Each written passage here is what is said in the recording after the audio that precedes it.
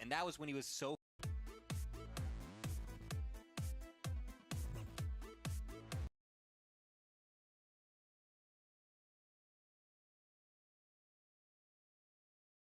in the video on e4.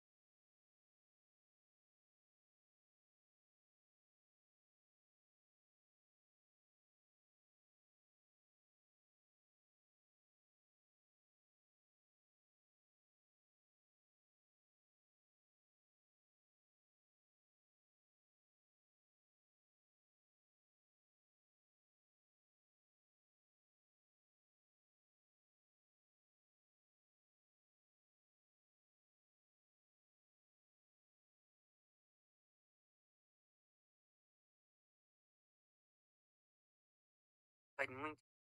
Então,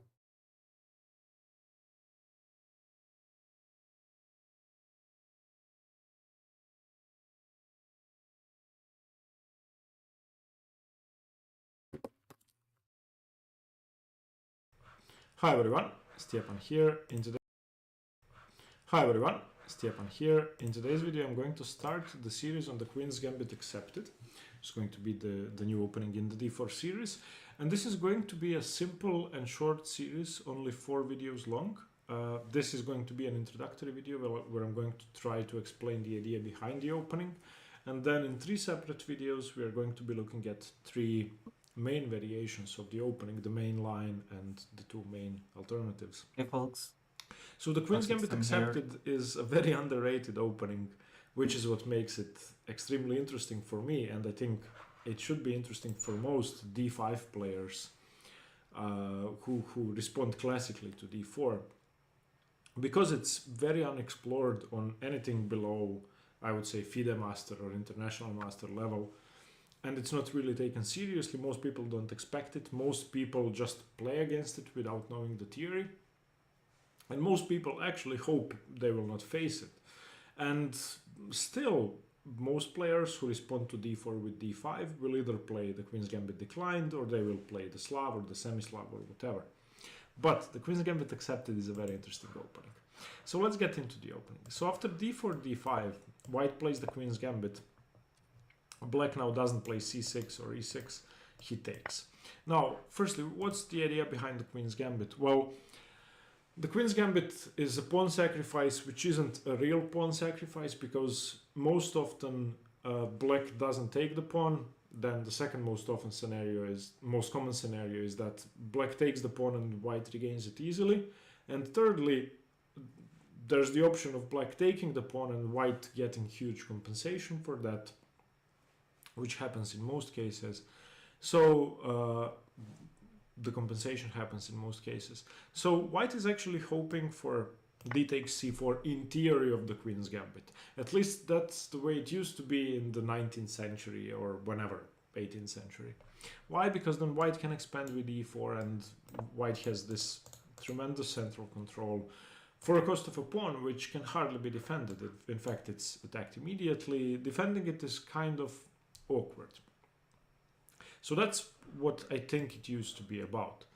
And then on my level and anything below serious, like professional chess player, I think most people don't know how to prove compensation when black takes. So d takes c4, the Queen's Gambit accepted. White has a couple of options at his disposal. The two variations which I'm going to mention first are sidelines, and they will branch out of the main line more often, although white has the option to play them straight away. One of them is Queen a4 check, which is, excuse me, I just saw that on the screen. I wrote Queen a5 check. That's a typo, so it's Queen a4. So after Queen a4 check, this is the Mannheim variation, or the accelerated Mannheim variation, which we are going to be seeing in the main lines after knight f3, so I'm not going to talk about it here. And the second sideline is the so-called Showalter variation, which starts usually after knight f3 and then knight c3, but it's going to transpose. So if white plays one of these two moves on move 3 and you know the main line, then you're not going to be in trouble. The three separate variations I'm going to be covering in 3 videos are knight f3, which is the main line, e3, which is the main sideline, and then e4, which is basically the only alternative to calm positions, which I'm going to try to show you in a moment. So knight f3.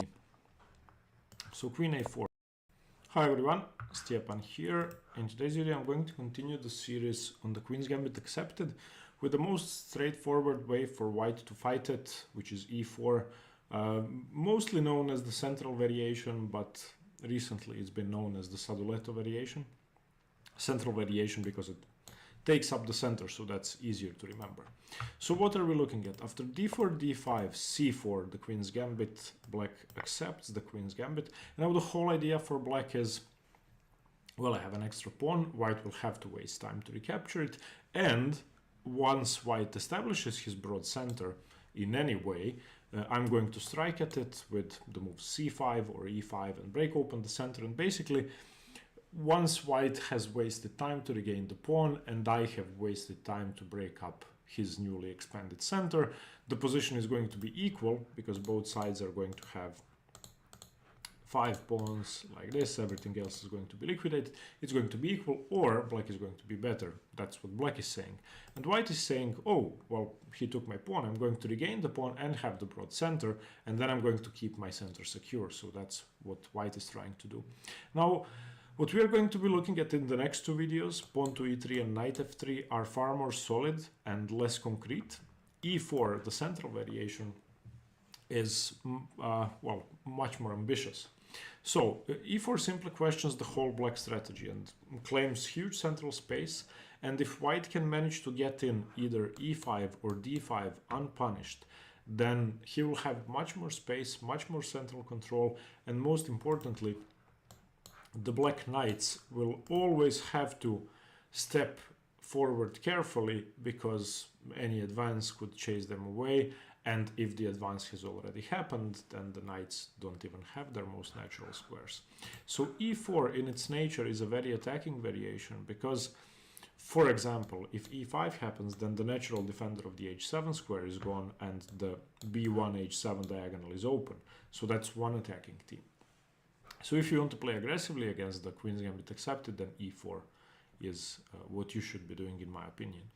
Now, one more thing. If black doesn't liquidate his c7 pawn quickly, if he doesn't strike at the center, then once white recaptures his pawn, then there's going to be annoying pressure down the c file as well, which is semi-open for white. So that's another team to bear in mind. Okay, now what can black do about that? Well, there are a couple of options. You can play in Alekhine style with knight f6, which is going to, if you know the Alekhine defense, or if you play e4, or sorry, Alekhine if you're English speaking, then the teams are going to be almost identical. The knight c6, which resembles the Nimzovich defense a lot, here it's called the modern defense. I would just call it the Nimzovich system if knight f6 is the Alekhine system, which is again highly provocative. And then we're going to be looking at e5, which is the main move, just trying to punish the fact that white hasn't played knight f3, and then c5 and b5. And if you haven't seen the introductory video to the Queen's Gambit accepted, please do. I've actually changed my mind since yesterday as to which variation I like best. Okay, so let's start with the main line. That's just simplest to remember. Not the simplest variation to remember, but it's simplest to go through the main line first. Okay, so black plays e5. Now what does this do? Well, firstly, it challenges the center straight away. If white should, for example, capture, then this is simply equal. It's even slightly better for black, in my opinion. After bishop c4, knight e5, the bishop drops back somewhere, and black has perfect development. So after e5, that's really not a viable option. d5 also sort of relinquishes central control. Now it can be played, but after knight f6, and for example knight c3, then c6 undermines this center, bishop takes c4, you can play bishop b4, and I mean, it's not bad for white, but this is what black is trying to do to a broad center. He's trying to overextend it. So in a sense, this e5 variation is going to be quite similar to the Grunfeld defense. It's just that you're starting to put pressure on d4 with your e5 pawn and your bishop is not fianchettoed. But the idea is the same. You're trying to provoke white forward and you're trying to break open the center. So d5 would kind of be going into black's hands because it's very easy to play c6 afterwards. So against e5, white simply plays the delayed knight f3, threatening to take a pawn and saying, well, there's not much you can do about it. So black, and this is the good part now, has limited options, fairly limited options. Now, if you don't do anything, white will capture with the knight and simply be 2 pawns, simply be a pawn up after he takes here as well. So black can either take on d4 or gain a tempo with bishop b4 check. I actually prefer bishop b4 check, which is a sideline. Now here white has two options. Knight f to d2 is not good because you relinquish central control, and then if knight f to d2, then simply pawn takes, or even queen takes, just keeping your c4 pawn as well. So that would be good. So after bishop b4 check, you can play knight c3 or bishop d2. Knight c3 is considered to be the main line. Now e d4, knight d4, and knight e7. Knight e7 is a pattern that white uses against the Alekhine or the Alekhine that you want to prevent. And also this happens in the Grunfeld for white. White plays knight f to e2, so that if bishop g4 happens, you can play f3, thus controlling d4 some more. In this case, white wants to keep control over d5. So if at any point bishop g5 happens, then you can just play f6, also stopping e5, controlling d5. So knight e7, bishop takes on c4, now the material is equal, and knight b to c6, bishop to e3 defends the knight, castles, and this I think is fairly pleasant for black. I mean, he has a 3-2 pawn majority on the queen side, white has a 4-3 on the king side, which is a bit harder to utilize. White, of course, has more space, more piece activity. The development is actually equal after white castles, and black, for example, plays bishop somewhere. So this is okay. And after bishop b4, if white plays bishop to d2, then you exchange. Knight b takes d2 is less common than knight f takes, actually, because you want the c3 square for your knight. But I think it's much easier to play knight b takes. And now e takes d4, and bishop takes c4. And again, this should be, I think, a fairly easy position for black. Just remember that you play knight c6 and play normal moves. c5 is really not good because after castles, something like knight c6, rook c1, and there's tons of pressure on c5 already. If you play something like b6, then bishop d5. So for example, knight g7, bishop b5, let's say bishop to g4, and now rook takes c5, and everything starts falling apart. So yeah, bishop b4 is an okay move. Just remember that in this position you continue with knight c6 and live with the fact that this pawn may be captured, but I mean, that's your extra pawn, so you can give it up. Okay, so that's the sideline bishop b4 check. By far more popular is e takes d4, simply exchanging straight away. And after bishop takes c4, you again have your extra pawn on d5. So for the moment, black has 7 pawns, white has 6. Now, you're not going to be keeping this pawn, and let me just show you. Well, don't be greedy in this position. If, for example, you say, well, I'm going to keep my pawn, I play c5, then you actually lose straight away to knight e5. It's not like plus a million, it's plus 1, but for white, but knight e5 is a very strong move. There's pressure on f7, which you have to react to. If you start with something like knight c6, then bishop f7. So you basically have to play either bishop e6 or allow knight h6, bishop h6, and then bishop f7. So bishop e6 is your only move. And now bishop takes e6, f takes e6, queen h5 check. And this is not pleasant.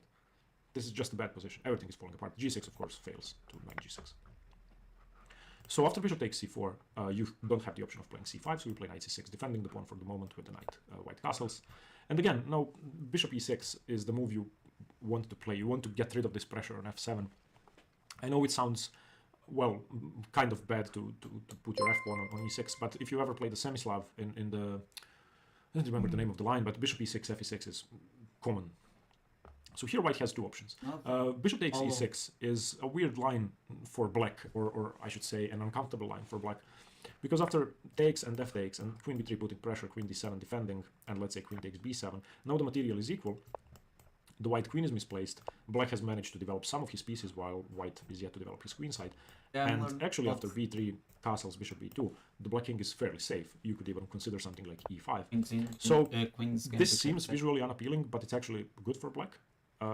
White does have the c4 square, he has the f5 square, and it's not that white is worse, but you have this passed pawn and you can actually challenge both squares. So yeah, I would be happy playing this if I saw it before. Otherwise, I would be scared. But the main line is bishop b5, pinning the knight and trying to release, trying to exert more pressure on d4. So now bishop c5, you defend your pawn. b4. Now this shouldn't really be taken with the bishop because then the d4 pawn drops. So bishop b6. Now a4. And in this line, white gains a ton of space, and I can understand why white likes playing this way. So we have to play a6.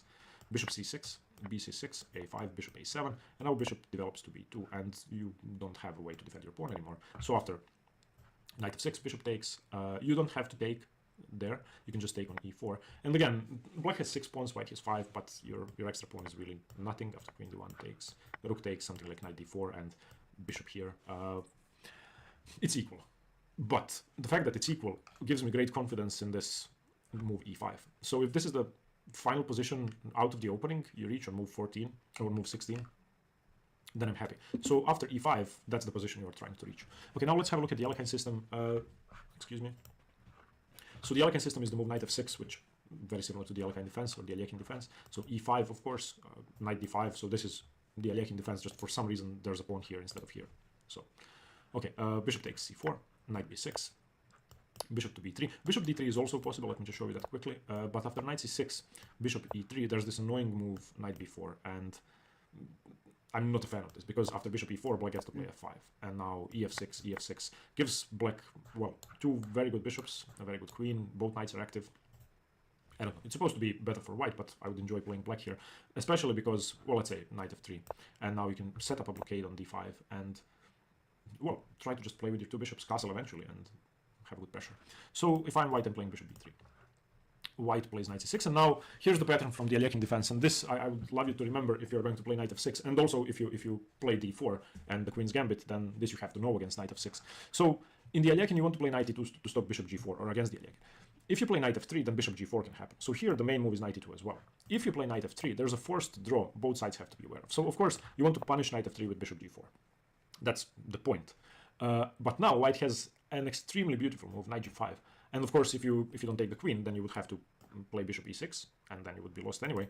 So you have to take the queen, bishop takes d1, but now this is a forced draw, bishop f7, king d7, bishop e6, and you just repeat into a draw. So after knight c6, if white plays knight f3, well then you could go for bishop g4 as black if you're happy with the draw. If not, well then go for bishop g4 anyway, because there's nothing better. So white should play knight e2. Again, if you're playing a grandmaster, then play knight f3 and hope for bishop g4. Okay, now since bishop g4 would be met with f3, black plays bishop f5, and black wants to play a Caro-Kann with the pawn on c7, striking at the center later on with the move c5. So ideas like knight e7, knight d5, c5.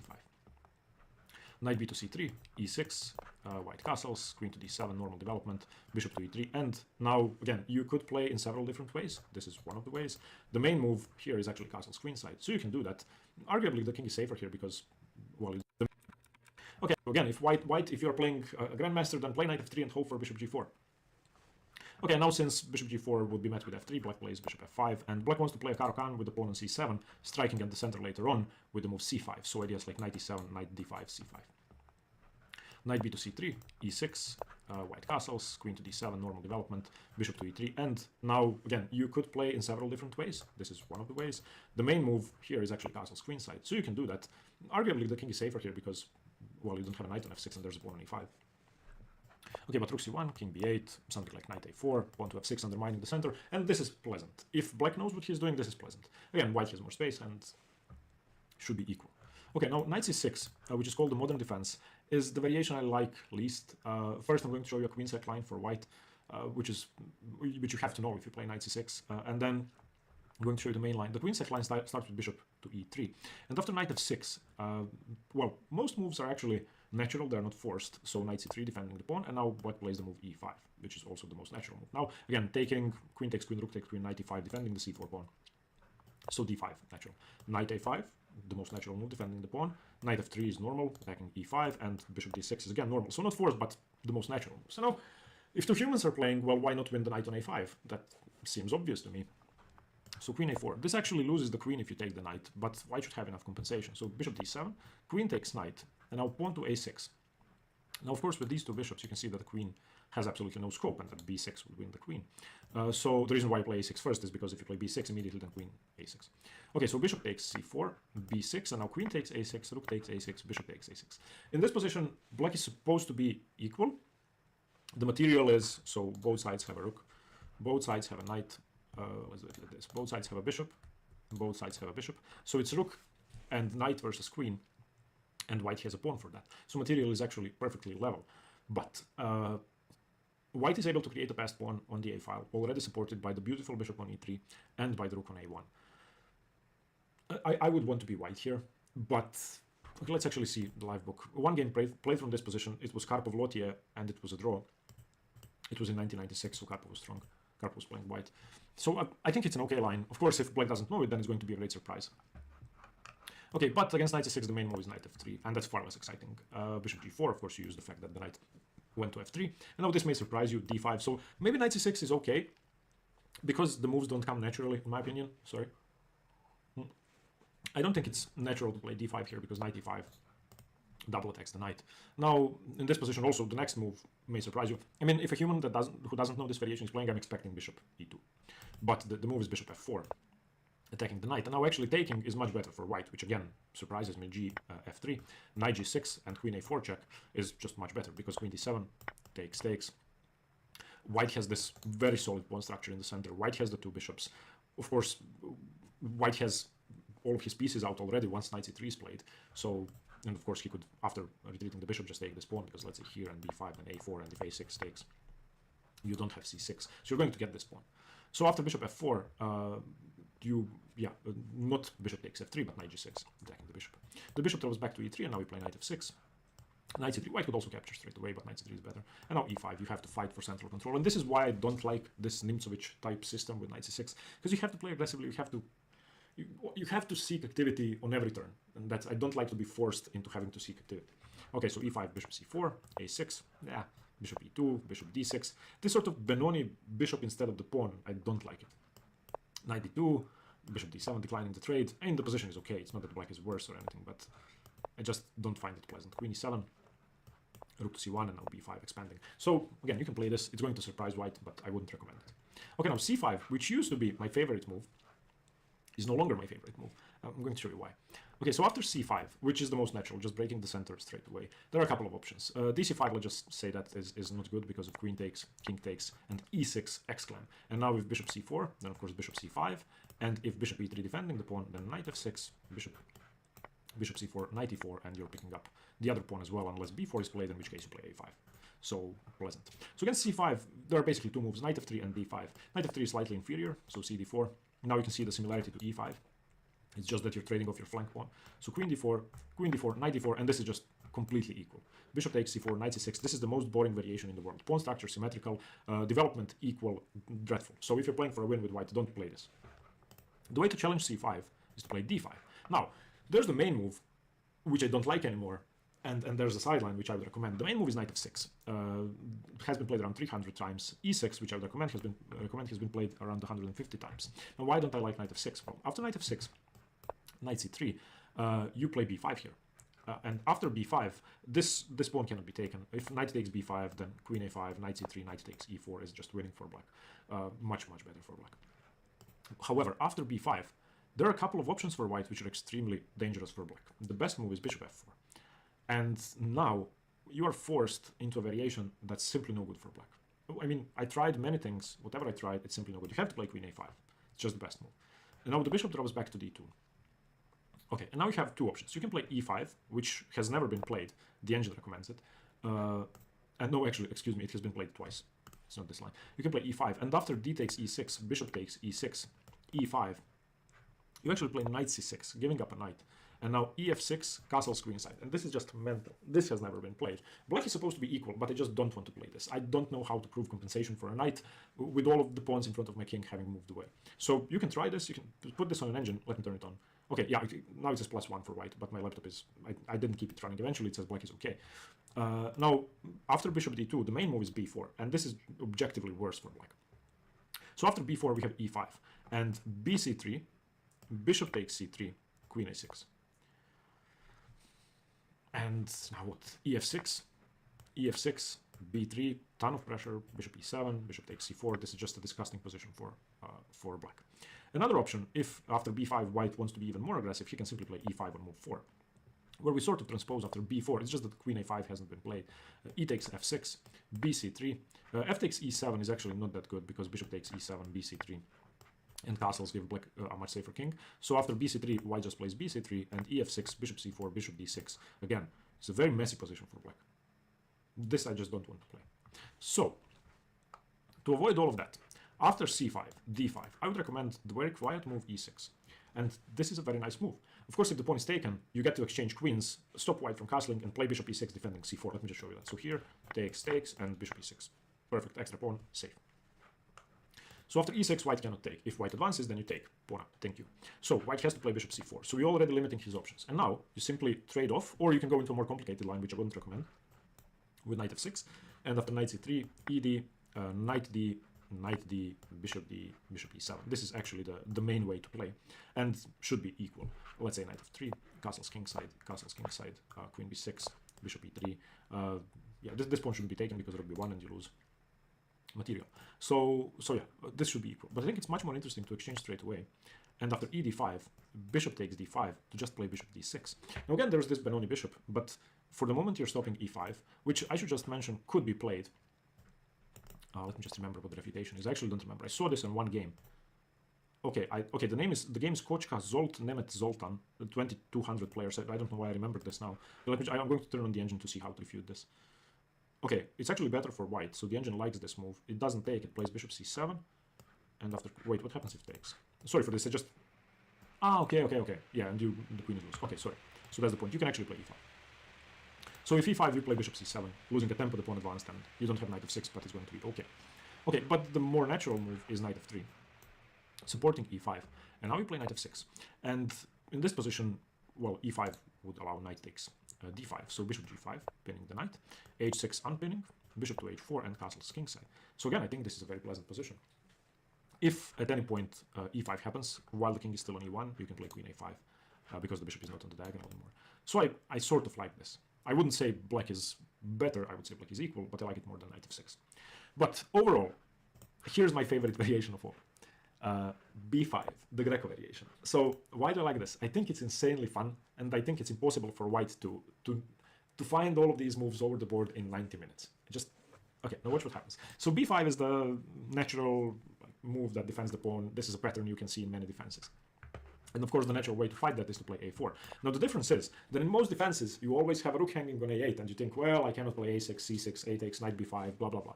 Well, here you can. You actually give up a rook. So here's what happens. You play c6, defending the pawn, ab5, cb5, knight c3, and a6. Now, if a strong player who doesn't know the variation is playing white, he's probably thinking, oh, what an idiot, I just play knight b5. And if you're playing black and you instantly recapture, and he takes your rook, then after bishop b7 at tempo, he's going to start thinking, well, this guy knows what he's doing, he just gave up an exchange, what do I do?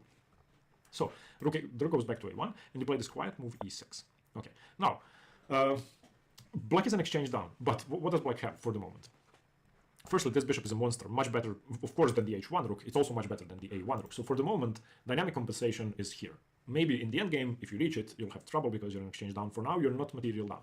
Okay, secondly, black's king is safer. Why? Because you have all of these pieces around your king, and there are no open diagonals to your king. There are open diagonals to white king. The most important thing, you have this 2-1, which, if you reach an endgame and exchange down, could be enough compensation. Now, white has a couple of options. There's a move that has never been played, which I like. It doesn't seem human, but I like it for white, because it sort of dampens black's activity. The move that's preferred, theoretically, is f3. Now that simply defends the e4 pawn, weakens some more squares, and black has an amazing response. Now watch what happens, f5. Now if white doesn't know this, he's just going to lose unless he's a, well, great player. So now how do you defend? You could play queen e2, that's not good, so you have to take ef5. Now knight c6, and you don't care about the pawn, you just want to attack. Knight e2, white has to start developing. Knight g2 e7, you don't take again. You would love this to happen, because that would mean he's wasting more time. Let's say white plays g4, which could be the best move. Knight d5, look at your pieces. Look at this. White has, well, what does white have? White actually has a pawn for this, and then exchange. But let's say bishop g2, normal move. Now bishop b4, check. King f2, e takes f5. Let's say g takes f5. Queen h4, check. King g1, and you castle kingside. Look at this position. This is insane. I would just love to play this. This b5 is my favorite move now. Okay, now let's say instead of f3, which is the main move, white plays knight f3, giving up the pawn. Now this saves time, develops pieces, so it's way more sensible. So bishop takes. Now black has a pawn for the exchange. So that's already something. Bishop e2, knight f6, white castles. Fine, your king is safe. Bishop b4 doesn't do much, and now b3. Okay, after b3, white of course wants to start putting pressure here. So let's say bishop c3, let's say rook a2 and castles. This should be equal. White is going to liquidate these pawns. Black is going to have a bit more activity. And eventually, this pawn is going to drop, so black is still going to have a pawn for the exchange. It's going to be a tougher endgame for black. Let's see what the engine says. It says +1 for white if bc4 is played. Okay. Yeah, instead of bishop c3, which is a move I was looking at, it also says castles for knight d5. So this is going to be trickier, but yeah, easier for white to play than the f3 line. And here's the engine move. The engine actually wants to play e5 here, which I can understand because it stops black from developing easily and also saves the pawn. Saves the pawn with the gain of space. So what does black do? Black plays bishop b4, and after bishop d2 you actually exchange. You play knight e7 looking at d5 and f5, and after queen a5 you decline the trade. The queen comes into b6, you castle, white continues knight e2. And this I think is pleasant for black. Even though the engine thinks this is the best way for white to play, obviously there's rook a7 coming and stuff. I think the d5 square, the weak d4 pawn, and the 2-to-1 pawn majority on the queen side is enough to compensate for the exchange. So yeah, b5 is my favorite move now. I would play it if I played the Queen's Gambit Accepted, which I am going to be playing. So yeah, I hope you liked the video. Hope you got something out of this. Tomorrow we are going to continue with pawn to e3, which is going to be less active for white than this. And yeah, let me know what you think. And of course, stay tuned for more chess. Bye-bye. See you tomorrow.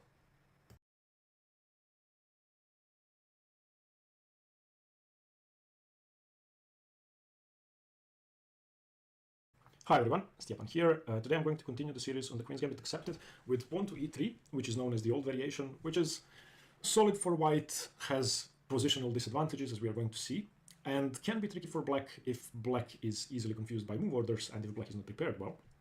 However, most likely e3 is going to transpose to main lines with knight f3, which we are going to be covering in the next video. So let's first get into the opening. So d4, d5, c4, the Queen's Gambit. And the idea of the Queen's Gambit, of course, is to gain control over the e4 square, undermining black's center. Now, in most normal games, black either plays the QGD or the Slav, leading either to the semi-Slav or some other opening, supporting his center, but in this series we are looking at d takes c4, which is the accepted Queen's Gambit, and black basically takes a pawn which is more than likely going to be regained, but black gives up the center. Now, what's the idea? The idea is, should white expand, as we saw yesterday with e4, there are various ways to undermine that center and to attack that center, and white still has to waste time to take the pawn. So after d takes c4, black has one main plan. While white is regaining his pawn, black is going to break through that center and equalize. Now, I have to say, in my studies of the Queen's Gambit Accepted, I have realized that in most lines, it's an opening with which black fights to equalize, not to have an opening advantage, not to play for tricky variations, which means that it's not suited for aggressive players. You aggressive players should play the Dutch or the King's Indian or something else. But it equalizes fairly comfortably, and that's what I think makes it very annoying for the Queen's Gambit player to face, because if you don't have an opening advantage with white, well, then you having white doesn't amount to much. Now, why does black equalize? Well, it's very likely that these pawns, at some point, in various different move orders, are going to be traded off, and once these pawns are traded off, the pawn structure will be symmetrical, boring, and equal, and it will be very hard to create winning chances for either side. Furthermore, the queens are highly likely to get traded off. Okay, so today we are looking at pawn to e3, which is a sideline, but the second most popular move. The most popular move is knight f3, of course. Now, what's the advantage of knight f3? Well, you play knight f3 and you live with the fact that you are not regaining your pawn just yet. So as we are going to see in the next video, there are options for black to try and fight for that pawn and try to keep it and complicate matters for white. On the other hand, the move knight f3 prevents black's main attacking idea in the center, and that's pawn to e5. And if you're familiar with the Grunfeld defense, the concept is fairly similar. You allow white to have a big center, but then you break that center open. The same idea can be said of the Queen's Gambit accepted. The only difference is that the bishop is not on g7, so putting pressure on the center throughout this diagonal, but black wants to break the center with the move c5 and e5. So when you play knight f3, e5 is automatically defended against. And this line with pawn to e3, e5, as we can see, is not defended against, and that's going to be the main move we will look at. So firstly, let's have a look at all the options black has at his disposal. So firstly, and I'm going to be covering this opening from the white perspective because the old variation is a variation chosen by white. So the main move is, of course, knight f6, and after knight f6, we are going to be transposing to the main lines. So I'm not going to be spending time on this. White simply regains the pawn, black plays pawn to e6, and now by far the most common move for white is knight to f3, and we have transposed to the main line. If white chooses not to play knight f3 on this turn, then another transposition could occur after knight c3, pawn to a6, preparing to push the bishop away with b5. White plays the move a4, black plays c5, breaking the center, and knight f3, and now again we have transposed to knight f3 variations. One sideline that I would like to mention after bishop takes c4, e6 is queen to e2, which can lead, queen to e2, which can lead to complications. This avoids a queen trade, and after c5, d takes c5, bishop takes c5. Now white, of course, has a choice of playing knight to f3, which is the main move, but now the center has already liquidated, and we have avoided a queen trade, and this is an independent line. But this is so extremely boring that I actually don't want to be looking at this so much. And actually, we are going to transpose to knight f3 in a matter of moves, almost regardless of what both players play, because all natural moves lead to the main lines. Now here, I would just like to emphasize the pawn structure. It's completely symmetrical, and it's 2 and 2 on the queen side, 4 and 4 on the king side, which makes it very hard to gain an advantage for either color. And furthermore, both sides have fairly natural development. The bishop is coming to b7, so for example b5, and the bishop drops back to d3, and now either bishop b7 or knight c6 or knight b to d7, normal development. So knight f6, which is the main response to e3, will lead to knight f3 lines. Of course, all players who play the Queen's Gambit accepted have to be familiar with the main line. So we're going to be covering that tomorrow. The second option I would like to look at is e6, which is again going to transpose to the main lines after bishop c4, knight f6, and we have reached the same position. One fun variation I would like to look at briefly, which transposes to the modern Slav defense. So if you're unfamiliar with that, watch the video on the modern Slav, is bishop e6. Now this is trying to defend the pawn by brute force. So white continues knight f3, you play c6. The idea is, of course, to play the move b5, defending your pawn permanently and, well, freeing up this bishop. But after a4, we are now in the modern Slav defense, and you can watch that video for this variation. It continues knight f6 most likely, knight a3, c5, breaking the center, knight takes c4, and it should be equal after something like knight c6, knight c5, cd4, bishop b5. So bishop e6 again transposing to a different opening. Now, one line that I also have to mention, which we are going to be focusing on tomorrow, is a6, preparing b5, chasing the bishop away at some point. And after bishop c4, knight f6, knight f3, we are now in the a6 line of the main line. So this will start not with e3, but with knight f3, knight f6, e3, a6, bishop c4, and e6, so transposing to the main lines again. And now, we will be having a look at 3 independent lines which are relevant for this opening alone. So this you have to know as black and as white. As white if you want to play the old variation, and as black if you play the Queen's Gambit accepted. The first one I would like to look at is b5. Now, this I wouldn't recommend, but if white doesn't know what he's doing, he could end up being a pawn down for the rest of the game. It's very important here to break open the black structure straight away. So white plays the move a4. If you try to defend that pawn, well, for example, pawn to c6, whoa. Okay, takes, and now you can continue. You can continue with knight to c3, and if the pawn advances, then you have queen to a4, and you pick up the pawn. The c4 is dropping, the a7 pawn is dropping off, and this is bad. So after b5, a4, black doesn't have a way to defend this pawn, so black has to advance with pawn to b4. And after bishop takes c4, e6, what you have gained is you have taken away squares from the b1 knight. You have also freed up the b7 square for your bishop, but your pawn structure is loose. And after knight f3, knight f6, white castles, black plays bishop to e7, white continues knight b to d2, trying to play e4 at some point, bishop e7, queen e2, black castles, e4, c5. I don't see equality for black. I would say that white is always slightly better here after knight d5 and knight d4. And now here is why. White has a fairly natural attack and has squares from which he could launch his attack. That's d6 and f6 supported by the e5 pawn. Often, and if you have read my system by Nimzovich, you know that the pawn on e5 is sort of a start of a successful attack. Most of them, and having a pawn on e5 helps a lot. So you're controlling g5, with your knight you're controlling f6, your queen can come to h5. So while on the other hand, black has a prospect to create a passed pawn on the queen side, but that's very far-fetched. Black also is yet to develop his queen side pieces, and I don't like the move b5. It's sort of a trick. If white doesn't know what he's doing, you could do well, but as soon as white plays a4, you are slightly worse for the rest of the game. So now let's have a look at 2 good independent lines. The first one is pawn to c5. So breaking the center straight away. And from c5, we're going to look at a very important pawn structure for this opening, which occurs after white regains his pawn and black takes. White, of course, takes with the pawn, trading the queens off would leave him with an isolated queen's pawn position with the queens traded off, which reduces the attacking potential significantly, of course. And when one side has an isolated queen's pawn, and I've talked about this before, the side with the isolated queen's pawn has two options. Option one, which is far more common, is create attacking chances on this diagonal on the f7 square using the e5 square and the c5 square, which are made available but by the isolated queen's pawn on d4 to launch an attack. So that's option one. Option two is get rid of the isolated queen's pawn by pushing d5. More common in the Queen's Gambit accepted is liquidating the pawn in more variations, but there are also attacking possibilities. In this position, black's most common is queen c7, attacking the bishop. The bishop could drop back to e2. It's more common to leave it on b3 on this diagonal looking at f7, so bishop to b3. And now black has an annoying move for white to face. Black has this move, bishop g4. And of course, if knight to f3 is played, then you can simply take, and white is forced to take with the pawn. If white takes with the queen, then of course, queen takes c8 would be a losing position, so this would be... This pawn structure, if black can develop, is just lost for white. So after bishop to g4, white has to play pawn to f3, which is another positional concession. And after the bishop drops back to d7, of course, white has open pieces. After something like knight e2, e6, bishop f4, the queen is driven away, bishop d6, queen to d2 defending, and knight f6. But black can develop in time and will not run into any difficulties. So castles, bishop to c6. Rook f to d1, rook to d8, for example. And now the idea is clear. White wants to play d5. You're not launching an attack because your knight is not on f3. This diagonal is sufficiently defended. So if you can play d5 and liquidate your pawn, that's going to be good. You can play moves like rook c1 and then slowly prepare d5. Here, black already has to be careful. If black plays nothing, move then d5. And if takes, your bishop is pinned. So you would have to do this and then you lose. Yeah. Okay.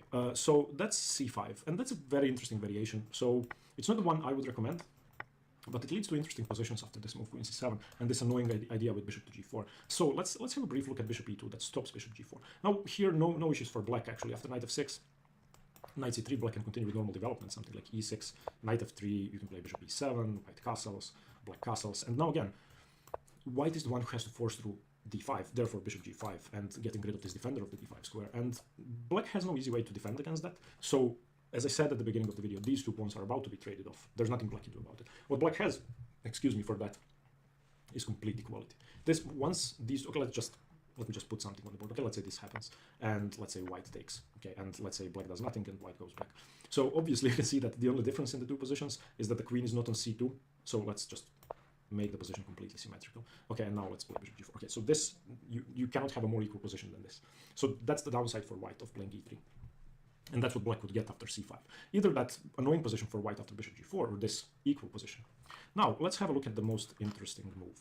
After e3, I believe it's important to, well, punish white for not playing knight f3. And the only way to do that is to play the move e5, which knight f3 is defending against. So black continues e5. And now white doesn't really have good choices. White is basically forced to take on c4 because an exchange is about to happen in the center. And this bishop is coming to b4 and yeah, so bishop takes c4. Now there are two options for black. I'm going to show you one option which is a sideline, and then I'm going to show you the easiest option to play, which I would recommend. So the easiest option to play is ed4, and the sideline is knight to c6. Now there are two moves here. You can play knight f3, you can play queen b3. There is a game after queen b3, Wang Hao Vityugov, which Vityugov won convincingly with the black pieces, that went queen to d7, knight f3, knight a5, grabbing the bishop, queen c3, knight c4, queen c4, and now already black has the bishop pair. He has this loose pawn in the center, and after ed4 trading it off, white castles, black plays bishop d6. There are absolutely no issues for black in this position. And of course, after ed4, even the material is equal, and white still has this isolated queen's pawn. But as I said, black won this game. Again, if you would like to see this, this was a China against Russia rapid match in 2010, and Vityugov won. The main line, though, is not queen b3 running into this knight a5 idea, but knight f3. And now, this line you have to know. If you play knight c6, and you also have to know it if you play e3 as white. Here black should play the move e4, and this leads to a complicated position, similar to the French defense in reverse, in which white has this bad bishop on c1, and black gets to play queen g5. If you are familiar with the Tarrasch French, then queen g4 for white is a common theme. White takes the e4 pawn, black takes the g2 pawn, the knight tries to trap the queen, but after bishop f1, the queen has the d5 square, and finally it has to run away a bit. But then it finds shelter back on d8, and what has black accomplished? I don't think black has accomplished much, so after both sides castle, I think the position is equal. In fact, trading off a central pawn for the g2 pawn may not be a good idea, so I would actually prefer to have white here. Therefore, after bishop c4, I wouldn't recommend the move knight c6. I would recommend simply exchanging off e takes d4. And now white can play knight f3. He doesn't have to take straight away, but that allows bishop b4 check, bishop d2, takes queen takes, and knight f6. And after queen takes d4, queen takes d4, knight takes d4, white is, by playing the move knight f3, trying to avoid having an isolated queen spawn. But that leaves black with a 3-2 pawn majority on the queen side, which, with the queens traded off, is a dangerous asset to have. And I would much prefer to have black here. I actually think black has greater winning chances. In the live book, 60% of the games are drawn, so let me just give you the number. 5 games played, 6 games played actually. 1 game with castles, which black won, 5 games with a6, 1 was won by white, 1 was won by black, and 3 games were drawn. So not a big advantage, but black actually scores better from this position. So ed4 instead of knight f3, I think, is the principal move. Now black has a couple of options. Black could play bishop d6 or bishop b4 check, but the main move is knight f6, knights before bishops. Both other moves are okay, but I would recommend knight f6. And now white could choose to play knight f3 or knight c3. Knight c3 is a weird line which avoids developing the king's knight, and that runs into bishop d6, queen e2 check, and after queen e7, white has basically nothing better but to trade the queens. You don't want the knight on e2, basically, you also don't want the king on e2. So queen e7, bishop e7, bishop f4, and c6. Again, white is going to manage d5, that's not a problem. You can castle queenside straight away and push d5. It's going to be equal, but no more than equal. Again, a symmetrical pawn structure. So after knight f6, knight f3 is the principal move. Black plays bishop d6. This is where you want your bishop, basically. You can try bishop b4, but that trades off the bishops. And this bishop is, in my opinion, better than the one on c1. Both sides should now castle, and white can play h3 and then knight c3, or he could play knight c3 and then h3. The idea is to prevent bishop g4, and white wants to do the same thing, black, excuse me, wants to do the same thing, preventing bishop g5. So knight c3, knight c6, h3, h6, and now there are a couple of options. You can play a3 to give your bishop a square. You can play queen c2, controlling e4, or you can play rook e1, which I think is the best move, simply exerting more control over e4 and developing another piece. Here, black should continue with bishop f5, fairly straightforward move, and now we come to the point. Why is black equal? Well, if white does nothing, then black simply has a positional edge with this isolated queen pawn. Let's say white does nothing for 2 moves, and let's say king f1 and, I don't know, bishop to b4 and king g1 and knight e7 and king f1, and we continue with knight d5. If black can manage a blockade like this, now this is, white isn't going to allow this, but let's say this is allowed. Now black is simply better. Black has a permanent blockade. This pawn is going to be stuck here forever, and any endgame is better for black. And already black is better, not winning, but better. So in positions like these, or in this position, white has to try and push his pawn forward. When the pawn is not on e6, it's hard to liquidate your pawn, so that's another advantage for black. But what white does have is the d4 square for his knight and trying to launch an attack, so white should continue with d5. And this is a pattern you have to remember. d5 chases the knight away, and then you occupy the d4 square, chase the bishop away. So again, you have a great starting point for an attack. If black at any point pushes c6, then you trade your isolated queen's pawn off, and you still have this fine bishop on c4 on this diagonal. If not, then white is the one playing for an advantage. But again, from this position on, there's an interesting game Alireza Firouzja played against Skripchenko. I can actually show you that game. I'm hoping you can see this. Okay, so queen to f3, played by Firouzja, and knight h7, controlling g5, knight d to b5, chasing the bishop away, knight c8 defending the bishop, a blockade set up, bishop b3, saving the bishop, a6, preventing knight b5 in any situation, bishop f4, and what white is trying to do, he's trying to undermine d6, knight f6, the knight decides to drop back, pressure on c7, a trade, and now white starts his attack, and this is already looking slightly scary. Once the queens come off, it's arguable who has a better pawn structure. Knight a4 was played, and once this knight comes into c5, it's going to be awkward to defend both pawns. Already c7 is under pressure. If the d6 knight moves, c7 falls. If knight c5 is played, then if b6 is played, then the a6.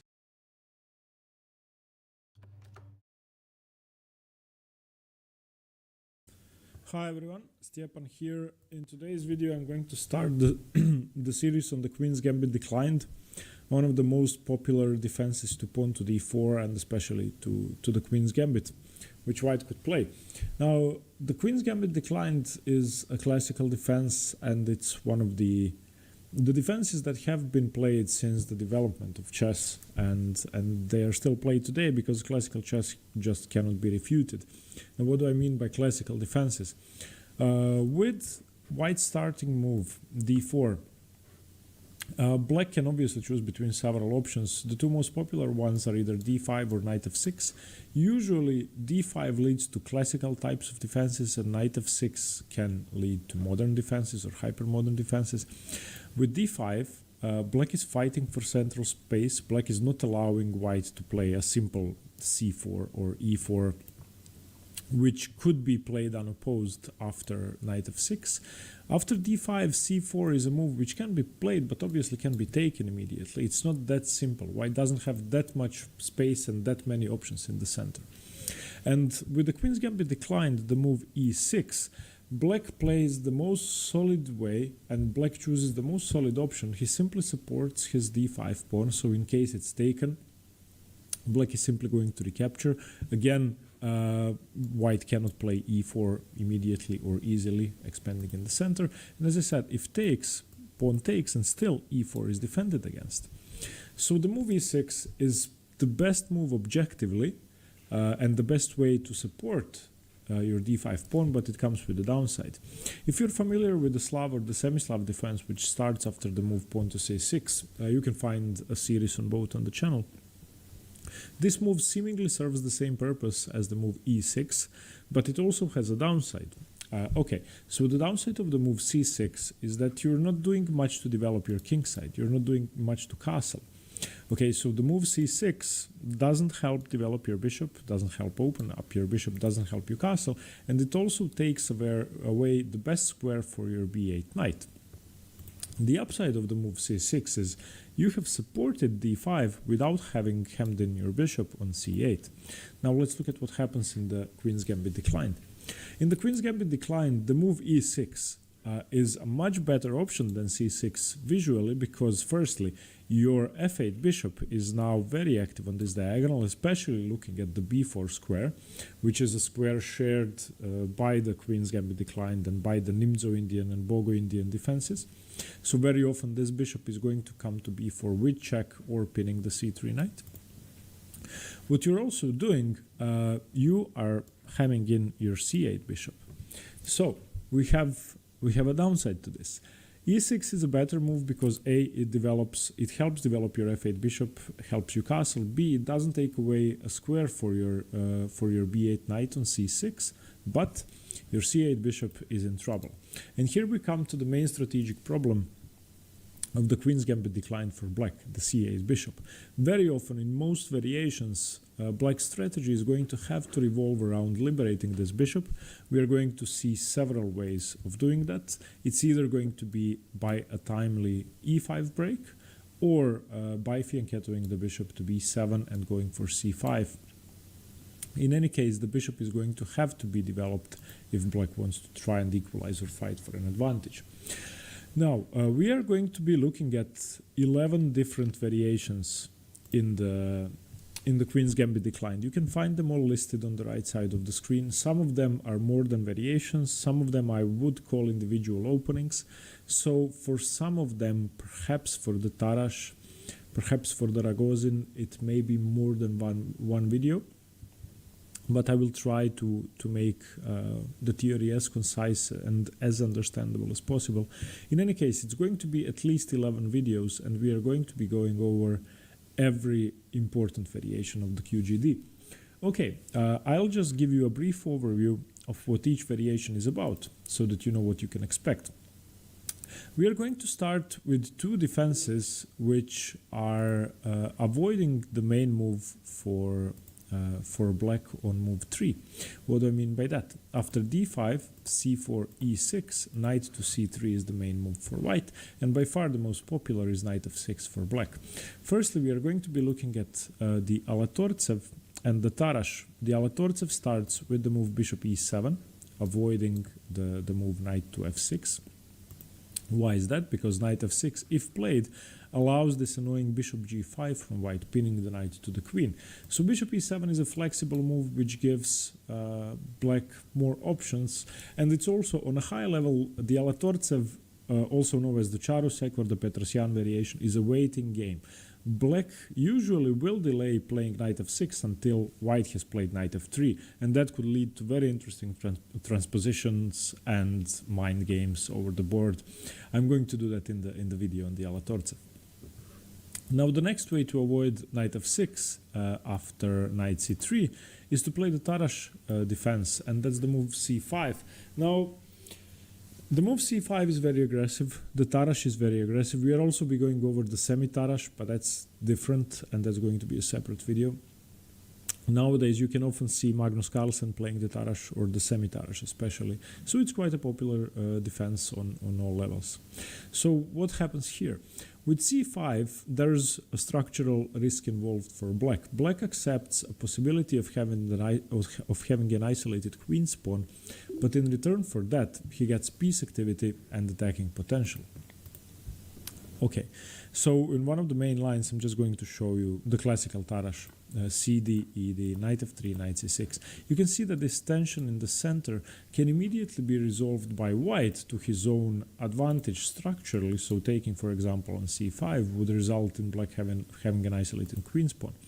On the other hand, there's really no way for black to avoid that. So why should white do that? In one of the main lines, c takes d4 is going to be what black should play anyway. So g3, knight f6, bishop g2, bishop e7, castles, bishop g5, cd4. And after knight takes d4, you can now see that black is going for active play with his isolated queen pawn. He wants piece activity, he wants attacking pressure, he wants open lines, open files, open ranks, open diagonals, and active pieces. On the other hand, white would ideally wish to trade the pieces off and just win the endgame by exploiting the fact that black has a weak d5 pawn. Okay, so that's the Tarrasch.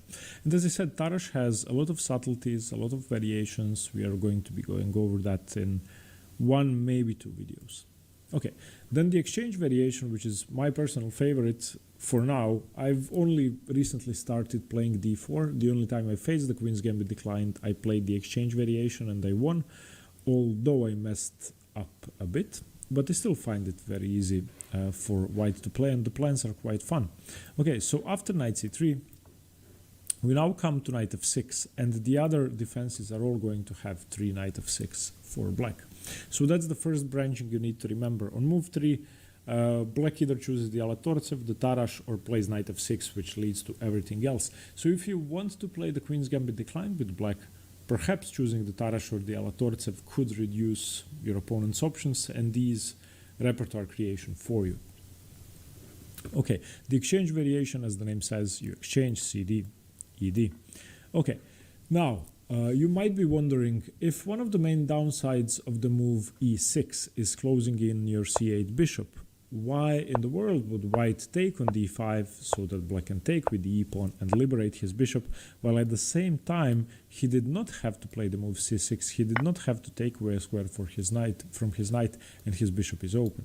Well, that's a very good point, but in the position with bishop g5, which is the main move, bishop e7, and white playing e3, black playing c6, white playing bishop d3, this is the main line, and this will happen in most games. It's not really clear why we take away a square. Very good point, but in the position with bishop g5, which is the main move, bishop e7, and white playing e3, black playing c6, white playing bishop d3, this is the main line, and this will happen in most games. It's not really clear why this bishop is liberated and what's it doing. It's not really a good piece. If it goes, for example, to g4, oh, I'm sorry, something is going on. I turned on the engine by mistake, sorry. Something like knight g to e2 or queen to c2 are very good moves, and after I play queen to c2, what's your bishop doing on g4? And it's obvious that white's bishop on d3 is much better than black's bishop on g4, so you're helping liberate the bishop, but it doesn't have a clear purpose. Another thing about the exchange variation, which I'm going to be focusing on for a while, is this Carlsbad pawn structure, which is one of the most important pawn structures in all of chess, which you have to know, and understanding it is going to help you in the Caro-Kann, for example, and in numerous other openings. In the Caro-Kann, black has this pawn structure in reverse in the exchange variation, and we are going to be looking at some of the most thematic plans. One of the most thematic plans is a minority attack for white, which is basically trying to push your b-pawn to b5, either forcing black to take c6, b5, or taking on c6, and after b takes c6, ruining black's pawn structure, he would be left with these 3 pawns, and then the plan is knight a4, knight c5, something like that. And the minority attack starts with preparation, usually rook b1, a3, b4, and etc., etc. So we are going to be looking at that. After the exchange variation, we are going over to the classical defense, or the orthodox defense, which is the old way to play but very solid, no weaknesses, and Black's strategic aim will be simply to develop his bishop, and that's going to be the main theme of the games. So e3 castles, knight to f3, knight b to d7. With the classical or orthodox knight b to d, that's going to be the main theme of the games. So e3 castles, knight to f3, knight b to d7. With the classical or orthodox knight b to d7, black is simply supporting his piece. And now, as I said, this piece is a problem. So either e5, which is now supported by the d7 knight, or c5, which is also supported by the d7 knight. We are going to go over themes on how to do that. I personally think this game is easier to play for white, but it's fine for black, perfectly playable. Played very often at high level. Again, Magnus Carlsen, Mamedjarov, Elianov, many top level players. Okay, then next we have the semi-Tarrasch. As opposed to knight c3, c5, the immediate strike on white center, black starts with the move knight f6, and now after knight f3, we have c5. The difference is that now, after c5, if white chooses to play c takes d5, black is not forced to take with the pawn. In fact, the main line is to take with the knight. Therefore, the inclusion of the move 3 knight f6 is, in my opinion, the improvement on the Tarrasch. So I think the semi-Tarrasch is quite more comfortable for black. So knight takes d5, e4. This is now a very long forcing line, which I'll just briefly browse through here. We're going to be explaining all of this in detail. So the semi-Tarrasch is a very interesting option. As I said, again, after knight f6, white of course has the option to do many other things. He doesn't have to go knight to f3. So you are kind of risking not being able to enter the semi-Tarrasch, but it's still the best move, I think, knight f6. Okay, now the Ragozin. After e6, we have knight c3 again, knight to f6, knight to f3, and now if you don't want to go for the semi-Tarrasch with c5, you may want to go for the Ragozin, bishop b4. And the Ragozin is a combination of the Queen's Gambit declined and the Nimzo Indian defense. Black pins the c3 knight, same as in the Queen's Indian. The idea of pinning the c3 knight is not only to be ruining the pawn structure after b takes c3, but most importantly to weaken white's influence over the e4 square. In these pawn structures, white ideally wants to push e4, and if e4 is played, white will have liberated his position, and simply have now after h4, bishop takes h4. Hi everyone, Stepan here. In today's video I'm going to cover the Alatortsev variation of the Queen's Gambit declined. This is going to be the first detailed variation video in the series. Hello. And the reason why I've chosen the Alatortsev variation is because it's quite unlike the main lines or the main lines, that's not a word, but still, or the more common variations of the Queen's Gambit declined, in the sense that it leads to completely different positions, both strategically, tactically, and pawn structure-wise. On the white side. And that's why it may be a good choice for Queen's Gambit declined players to adopt this variation and to start playing something new. Firstly, less experienced players, less experienced d4 players with white will not really know what to do against this, and if they somehow stumble into the main lines of the Alatortsev, they could be in trouble. Okay, as most of you have requested, I will be covering all 11 videos of detailed variations from Black's perspective, because the Queen's Gambit declined is a defense for Black.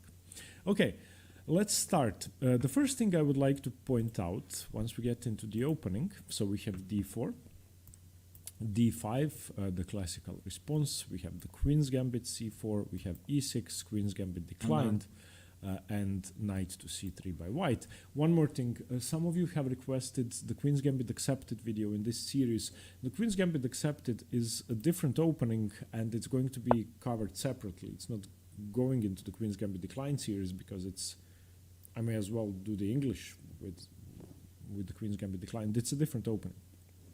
So I'm going to do the Queen's Gambit accepted when it's voted. And I don't really choose how or in what order I record the openings. I put it up for a vote, and the patrons decide which openings they want to see first. So I'm going to put it up for a vote in the next cycle, and whenever it comes up, it comes up. I know that it should have been recorded immediately after this. Same as, for example, after the Rimtso Indian, I should have recorded the Bogo Indian, but yeah. Okay, I think this is better. Okay, so we have c4, e6, knight c3. And now into the Alatortsev variation, we play the move bishop e7.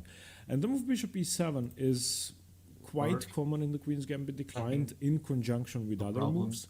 But if you play it on move 3 with black before developing your knight to f6, then it could lead to different positions. And what's the meaning of bishop e7? Well, in normal Queen's Gambit declined lines, once you play knight f6, white has the option of playing the move bishop g5. Yeah. So if you go knight f6, bishop g5 is a resource that white could use and very often does use, pinning your knight, putting pressure on the d5 square indirectly, and also putting pressure on the e4 square indirectly. So if black, let's say, does nothing, let's say black plays a6, then even a move such as e4, which is positionally very good for white, is possible, because now if you take, for example, knight takes is possible because the knight is pinned. So this is just one example. So the move bishop e7 avoids that annoying pin. And of course, bishop g5 is not possible. Okay, so one thing is, black is not going to be developing his knight. He wants to see what white is trying to do. And very often, black is going to develop his knight only after white has developed his knight to f3. So it's sort of a waiting game. On the highest level, the Alatortsev is played way more often than on club levels and lower levels, because I think it's very complicated and not many people understand why bishop e7 should be a move before knight f6. The thing is, once you play bishop e7, you're giving yourself a bit more flexibility, but you're giving your opponent a bit more flexibility as well. If they go knight f3, and that's what we are going to cover first, and that's the main move, and you go knight to f6 and they go bishop to g5, we have now transposed to normal Queen's Gambit declined lines which have been played a million times. They don't have to go bishop g5, that's just the most common move. They could go bishop f4 or c takes d5 or queen to c2 or g3 or e3, doesn't matter.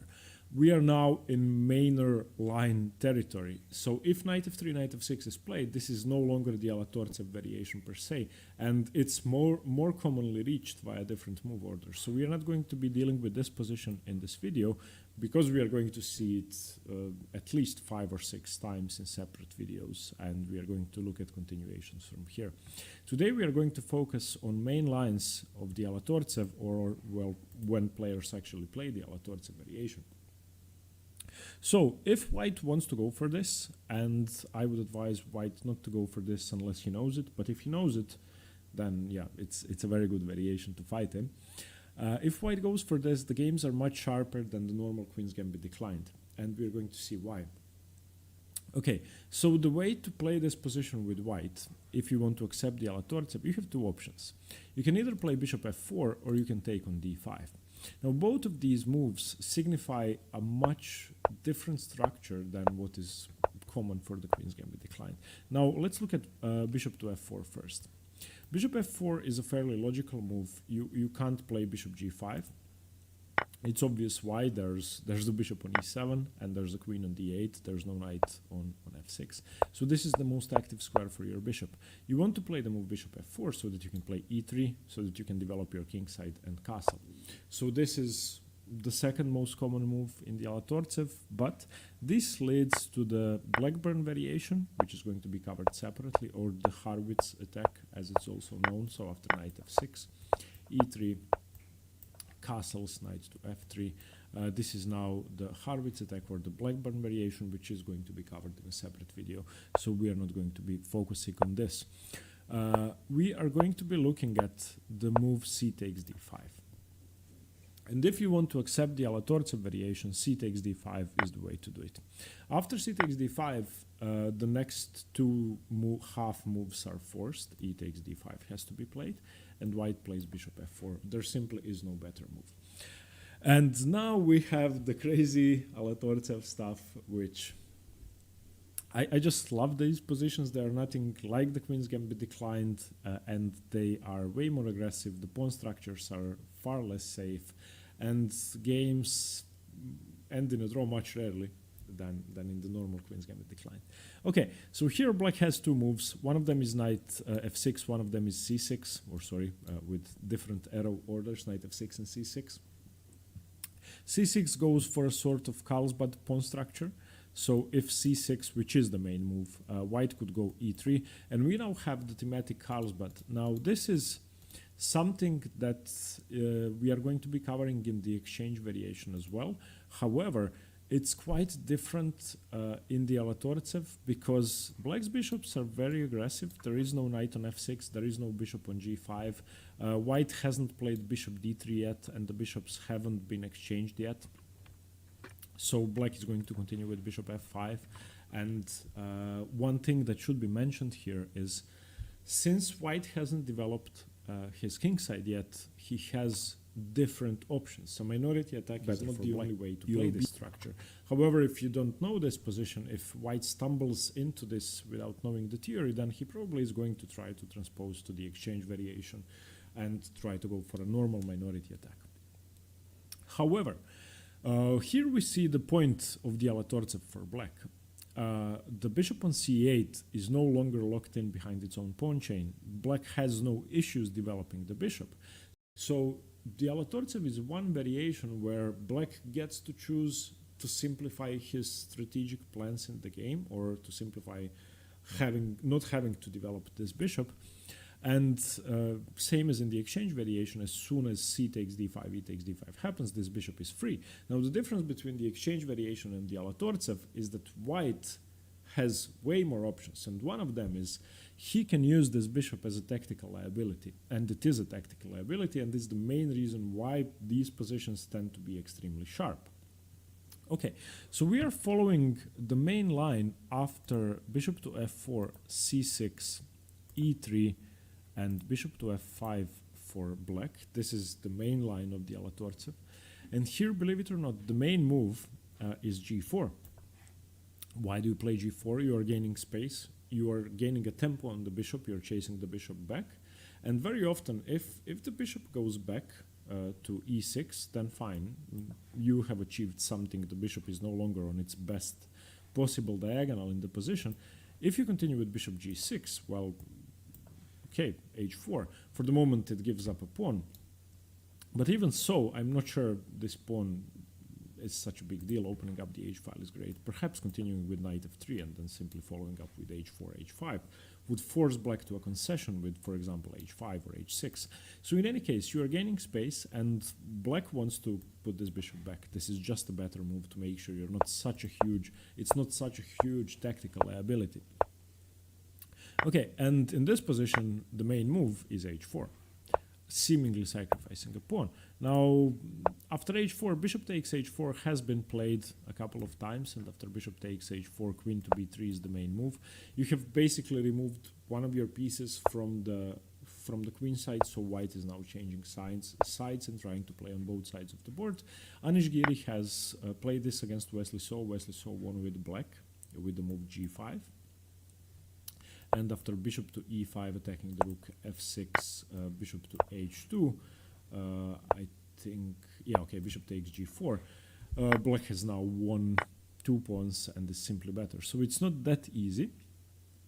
And it can be taken, but if we turn on the engine after bishop takes h4, this is just, I don't normally do this, but the position is more than +1. So after queen to b3, if we follow this line, g5 wasn't the most precise move, and after g5, bishop to e5, f6, he shouldn't have moved the bishop perhaps queen takes b7, but after bishop to h2, bishop takes g4, queen takes b7 is just, on a grandmaster level, probably better for white. I wouldn't say it's a decisive advantage, it's +1, but I think black has more than enough compensation for the pawn with his piece activity, with the fact that black's king is in the center. White can still probably castle after something like knight e2 and castles queenside, and that I don't think it should be taken, the pawn should be taken. However, on a club level, perhaps that might be a good practical decision. Just be aware of queen b3 infiltrations. Okay, let's continue. The main move, though, is knight to d7. And now white has two ways to continue, either g5 or h5. Both, in a sense, defend the h4 pawn. So now that knight d7 has been played, I don't think queen b3 is as effective, and queen takes b7. Okay, so I think g5 is a better move. It's the main line. h5 is met with knight h6. That's the difference. And after bishop to e2, now the move knight b6 can be played, thus stopping queen b3 and ideas like that. And I think, despite having slightly awkward knights, I think this position is fine for black. After g5, though, h6 has to be played to stop further advances. Now this very annoying g6 move, and you basically, you don't want to take. That's quite loose. You develop instead, allow white to trade, take with the bishop, something like bishop d3 and knight h5. And again, black is fine, but you can obviously see the difference between this position and many other Queen's Gambit decline positions, or what you imagine the Queen's Gambit decline to be. This is very sharp, and it gets very sharp. Let's say the exchange, or the classical, or the orthodox, or I don't know, the Lasker. This is much more like a semi-Slav position, or a Caro-Kann even, and that's what makes it more aggressive. Now this idea with bishop f5 and bishop f4 is also similar to many Torre or London system setups. White, of course, doesn't have a pawn on c3, but since the bishops are being developed to these two squares, very often there will be b2 and b7 stuff to be concerned about, queen b3, queen b6, bishop a5, bishop a4, and stuff like that. So the patterns are quite different to the normal Queen's Gambit declined. I think this position resembles a Slav or a semi-Slav more, or the middle game patterns resemble a Slav or a semi-Slav more than they do a Queen's Gambit declined. Okay, so this was the move c6, and after e3, which is the only move, or the best move, bishop f5, we were looking at g4. Now white doesn't have to go crazy with g4. White can go knight g to e2, but after knight d7, knight g3, bishop g6, these positions are quite normal, and I think you don't need tons of theory as in the main lines, so white can still decide not to go crazy. Let's just look at one sideline after c6.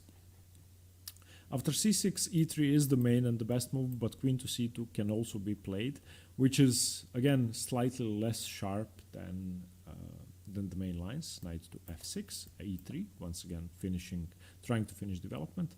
And now the downside of queen to c2 is that you've wasted the tempo. You've allowed knight to f6, and now this allows black to try and win the bishop pair. So we have knight to h5. Of course, bishop e5 is the only square you have available, but after knight d7, the bishop is going to drop. However, white has the option to play bishop e2. Now, if you want, this is a good exercise. Pause the video and try to decide on what the best way to exchange pieces is for black. Okay, now theory says that knight e5, d5, g6, bishop takes, pawn takes is the most active for white and for black. Which side you'd rather be, I guess depends on your nature as a player. I'd much rather be white here, because I like the king safety, I like the pawn structure better. I think the doubled pawns, or the doubled pawns on the e file, are way more useful than the doubled pawns on the h file. So if the pieces get traded off, I believe white wins automatically. So this queen c2 stuff, I don't think should be punished with knight h5, unless you are extremely well prepared and ready to go into a middle game in which you basically have to win before the end game.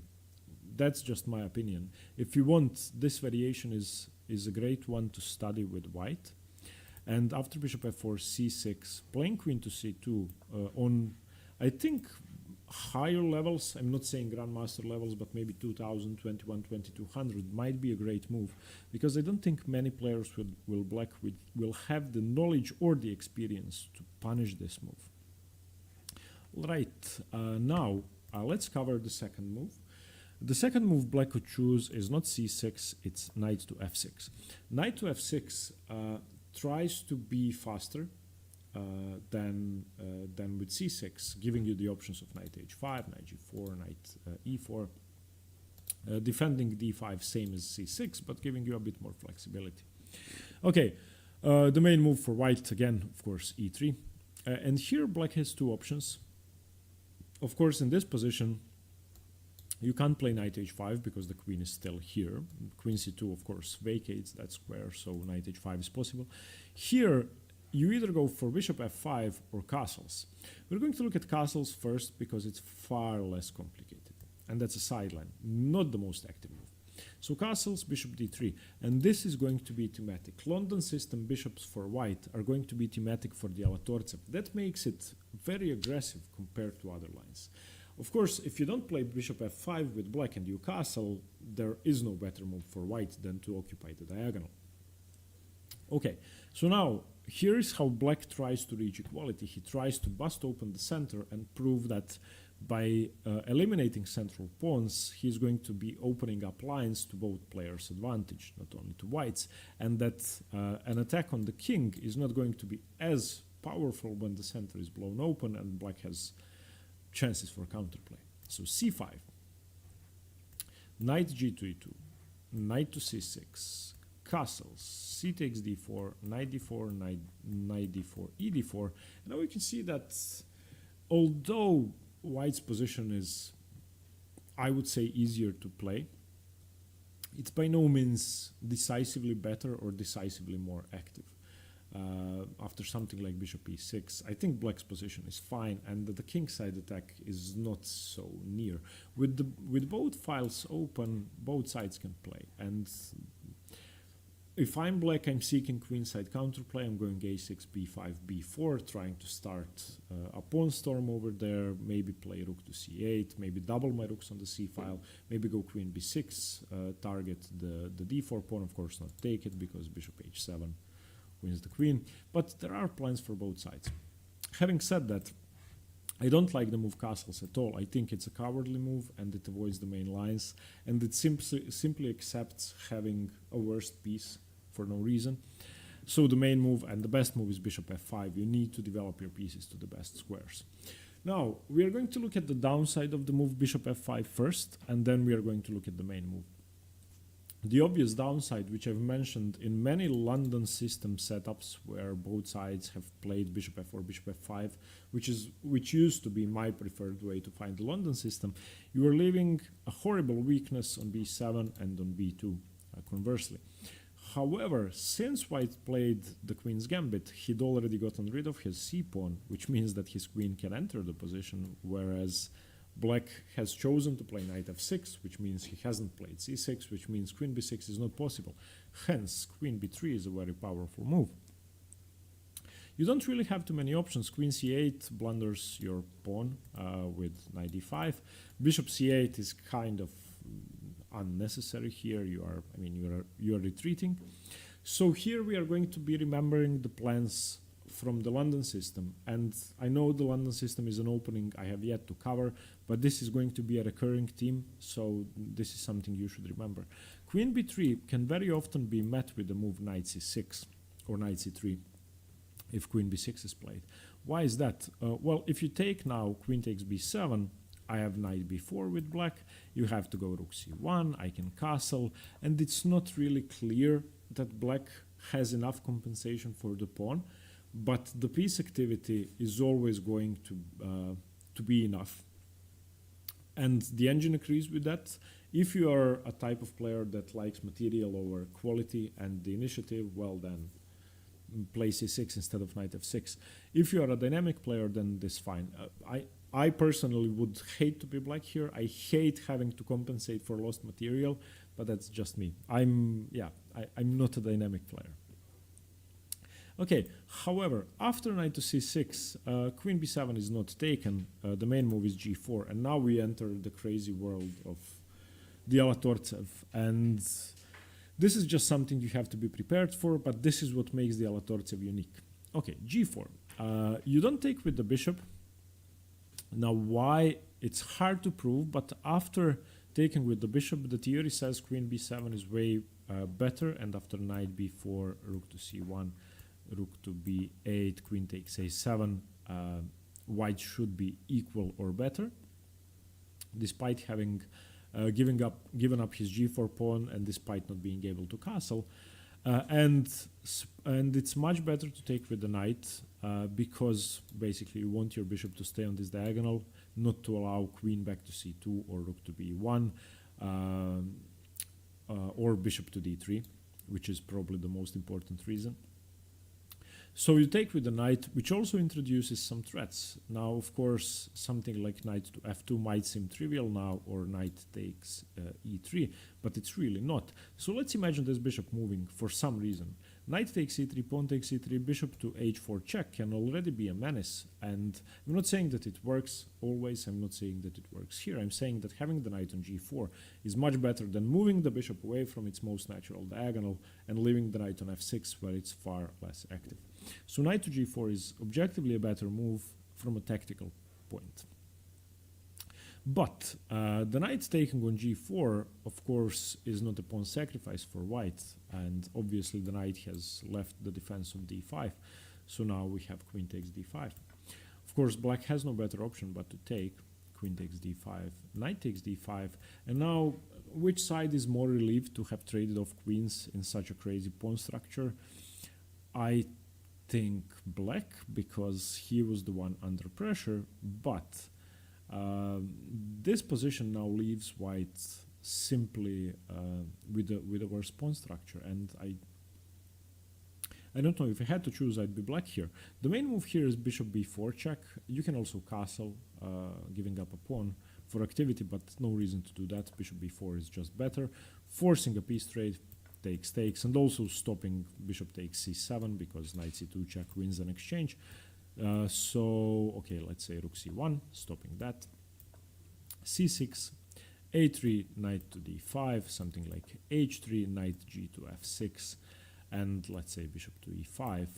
And this position is, in my opinion, perfect for black. Better pawn structure, equal material for the moment. Black, of course, has given up his bishop pair, but how important is that? I mean, I wouldn't say the dark squared bishop is such a powerful piece in this position. I think it's much more important to have a light squared bishop because all of black's pawns are on dark squares.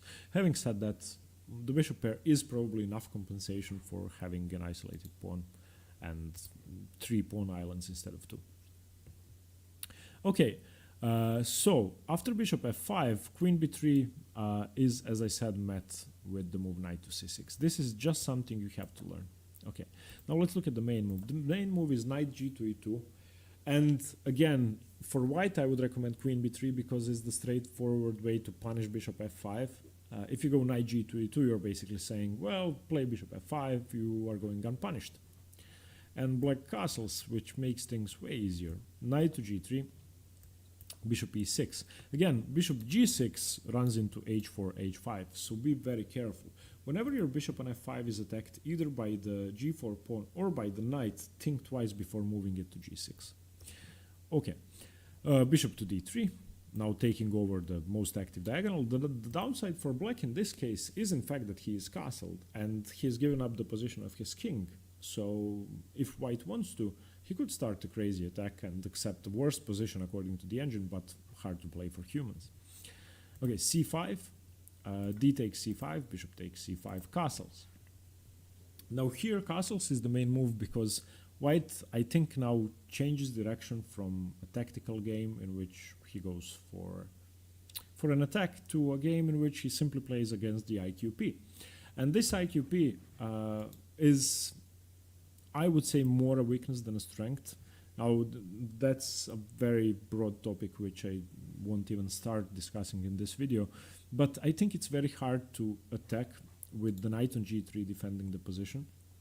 Usually the side with the isolated queen's pawn doesn't want to trade pieces and wants dynamic compensation for the structural weakness. I just think with all 4 minor pieces defending the white king is going to be very hard. And as soon as white manages to trade off a couple of pieces, then the pressure is gone, and I would rather be white here. So to conclude, the Alatortsev variation, starting with bishop e7, is a very sharp line which most often transposes either to the main lines of the Queen's Gambit declined after knight f3, knight f6, or after the move bishop f4, it transposes to the Blackburn or the Harwitz attack. But if after bishop e7, white takes on d5 and e takes d5 is played, we now have the Alatortsev main line. Bishop f4, the only move, wanting to play e3. Black can go knight f6 or c6. Very different moves. I would advise you to choose only one with black and master it, and then continue from there. Very fun opening for both sides. I think way more attractive than most Queen's Gambit declined variations. I hope you like it. Hope you like the video. Let me know what you think and stay tuned for more chess. Bye bye. Accepts a concession and tries to exploit a weakness in black's position. If you know Carlsbad structures and minority attacks, then you will know that the idea of a minority attack is to go a3, b4, or rook b1, b4, b5 when the pawn is on c6, trade off your b5 pawn for the c6 pawn, force b takes c6, and then create a weakness on c6 which is pretty immobile and which can be blockaded. Okay, so what's the idea here for white? White plays knight takes c6, b takes c6, and again, if you are familiar with Carlsbad structure plans, then this is a weakness you can exploit. How do you exploit the weakness? You blockade it first, put pressure on it later, hence the move knight to a4. And this, in my opinion, is a problem in the Tarrasch, because you do have activity, you have two very good bishops, you have your rook on the semi-open file, a lot of activity, but this knight is coming to c5, and you are going to have trouble developing. Bishop to d7, defending the pawn. Bishop to c5. Now, why does white play bishop to e3? Why does white play bishop to c5? Because the knight is not staying on a4. White wants to challenge the defender of the c5 square and create an outpost for his knight. So strategically, this is very easily understandable, trading off the dark squared bishops. So black basically has no better options. He doesn't want the king on f8, nor does he want to underdevelop his rook with rook takes f8, so bishop c5. Knight c5, and now we can see the features of this position. White has a dominant knight on c5. White has a very good bishop on g2. White has a weaker center, of course. Black holds the center with his d5, pawn controlling e4 and c4, and often the knight could jump into e4, the bishop could go to g4 or f5 and try to put pressure, so the position is balanced. But structurally, white is simply better. White has two pawn islands, no backwards pawns, no blockaded pawns. Black has a backwards pawn on c6, for the moment blockaded by the knight, so if the blockade is lifted, fine. But he also has an isolated a7 pawn, and if you traded all the pieces off, just imagine removing all the pieces of the board, white should have a close to a winning or a winning endgame. Okay, so black doesn't want to give up his bishop, so bishop to g4. We have rook to e1 as the main move, defending, double pressure on e2. Queen to a5, putting pressure on the knight, putting pressure on a2. h3 is the main move, forcing the bishop back, bishop f5, and now the position continues. But this is a position you have to study. I don't want to go much deeper into it here, because now there are still 20 games played from this position, but we are now treading really high-level territory if we start analyzing this. You just have to remember that in the main lines, if you play the Tarrasch, you're going to be stuck with this, and this is not easy to play with. Okay, and that's what happens if on move 9 after bishop g5, black takes on d4, which is the main move, objectively the best move. Now, let's look at the position with c4. After bishop g5, you might be wondering, well, why would black accept that? Why would black go for that? And I agree. So I think that the move I'm about to show you is an alternative which, albeit leads to complicated positions in a different way, could be more favorable for black, and that's the move c4. You simply don't allow white to isolate your pawn easily. You're forcing him to go for a concession himself. You're forcing him to play b3 to challenge your center, and that's something, because A, he's going to have an isolated pawn on a2, B, he's going to take, you're going to have a passer on c4, which doesn't happen, but could happen with something like a6, b5, and if he takes on c4, that could happen. So knight e5 is the continuation for white, putting pressure on d5, and now if black makes a mistake, for example, black plays a very bad move such as h6, well then bishop takes, and all of a sudden your position is just busted. Okay, and there's basically nothing you can do. You could take here twice, but still white should have an easy game. So after knight e5, you play bishop e6, defending d5. And now again, black has to concede to having structural defects in his game. Knight takes c6, b takes c6, and now if white plays meekly, inactively, with slow moves, well, black is great. Black is going to go c5, open up the center, get his bishop to c5, and hopefully play the move d4, chasing the knight away, play the move d3, create a passed pawn on d3, and win. But black knows that white is not a bad player. White plays the move b3. And now it's not easy. It's not easy to hold your center. You are again going to be left with a huge weakness on c5 if you're not careful. So let's imagine you take, white takes, you go something like rook to b8. Okay, I'm just going to show you that. Takes, rook to b8, knight to a4. This knight is coming to c5. And if the c6 pawn can be blockaded, then white should hold an advantage here. Even if you give up your bishop and the d4 pawn is on c5, white should be slightly better. So after b3, black has to play energetically too. Queen a5 attacking the knight, knight to a4 looking at the c5 square, rook f to d8 defending d5, e3 now finally consolidating his position. And now the move here, which you have to remember if you play this position with c4, is that you have doubled c-pawns, so you might as well liquidate your weakness. You play the move c5. And after c5, black is fine, and this is why I like this position. Bishop takes f6. You obviously cannot take with the bishop because you lose your c5 pawn, so g takes f6. D takes c5, bishop takes c5, and queen h5. And you have a position in which black has the bishop pair. White could take it at his own leisure. So white could also play knight c5, queen c5 on the previous move, but queen h5 is just the best move. And black has a lot of dynamic play. So the g2 bishop is a monster, obviously, but as soon as you, let's say, play rook a to c8 and start pushing your pawn, let's say you play c3, it's not going to be easy to start an attack, especially because it's not easy to get your rooks into the game as white and start putting pressure on black's king side. So the move c4 is, in my opinion, on move 9, a good alternative to taking on d4, which is the main line. Okay, now let's look at an alternative for white. On move 9, instead of playing the move bishop to g5, white could force matters, and instead of allowing black to take on d4, instead of allowing black to play c4, you can opt not to play bishop g5 at all, and you can simply take on c5. And in a book on the Tarrasch written by Jakob Agard, he says that this is the move of the future. Okay, the book was written a while back, but still, it should be a good book on the Tarrasch. So d takes c5. Bishop takes c5, and now we see that white is forcing the matters with an IQP. So if you know how to play against an isolated queen's pawn, this is a move for you. If I'm white, I would play this. I wouldn't play bishop g5. You can play bishop g5 on the next move. Now what have you done? You have developed the bishop to c5.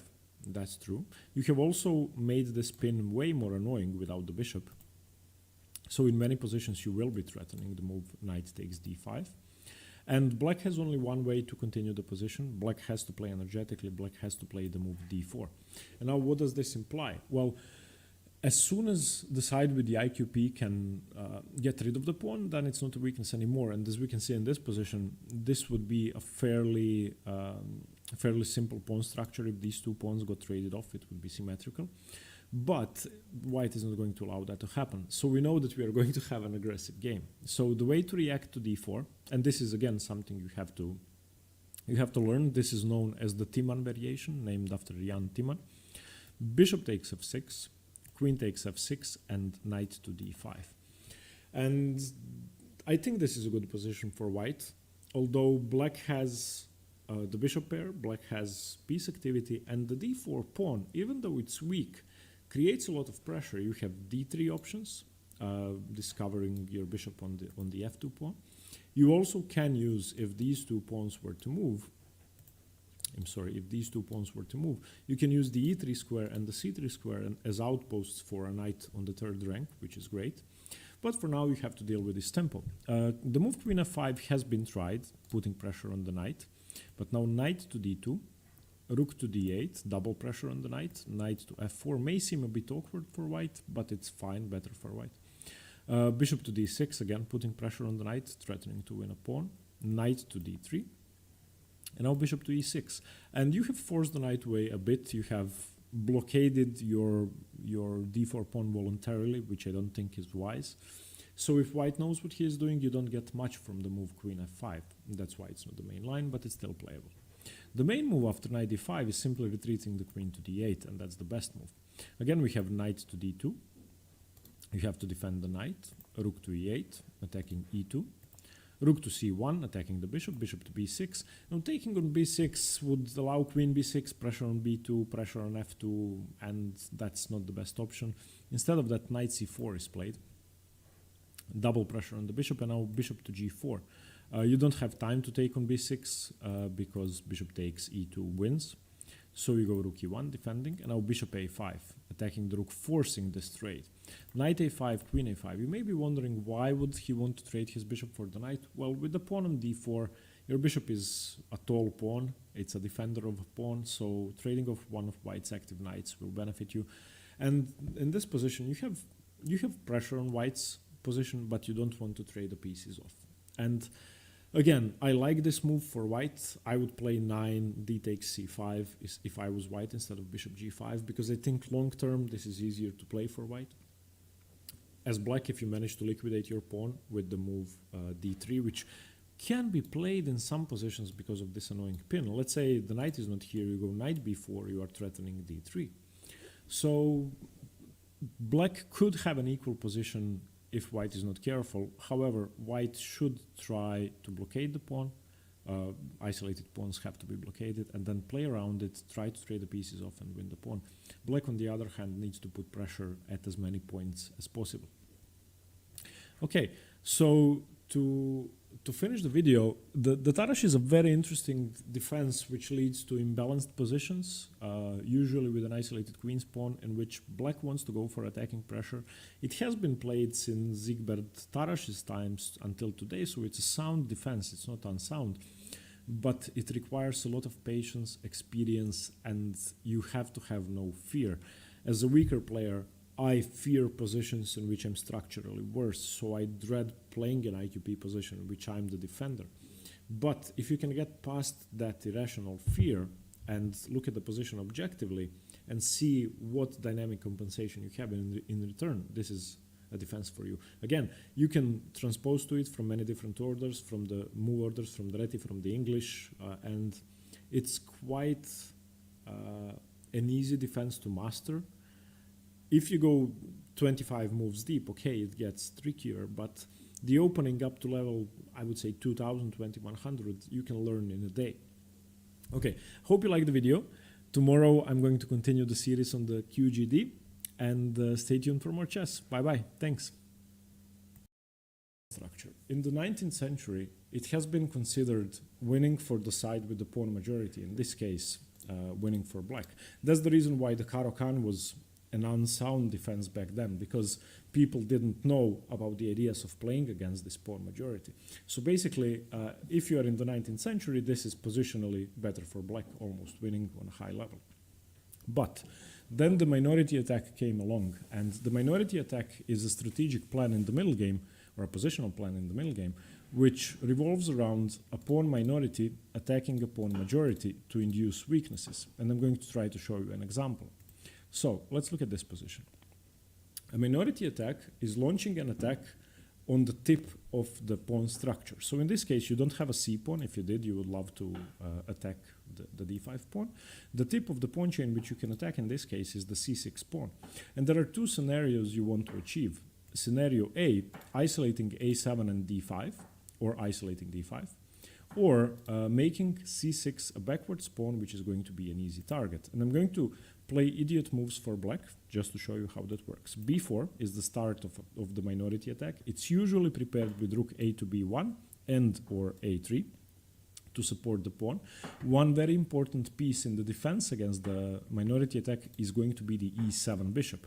As you can see, the e7 bishop restricts b4, so the move has to be prepared. But let's say black doesn't know what he is doing. King to f8, a4, king to g8, b5. Now you have successfully launched a minority attack. Black has two options. He can either take or allow you to take. If he takes, you have isolated the d5 pawn, and this is going to be a structural weakness which is going to be very easy to exploit. This is not a normal IQP because it's blockaded by a pawn chain, so it's already fixed. White doesn't have to use a piece to blockade the pawn on d4 and then round it up. This is a very big weakness. And if, let's say, black wastes another move and you take on c6, b takes c6, you have now created a backward c6 pawn and an isolated a7 pawn. And one of the most common plans to exploit that is to use your c3 knight to jump into a4 and c5, blockade the pawn. Weaknesses have to be fixed first and then put pressure on it. You can double up your rooks on the c file, even a queen, and start putting pressure on c6. So the pawn structure we are going to be dealing with most often in the exchange Queen's Gambit declined is going to be this one. The Carlsbad is a very thematic pawn structure. The minority attack is one of the most common plans, but it's not the only one. Now, let's go over the two main moves. We have the exchange QGD, bishop g5, bishop e7, e3. In this position, black can either castle or play the move c6. They are going to transpose most of the time. Let's look at c6 first. In this position, white can either choose between bishop d3 or queen to c2. Queen to c2 is a more principled move, developing the queen. Knight b to d7, bishop to d3, castles, knight to f3. In the positions where bishop to d3 is played, the queen doesn't normally go to c2. Okay, rook to e8, castles, knight to f8. Black wants to open up his bishop and reroute the knight to g6, h3. h3 is a very important move because it restricts bishop to g4. That's a very important theme in the opening. So the bishop goes to e6, the only useful square, albeit meek. Rook a to b1, and now you can see what's going on. White is going to start a minority attack. The bishop on e7 for the moment is restricting the move b4, but white has reinforced it with rook to b1. Now let's say black makes a mistake. Let's say black plays knight to g6, which is not even a move, b4. And let's say black plays the move h6, bishop to f4, let's say rook to c8, b5. After b5, there really are no good options for black, and white is better. If you try pushing c5, then of course I am going to take. Let's say bishop takes. I can blockade the pawn in several different ways. Of course, I'm afraid of this battery, but I have time to move my queen. If he doesn't play c5, which is a bad move, and allows me to take with, let's say, let's play a random move, queen to e7. I take. If rook takes, then d5 is isolated and weak. If pawn takes, then we have what we were talking about. Knight a4, let's say rook to b8, knight to c5.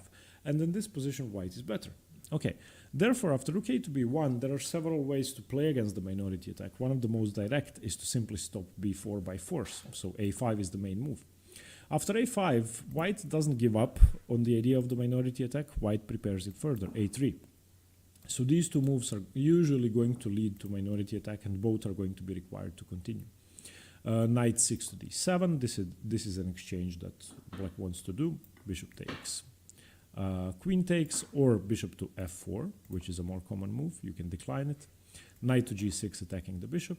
Bishop to h2, for example. Knight to b6. And now once again, you're looking forward to the move b4. But let's talk about the downside of the minority attack. If you in this position play b4, fine, you have started the minority attack, but you have given up a very important square to black. The c4 square can be used by the knight, and therefore we are often going to see knight d7, knight b6, knight c4. So when playing a minority attack, be aware of the weaknesses it leaves behind. Okay, the second position I want to be discussing is the position after castles instead of c6. So bishop to d3 for white is the most common move, knight b to d7. In this position, knight f3 and knight e2 can both be played. I'm going to discuss that in a second. Let's say knight to f3 and c6. So as you can see, they can transpose easily and usually do. In this position, white continues with queen to d2, we have the same position. Okay, now let's talk about two main choices for white. Okay, so queen to c2, knight bd7, bishop to d3, castles. In this position, we have the main branching of the exchange variation, and this is where white decides what he wants to do. And this is the part where you have to learn a few move orders. The good thing about the exchange is that it's not theory heavy. You don't have to know the theory, you have to know the plans, you have to know the patterns, you have to know piece placement. The exact move orders, I mean, if you learn the first 10 moves, then after that, it's patterns that are going to be decisive. White's main choice is whether he wants to play knight f3 or knight e2. Now let's talk about the difference. Firstly, with knight f3, white goes for a minority attack. That's the main plan in knight f3 positions.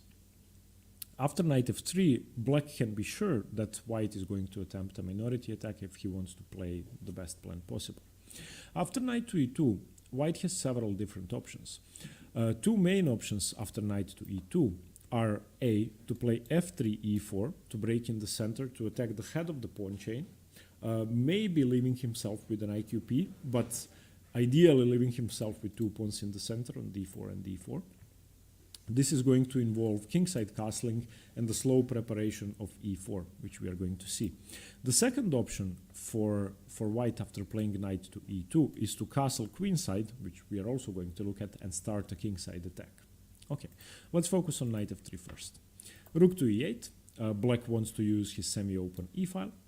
Castles, knight to f8, transferring the knight to g6, opening up the c8 bishop. Rook a to b1, starting a minority attack. a5. Let's just see an inferior option for black. Let's say he goes knight e4. This is a very common move which you are going to see.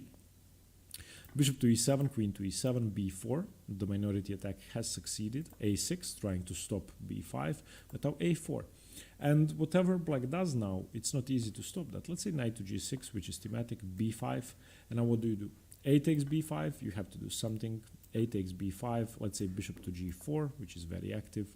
You can take on e4 here. D takes, knight to d2 is very common. And in this position, you have no better option but to accept either a weakness on b7 or a weakness on c6. So if you go f5, let's say takes, and now white has what he wanted to achieve. He's going to plant the knight on c5, double stuff up on the c file, and attack the c6 weakness. But black is a good player. Black plays a5, a3, knight e4. And now the main way for black to play is to seek counterplay in the center while white is wasting time on a flank attack. And let's be honest, a few queenside weaknesses are not important if you can checkmate or create a deadly attack. So bishop e7, queen e7, bishop e4. This is an exchange you want to do with white. D takes e4, knight to d2. You don't want your bishop, you want to induce weaknesses. You are not going for an attack as white. Black has to seek dynamic play. You go for small advantages. f5, defending e4, and now b4. A takes b4, a takes b4, bishop to e6. And in this position, black is threatening infiltrations with rook a3. If the c3 knight moves rook a2, b5 can of course be played, but it's not that simple anymore. If you go b5, then c5 is a serious candidate. And you have to be careful. So this is the plan after knight to f3. White wants to play for the minority attack. In the middle game series, in a few months, I'm going to actually create a couple of videos on the Carlsbad and on the minority attack, which are not only going to be revolving the exchange QGD, but also the Caro-Kann and other openings. And I'm going to talk a bit more in depth about that. Okay, now let's look at knight to e2. Knight to e2 is the second option white has, and as we said, he can go for two things, f3, e4, or castles queenside and storm black's king. Rook e8, and here is the junction. So either castles kingside or queenside is going to decide the nature of the position. Let's cover queenside castling first. You may be wondering, well, after b5 is my king not weak? It's hard to prove. Knight f8, king b1, h6, bishop f4, knight e6, for example, bishop to e5, b5, h4, a5. Let's look at, this is a sample position. And one good thing which white has to remember is that any b4 advance helps white if the pawn is not on a4 yet. So what black should do before playing b4 is play a4, because if, let's give white a stupid move, if b4 here, then knight a4 basically stops the attack, stops the counterplay. Okay, but after the moves such as a4, let's give white another stupid move, b4, now things get a bit more complicated. And white is in fact losing a piece here, so playing two stupid rook moves was not good. Okay, but this is a position you're going to be dealing with. And if we look at this, it's going to be similar to Sicilian type attacks, where white attacks on the king side, black attacks on the queen side. Whoever is faster usually wins, and every tempo counts. So if you want your exchange QGD positions to be crazy, play this as white. Again, there is no one rule about how to play this position. You have to learn the patterns. You have to learn stuff that happens after b4, what happens after a5, a4, b4. Can black break with c5? How fast are you to play f3, g4, g5? Because if you manage that, you'll basically win the game. Should you exchange your bishop for the f6 knight? Does your knight belong on g3, f5, or f4, g6, h5? Those things you should analyze in actual games. Okay, and the other plan for white is castling kingside, and after knight to f8, going f3, preparing e4. Bishop to e6, the only square the bishop can occupy, and rook a to e1. There are several different options. You can go rook c1, rook d1, rook f to e1. The main idea, though, is to push with e4 sooner or later, and this is going to be slightly more aggressive than the minority attack plans. Okay, rook to c8. King to h1, you want to safeguard this diagonal, basically. Knight 6 to d7, bishop takes, queen takes, and an exchange we saw before. Knight to f4 is a very useful square, enabled by playing knight e2. Queen d6, queen to f2, knight to g6, for example, knight takes, queen takes, e4. As soon as white manages to play e4, he is sharing the qualities of the semi-open, soon-to-be open e-file, or soon-to-be closed e-file, and he is pushing for central advantage instead of playing on the flanks. So this is another way to play the position. Black, of course, has counterplay in the form of, for example, knight f4, bishop to c2. White has to be careful with playing e5, which is an advance you should think twice before playing, because black still has f6. Taking is also an option, but if you don't leave black with an isolated queen's pawn, it's not recommended, because you are going to have an isolated queen's pawn. And yeah, in this position, there's a lot of play going on. On the highest level, I think this is the most venomous way to play f3 and d4, but it's just one of the three main plans. So, okay, to summarize, the exchange variation is going to be played in the Carlsbad pawn structure. The three main plans for white are A, the Carlsbad minority attack on the queen side with rook b1, b4. B, castling queen side and after knight g2, e2 and pushing for a king side attack. Or C, castling king side after knight g2, e2 and going f3, going for the central break e4. All three plans are great. All three plans are defendable, of course, for black. So I would advise you, instead of learning theory, if you want to pick up something against the Queen's Gambit declined, learn one of these systems, learn the move orders, learn the patterns. The best way to do that is to analyze a bunch of games. Okay, thank you for watching. Let me know what you think, and stay tuned for more chess. Bye-bye.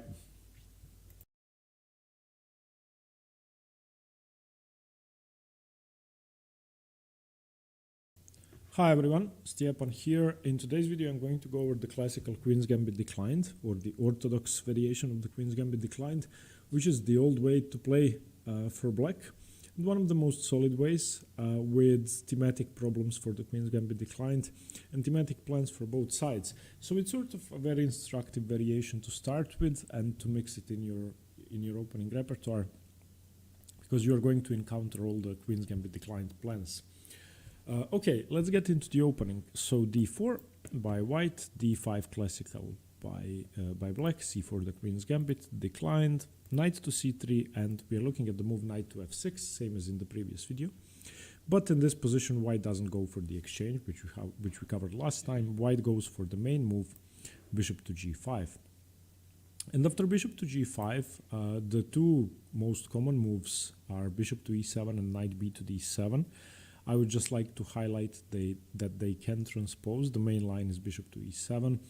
However, after, let's say, knight b to d7, e3, black could still play bishop to e7 and transpose. So any of the two moves will do. bishop to e7, e3, black castles, and in this position after knight to f3, there are still several possibilities. h6 is the most popular one. It's the so-called neo-orthodox, leading to several different openings. However, after knight to f3, the continuation knight b to d7 is the classical or orthodox defense, and what was played against the Queen's Gambit most often in the early decades of the 20th century. It's still played today, but it's been replaced by some more popular choices for black for the reasons I'm about to mention. Now, what can we say about this position before we get into the variations? Well, you have the Slav, semi-Slav problem piece, Slav, semi-Slav, Queen's Gambit declined problem piece. The bishop on c8 also should be added French defense. In this case, it's impaired by the e6 pawn, same as in the semi-Slav or in the French defense, and you need to do something about that bishop. So black's main strategic idea is going to be liberating this bishop with either e5 or c5, more often with e5, as we are going to see, especially in the main lines, and white is going to be playing for compensation, which is about to come when black makes a concession to liberate that piece. The one thing we can notice immediately, if e5 is played, then very often the positions can end up being an isolated queen's pawn for black, which means dynamic, aggressive, fast play for black, slow play and piece exchanges, and positional play for white, trying to reach a better endgame with no structural weaknesses. Okay, in this position after knight b to d7, white has four main moves he could continue with. The main line is rook to c1.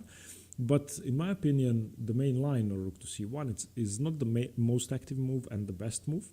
My favorite is the Rubinstein variation with queen to c2, which leads to, in my opinion, a nagging advantage for white in all lines.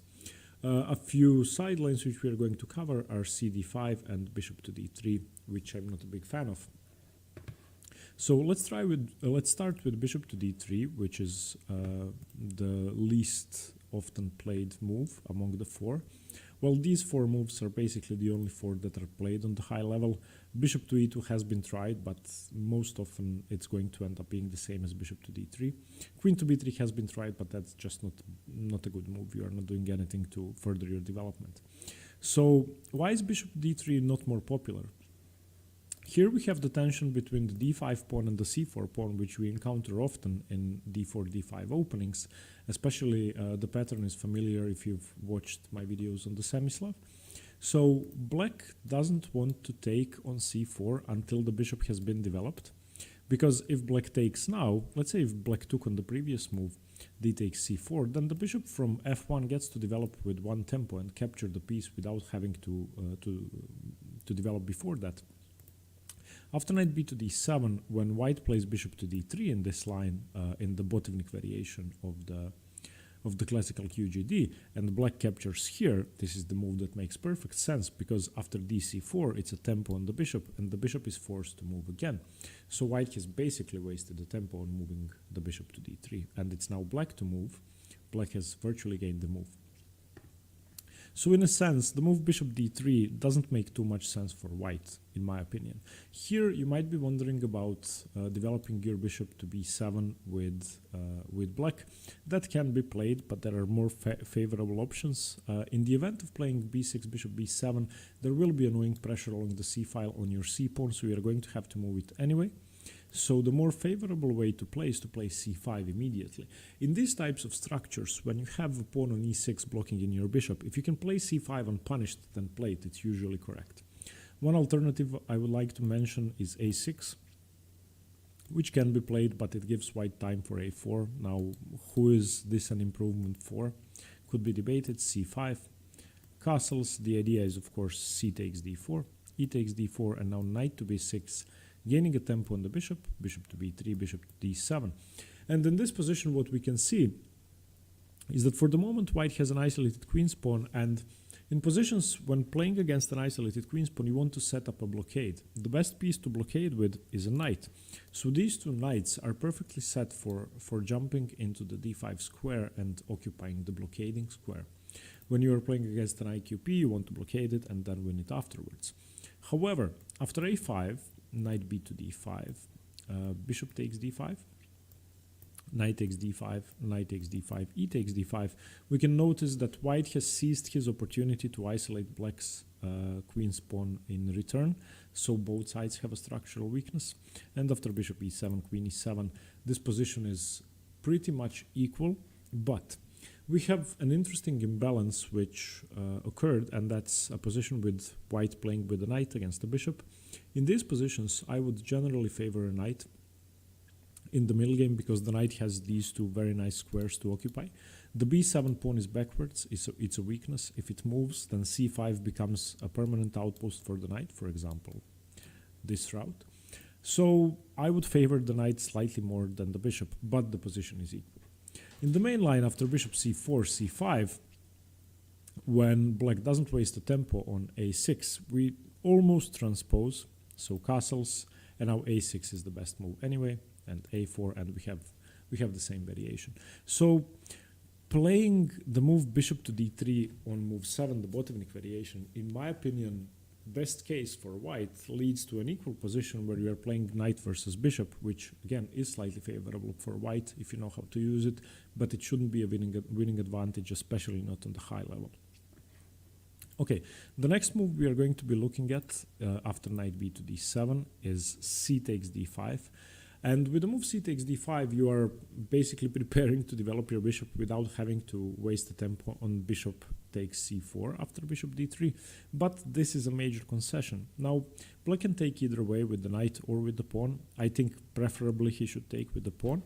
And after e d5, bishop d3, c6, queen c2, rook e8, we now have a normal Carlsbad pawn structure exchange. Queen's Gambit declined. Watch the previous video for that. White has several plans, either castling kingside and going for a minority attack, or trying to push through with e4. And we have transposed. And after cd5, knight d5, this is a very common exchange that black tries to force. Because he has less space here, less piece activity, his knights are sort of superfluous. Both want to enter the f6 square.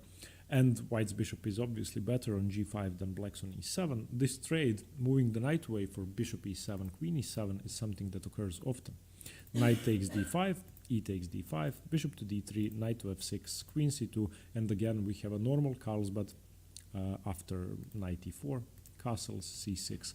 A normal Carlsbad structure, with the difference that the dark squared bishops have been traded off, which leads to positions in which a minority attack is easier to employ. What do I mean by that? Well, usually the e7 bishop controls the b4 square and makes b4 impossible. Now that the bishop is gone, it's going to be slightly more tender, so something like rook b1, a3, b4 is going to be okay.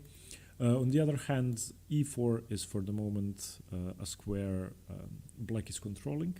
White doesn't really want to take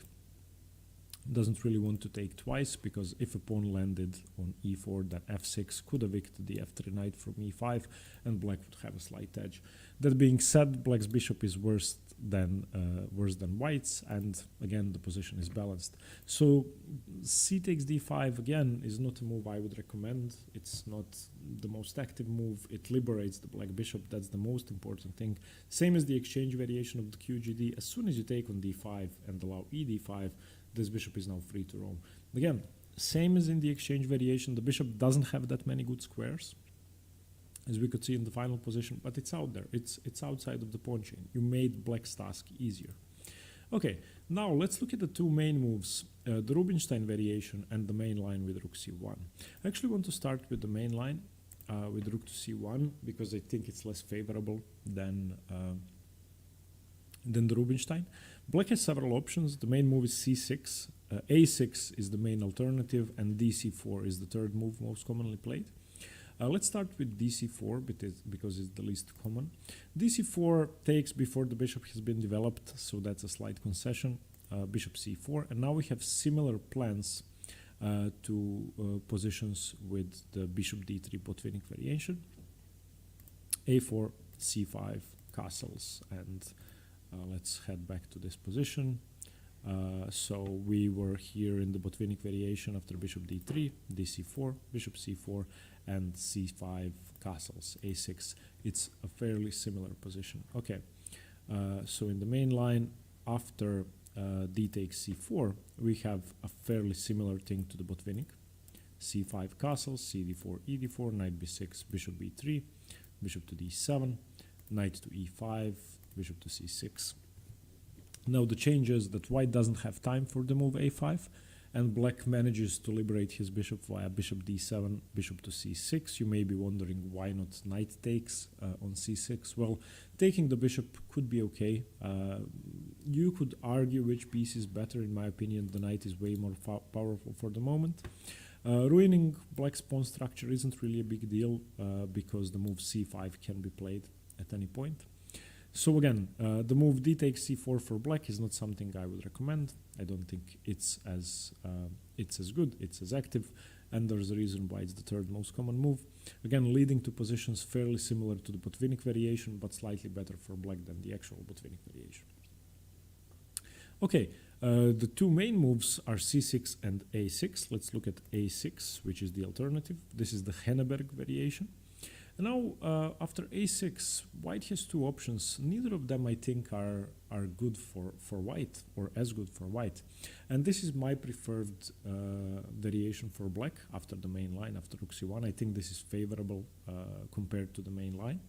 So white can either take or push, because black is preparing to open the position up with c5. Okay, so let's look at c5 first. After c5, c6, it's obvious that white has gained space on the queen side, but also a6 has been interposed, and this is a very important move considering b4, b5. Now, the main feature of the move c5 is it makes e5 easier to play without isolating the queen's pawn. So in positions before the move c5, if we look at a6, if white is faced with e5 here, then taking on d5 first would either win a pawn or isolate the queen's pawn. Okay, so c5 is a move which allows an easy e5 break for black. So after bishop to d3, e5 is possible immediately. And it's known that as soon as black plays e5 in these positions, he's equal. The same goes for d5 in the Sicilians for black.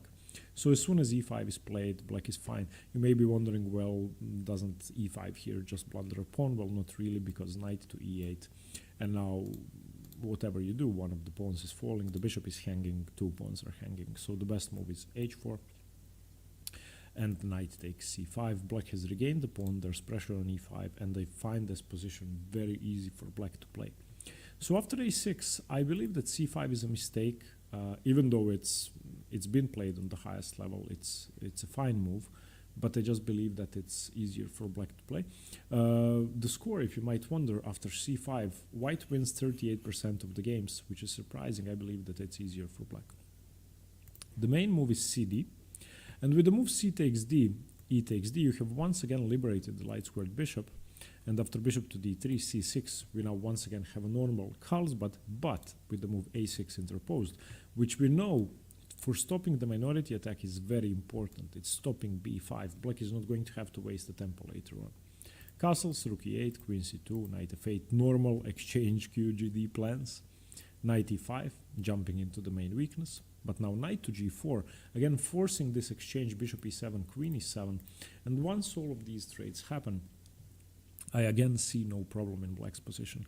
The bishop has actually managed to occupy the g4 square, which could be challenged with something like rook f to e1, f3, e4, which, by the way, should be black's main concern in this position.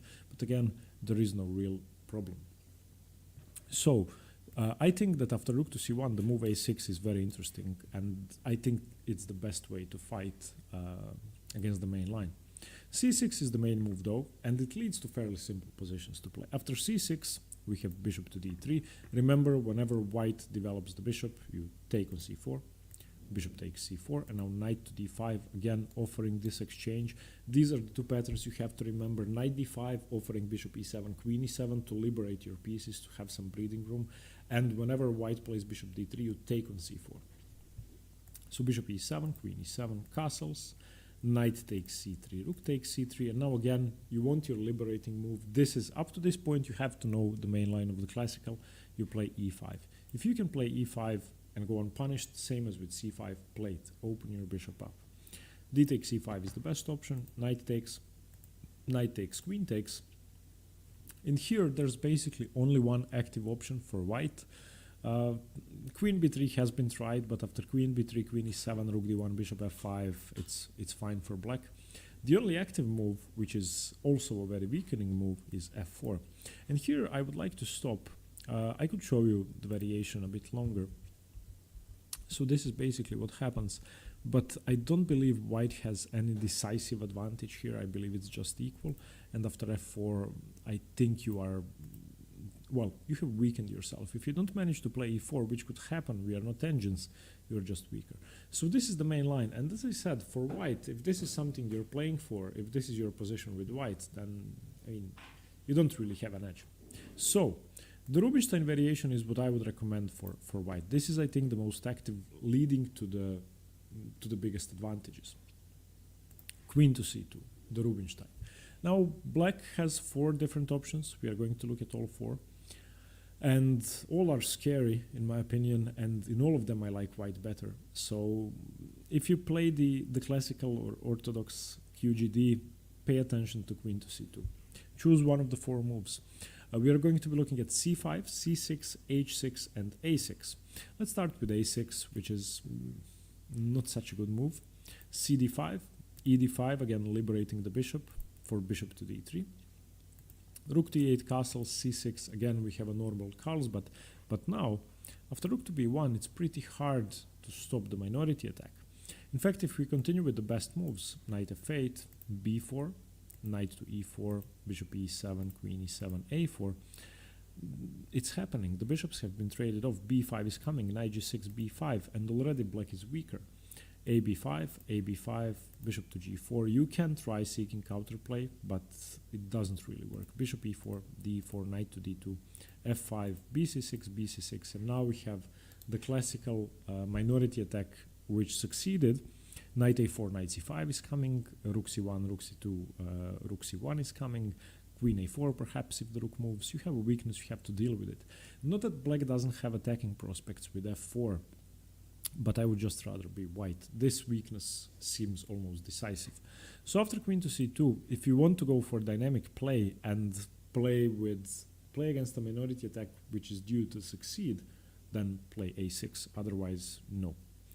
h6 is the second move we're looking at, chasing the bishop away to h4 and following up with c5, and this is a sort of semi-Tarrasch idea which I like. It's way more active, however a concession has to be made again. C takes d5 should be played by white, opening the center up. Knight takes d5, again this trade, bishop e7, queen e7, knight d5, ed5, and after d takes c5, knight takes c5, black has accepted a position with an isolated queen pawn in which the f3 knight is perfectly poised to jump into the blockading square d4. One pair of bishops has been traded off. The dark squared bishops are off the board, which means it's going to be hard to lift the d4 blockade, and it's going to be harder to attack. You don't have that many attacking pieces. Compensating for an IQP has to be done with dynamic play. I just don't think black has enough here. Bishop e2, bishop g4, castles, rook ac8, rook ac1. Nothing's really happening here. I just don't like black. I don't think black has enough for the IQP here. So after queen c2, a6 leads to a successful minority attack for white. h6 leads to an IQP for black. What else do we have? Well, the third option is c6, going for the semi-Slav. And here we have a normal passive semi-Slav, because against bishop to g5 instead of e3 in the Moscow and anti-Moscow variations, black has options to take on c4, to play h6, way more active positions. Here you've accepted a concession. This is a position played often by players who don't really go into the main lines of the Moscow and anti-Moscow. Rook to d1, castle's queenside is also possible, by the way, but in my opinion unnecessary. Rook to e8, a3, a6, bishop to d3, again waiting for the bishop to develop, dc4, bishop c4, and b5. This is now a normal semi-Slav position in which white simply has queen c2 interposed, rook d1 interposed, and already has a bishop on g5, so favorable for white in my opinion. Bishop to a2 is also a difference. Usually the bishop either goes to b3, d3, or e2. Bishop to a2, bishop to b7, castles, and now watch the videos on the semi-Slav. If you are unfamiliar with a setup like this, black has to play c5 to liberate his bishop, and it's going to be met with rook e1, e4. Black plays on the flank, white plays in the center. The position is balanced, but as I said, this is slightly favorable to the semi-Slav. So the third option is not good either. c6, h6, a6 all lead to an edge for white. The best move is c5. And this is similar to h6, but you don't interpose h6, and should be slightly more active. Again, after c5, white plays cd, knight d, bishop e7, this exchange, queen e7, knight takes d5, e takes d5, bishop to d3. We have the same variation without h6, bishop h4. G6, d takes c5, knight takes c5. The same variations. The difference is you haven't played h6, you haven't weakened your g6 pawn, which is important in this position, obviously, and that could happen in the h6 lines as well. So here again, we have an IQP position for black in which you have to start attacking, or you have to dissolve and liquidate your isolated queen's pawn, and that's not easy. White castles, bishop to g4, knight to d4, blockading the IQP immediately, rook a to c8, rook a to c1. Again, the isolated queen's pawn is not an apparent weakness yet, but it could be. I haven't managed to solve the problem of queen c2, and neither option seems good for me. In fact, I'm going to show you the scorings. c5, the move we just looked at, white wins 30% of the time, black wins 13%. c6, white wins 40% of the time, black wins 17% of the time. h6, white wins 32% of the time, black wins 16% of the time. And a6, white wins 43% of the time. So c5 is obviously the best move, but white wins twice as often. So, I mean, if you want to play the orthodox or the classical, I would be afraid of the Rubinstein variation. Learn how to deal with it, learn one of these four moves, and try to outplay white. Okay, I hope you liked the video. Let me know what you think. I know that my theoretical videos don't usually end up with me not having a solution to the variation I'm showing, but I just feel that white is better in all lines. I would appreciate any feedback. See you. Stay tuned for more chess. Bye-bye.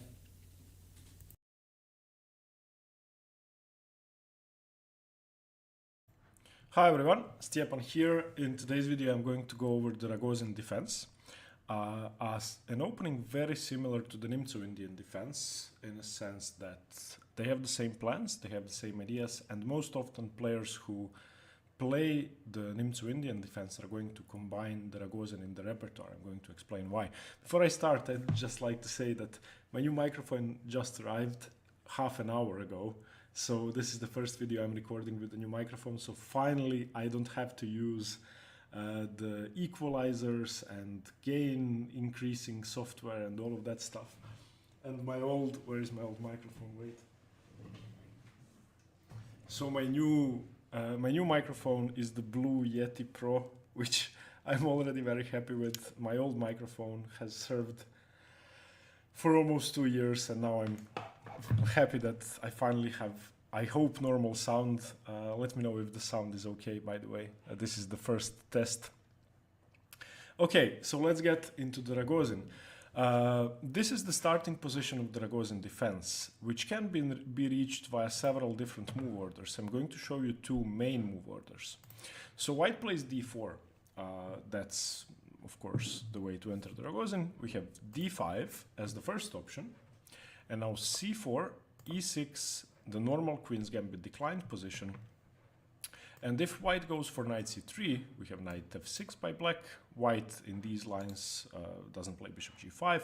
If white plays the move knight to f3, which is a very popular move, it's in fact the third most common move after knight to f6.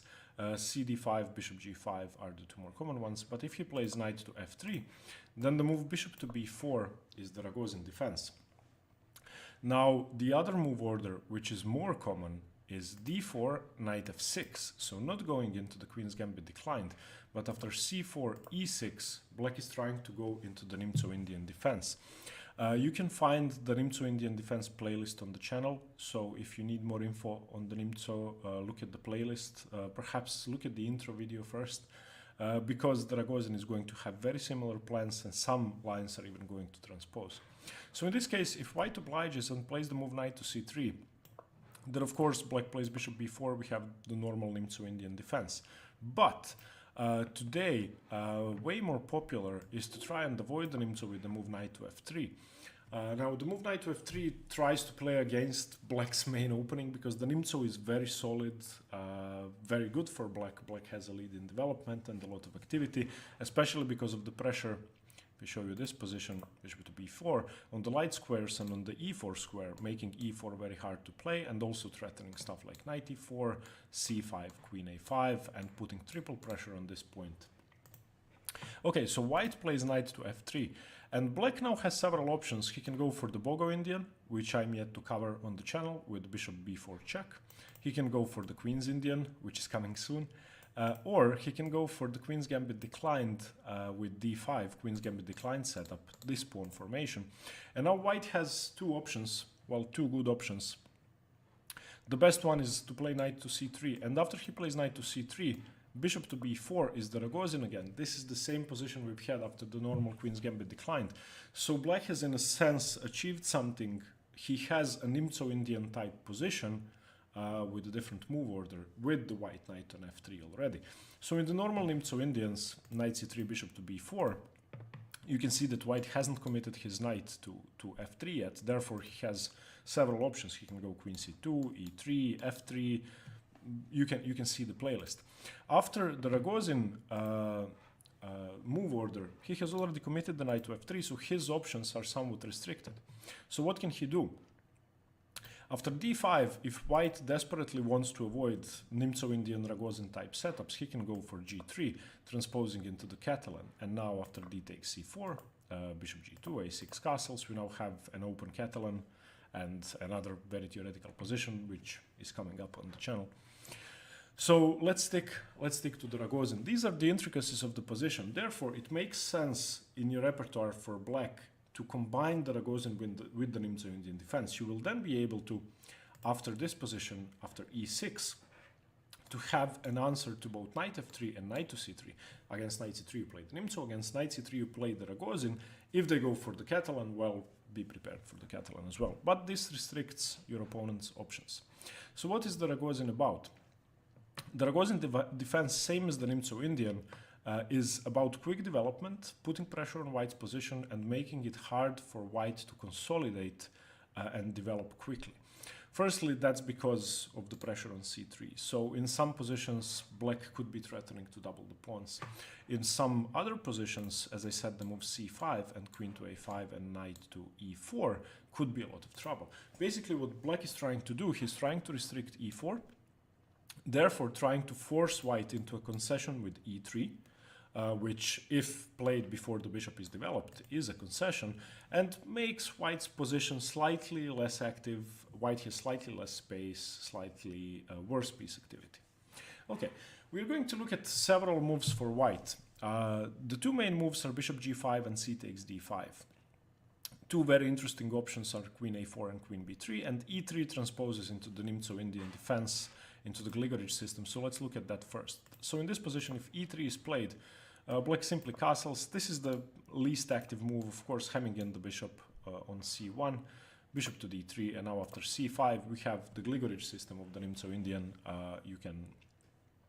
You can see the system covered in the Nimzo Indian playlist. Queen b3 is a sideline which I have to mention because it makes a lot of sense. Queen b3 is a move that stops knight e4 ideas indirectly, also defends the c4 pawn. Of course, if white does nothing, let's say white plays a stupid move, then knight to e4 is very annoying.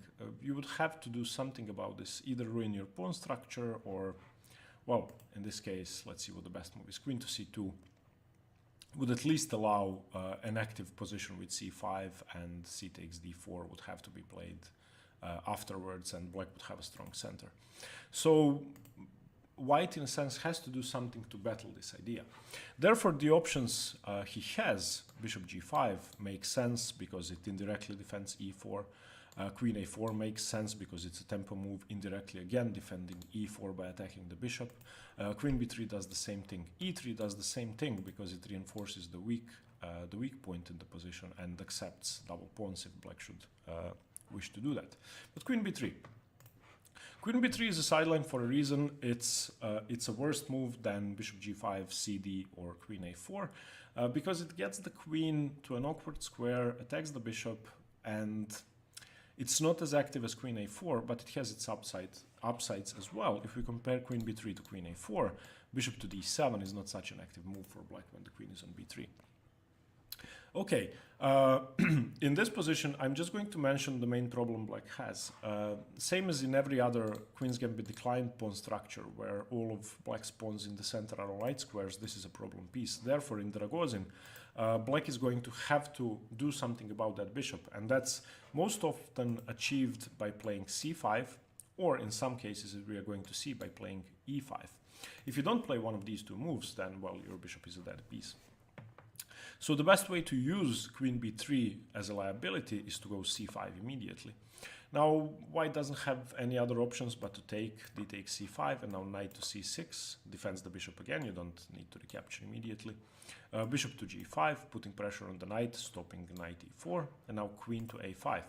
And in this position, if you do nothing, there's a very strong threat. Let's say, again, a very bad move, e3. Knight to e4, and now you are losing an exchange, or a pawn, or both. So what do you do here? If rook to c1, knight takes, pawn takes, and this pawn structure is now just horrible. This is now, look at this. This is absolutely dreadful. So in the position after queen a5, bishop takes f6, giving up the bishop pair to reduce the pressure on c3. D takes c4. Can be interposed, that's the best move, because if you take the bishop immediately, white can take here, and that should be slightly better. So you interpose d takes c4, and after queen takes c4, g takes f6, rook to c1. The position is considered to be slightly better for white, and obviously it is slightly better for white.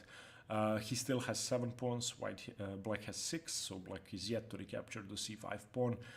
White has a better pawn structure, and the only thing he lacks is development and piece activity, but after e3, bishop to d3 castles, he's going to be perfectly fine. So queen to b3 is a move which I don't really like, and I think there are better moves. So let's look at what white can do. Okay, now we are moving on to the main moves, bishop g5 and c takes d5, and I'm going to explain the ideas behind them. The move bishop g5 is a very simple move. And it serves two purposes. Firstly, it stops knight e4, which is very important. Secondly, it prepares development. White simply wants to play e3, develop his bishop and castle. If white plays the move e3, as we saw in the previous position with e3 on move 5, before the bishop is developed, then the c1 bishop is a problem piece. So in this case, after bishop to g5, black has a very interesting option, and the main move is h6. h6 forces an exchange on f6, and black basically wins the bishop pair. This is something different to the Rimzo-Indian, where black is usually the one who gives up the dark squared bishop on c3. In this position, let me just show you why bishop h4 doesn't work, trying to keep the pin. Not because of g5, because g5, bishop g3 is fine, black has weakened his pawn structure, but because of d takes c4. And there is no way for white to regain the pawn. If he tries the move e3, then b5 is very similar to some semi-Slav structures. In fact, I'm going to show you one. I'm going to show you a game I played against Grandmaster Misho Cebalo, in which he played an unsound pawn sacrifice and I got a better position. So we are talking about the anti-Moscow position. You can find it on the channel. In this position, bishop to h4 is played, and now after d takes c, the main move is e4, and e4 still keeps the pawn for black, but it's easier for white to fight, and he has great compensation. After a4, which Mr. Cebalo played, bishop to b4, and next move b5 is going to be played, you can see that this position is very, very similar. Of course, a4 hasn't been played, but it's basically a very similar position. So in this case, bishop h4 is a mistake, same as in that variation I had played, because after a4, you go c6, bishop to e2, bishop b7, castles a6, and black is simply a pawn up. Therefore, after h6, white has to take. Bishop takes f6, queen takes f6, and now e3 finally. And this is an improvement to the old main line of the Ragozin for white, where white has done all of this with his bishop on c1, and this is just better. You have now played e3 after you have gotten rid of your bishop. So in this position, black castles, rook to c1, d takes c4 is the best move. You want to make some room for your bishop somehow. Bishop takes c4 and now c5. You're playing c5 in order to play this. You want your bishop on a very active diagonal. If this bishop is stuck on c8, then black is of course worse.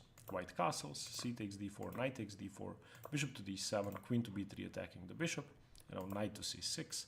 After, this is not blundering a piece, because after knight takes c6 by white, you can take on c3. Rook takes c3 and bishop c6, and unfortunately for both sides, this position couldn't be any more equal. Equal material, light squared bishops, two rooks and the queen, completely symmetrical pawn structure. The only difference is that black has Luft and white doesn't, so if anybody is better, theoretically it should be black, but it's nothing. The position is equal.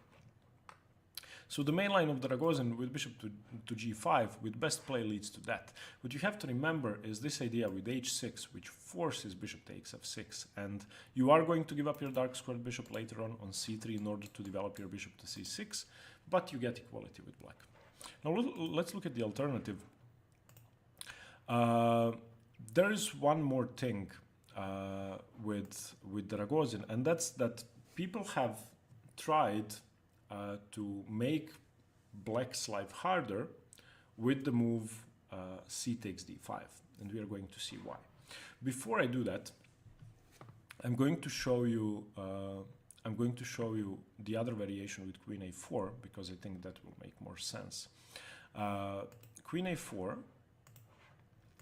is a very logical move. Now, in queen's pawn openings, c4 for white attacking black center and c5 for black attacking white center are very sensible pawn breaks, which are played in a ton of openings. Nimzo Indian, Tarash, Semislav, a ton of different. Queen's Gambit declined.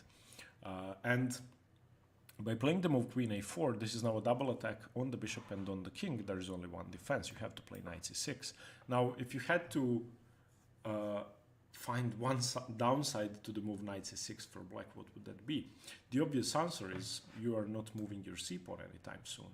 Therefore, by playing queen a4, white has eliminated black's option of playing c5 very early on. So in this position, we can either, as white, continue with e3 or bishop g5. e3 is the main move, but it has a downside of keeping this bishop hemmed in. So after e3 castles, bishop to d2, a passive positioning of the bishop, d takes c4, bishop takes c4, bishop to d6. This position is almost equal. Black has one problem, the c8 bishop. Developing it to b7 is impossible because you would lose your knight.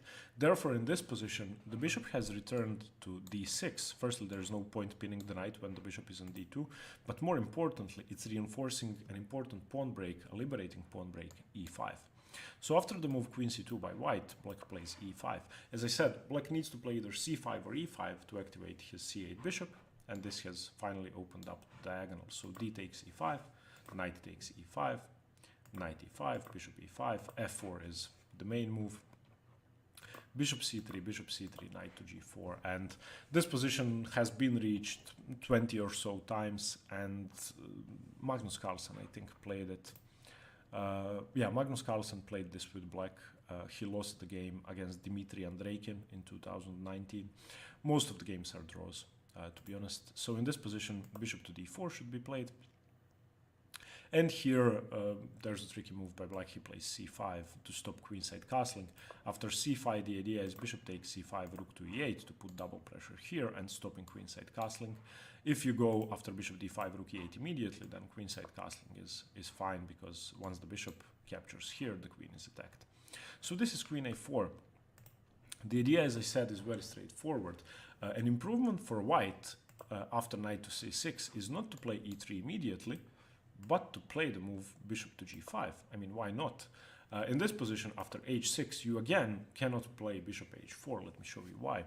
After bishop to h4, d takes c4, e3, bishop to d7. You don't have time to take on c4 because there are some nasty discoveries on the queen, and you would be in trouble after bishop takes c3, b takes c3, knight takes d4, for example. Your queen is attacked.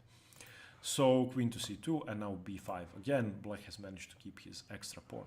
So after h6, bishop takes f6, queen takes f6, e3, we now have an improved position for white. Why is it improved? Well, firstly, you got rid of your bad bishop on c1. You managed to play e3. You're about to develop your light squared bishop. And importantly, black doesn't have the time to play c5. Now, how do you develop your light squared bishop? It's really tough. After castles, bishop to e2, black now has to think of ways to develop his pieces. Bishop d7, queen d3, dc4, queen c4, and now queen to g6. Castles going for activity, but still needing to sort out his bishop. Again, the plan is going to be the same. Black has to play the move e5 in order to activate his bishop. So this, I feel, is the most active way for white to play. This idea with queen a4, stopping c5, then exchanging your c1 bishop on f6 first, only then playing e3. And in this position, it should be equal again. Black has the bishop pair, but once the position opens up, white should hold a slight edge. Now, let's look at c takes d5. So c takes d5 and e takes d5 while opening up the bishop for black, and black will not have to prepare the move e5 or anything like that, serves a very important purpose. As we saw in most lines with bishop to g5, h6, black was unable to play bishop h4. White, I'm sorry, was unable to play bishop h4. Why? Because he would lose his c4 pawn. By playing c takes d5 and e takes d5, he did open up the bishop, but he got rid of his weakness. So in this position after h6, you can play bishop h4 because there's no pawn on c4. So here, again, white has managed to improve on his play. He has made a strategic concession by improving one of the black pieces, but he doesn't have a weakness on c4 and he's not losing a pawn. c5, a very active move by black. In this position, if the pawn is taken, you of course have an isolated queen's pawn position, but that's fine. You can continue with queen a5, e3, and now c4. And this is the downside. The downside of playing this for white is that black manages to get his pawn majority rolling. After c4, you can see that he has a 3-2 pawn majority on the queen side, which means that if some of the pieces are exchanged, he will have the ability to create a passed pawn, whereas it's going to be much harder to do that for white with his 5-4 on the king side. Okay, so what can he do about that? Bishop to h4, c5. Taking, as I said, it has been played, d takes c, but either knight b to d7, knight to c6, even g5 is possible, castles is possible, bishop takes c3 is possible. The best move is objectively knight b to d7, preparing to recapture the pawn. Later on, e3, and now queen a5, putting extra pressure on the knight, knight to d2. Now you can simply go bishop c3, bc3, and queen takes c5, and in this position, absolutely no problems for black with his isolated queen's pawn. White, of course, is going to be blockading the pawn, but white also has weaknesses, and it's not good to take after c5. Other options like rook c1 or a3 or bishop takes f6 can be played, but they don't really solve the issue. So e3 is something you basically have to do, and after c4, well, black now has something to play for. Knight to d2, g5 chasing the bishop away, bishop to g3, And now bishop to f5, the most active square, h4, and rook to g8. And in this position, black is going all in, basically. Black is attacking, black is putting pressure on the king side, black has a very active f5 bishop. Black could exchange on c3 if he wishes to do that and follow it up with b5, a5, b4, trying to create a passed pawn. And I mean, from a classical perspective, white should be slightly better after castles, but it's very dangerous. In this position, most games end in a draw with h takes g5 and h takes g5 and bishop to e5. But it's not that easy to play this position for white. I would rather be black. So I think that if you choose to, after the Ragozin, to play c takes d5, if you find yourself playing against an experienced Ragozin player, you could be facing a very dangerous attack. So, okay, to conclude, the Ragozin is an opening very similar to the Nimzo. Very interesting, gives black very good play. It's more active than normal Queen's Gambit declined lines, which is why I like it. It's also more active than most semi-Slav and Slav lines, meaning that black is the one choosing to go for the activity. When you play the semi-Slav, for example, you have to wait for white to do something crazy. Start with bishop g5 or something. So the Ragozin is a very fighting opening, and as I said, combining it with the Nimzo will give you a very good repertoire against d4 with black.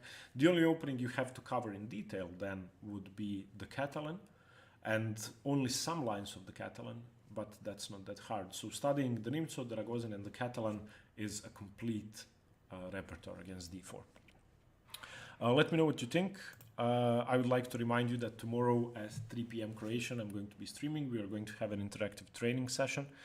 I'm going to cover a very interesting game, and you guys can join me for analysis. I hope that the training sessions on Twitch are going to be useful and that they are going to be a good training method for all of us. So join me tomorrow on Twitch. There's a link in the description below. Thank you for watching and stay tuned for more chess. Bye-bye.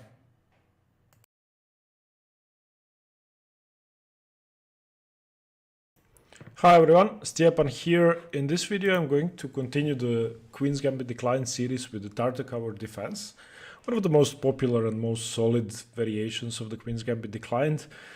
But at the same time, it's a defense or a variation of the QGD which accepts a structural concession which is highly likely to occur, which makes it suitable for dynamic players and players willing to accept static weaknesses and players who know how to play with static weaknesses, who know how to use them or how to dissolve them.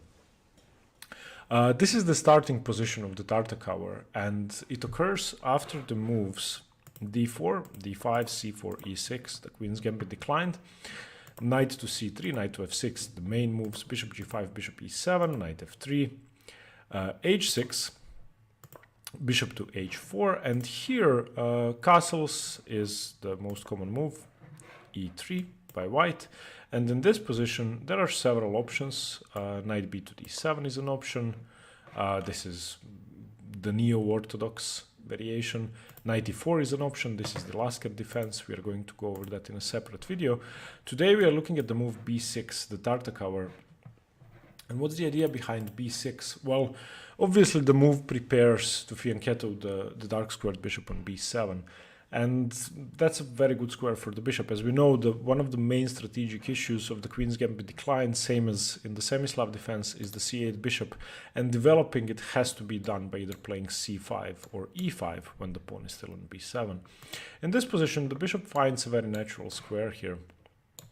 The downside is you have a pawn on d5. And as we are going to see in many variations of the Tartakower, this pawn on d5 is going to be there permanently after white exchanges it, because there is going to be no good way to recapture with pieces.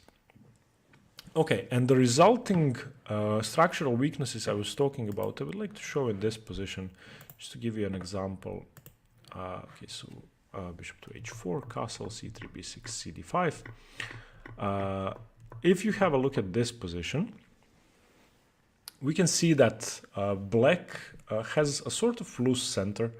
After the move c5, white can continue with queen to a3, rook to c8, And after this exchange happens, we have so-called hanging pawns on d5 and c5, which are at the same time a strength and a weakness. Schrodinger's pawns, they are weak and strong at the same time, same as an isolated queen's pawn, same as, let's say, doubled pawns in the center. They could be useful, they could be a liability. In this position, they control a lot of central squares, but they are hard to defend. So this is a weakness. Another weakness which could occur is a pawn on d5, which is isolated, and blocks the b7 bishop, as we are going to see in some variations. So playing the Tartakower can mean that you basically have to accept some weaknesses. After e3, b6 in the Tartakower, you can expect to have a weaker pawn structure than white, and you are going to have to compensate for that dynamically. Now, this defense is very popular. It has been played by Karpov and Kasparov in their World Championship matches. In 1984, it was played in, I think, 7 games. Most of the games ended up in a draw because the Tartakower is very solid, but I'm going to show you one game in which Kasparov played very dynamically with the black pieces, and I'm going to show you some ideas of how to play with the Tartakower weaknesses. Now let's get into the opening. The first variation I would like to look at, so after d4, d5, c4, e6, knight e3, knight f6, bishop g5, bishop e7, knight f3, h6, is the anti-Tartakower. The normal position is bishop to h4, of course, going into the Tartakower, and after castles, pawn to e3, b6 is the Tartakower defense. White has a way to avoid all that theory with the anti-Tartakower simply taking on f6. Now, White has given up his bishop pair, he has given up his dark squared bishop, and this is an idea similar to the Moscow variation of the Semislav. But in exchange for that, he gets easy development. e3 castles, rook to c1, c6. Now, of course, black has a problem here. This is a very big problem. This is very similar to the Semislav, and the anti-Tartakower is going to be uncomfortable to players who are not familiar with Semislav plans. So in this position, black is going to have to play very actively to get rid of his weakness. He does have the bishop pair, but for the moment, his light squared bishop is just useless. Bishop to d3. Knight to e7 castles, and now one of the main ideas from the Semislav defense that we can employ here, using this tempo gaining dc4 to provoke the bishop to take, and then either advance with e5 or b5. Here there is no need for b5, that would be too weakening. e5 is sufficiently defended, supported by the f6 bishop, so once we play the move e5, black has almost equalized. Pawn to h3 is possible, knight to e4 is also possible, that's a very interesting option. Knight e4, after knight e4, e d4, knight f6, queen d4. And in this position, they have reached complete equality almost. Black's bishop pair looks nice, but it's going to get traded off, you're going to see how. For the moment, it may seem that white is slightly worse, has the IQP, and also black has the bishop pair, but rook e1, rook to e8, rook takes, queen to d2, and now there's this very nice idea white has, knight to e5, to either start an attack or to simply force black to give up his bishop pair. Queen to d7. Now a lot of pressure on d4 already, rook to e1, rook to d8, now a ton of pressure, and now we have bishop to queen to f4, I'm sorry, attacking the light squared bishop, and something here has to be done. Several moves have been tried. Bishop g6 is the best move. g5 can also be played, but since the bishop is defended, but bishop to g6 is better. It basically means that you are leaving the defense of your bishop, so bishop takes d4 is not possible. Now bishop to g6, reinforcing the threat, and knight to e5. And in this position, white is threatening to take on g6, double black's pawns on the g file, which wouldn't be good, or simply take the queen if nothing is done. So bishop takes e5, d takes e5, and we now have a balanced position once again. Equal material, white doesn't have the IQP anymore. If anybody is better, I'd like to say it's white, because he has a much better bishop on b3, but it should be a fairly equal position. So after h6, if you're afraid to enter the Tartakower with white, just take on f6, learn 10 or 20 moves of theory, and you should be fine. That being said, the anti-Tartakower is not even closely as ambitious as the normal line. So if you play white, you play for the win, so you don't really do this. It's a solid opening though. All right, now let's get into the normal positions. So in this position, of course, after bishop h4 is played and castles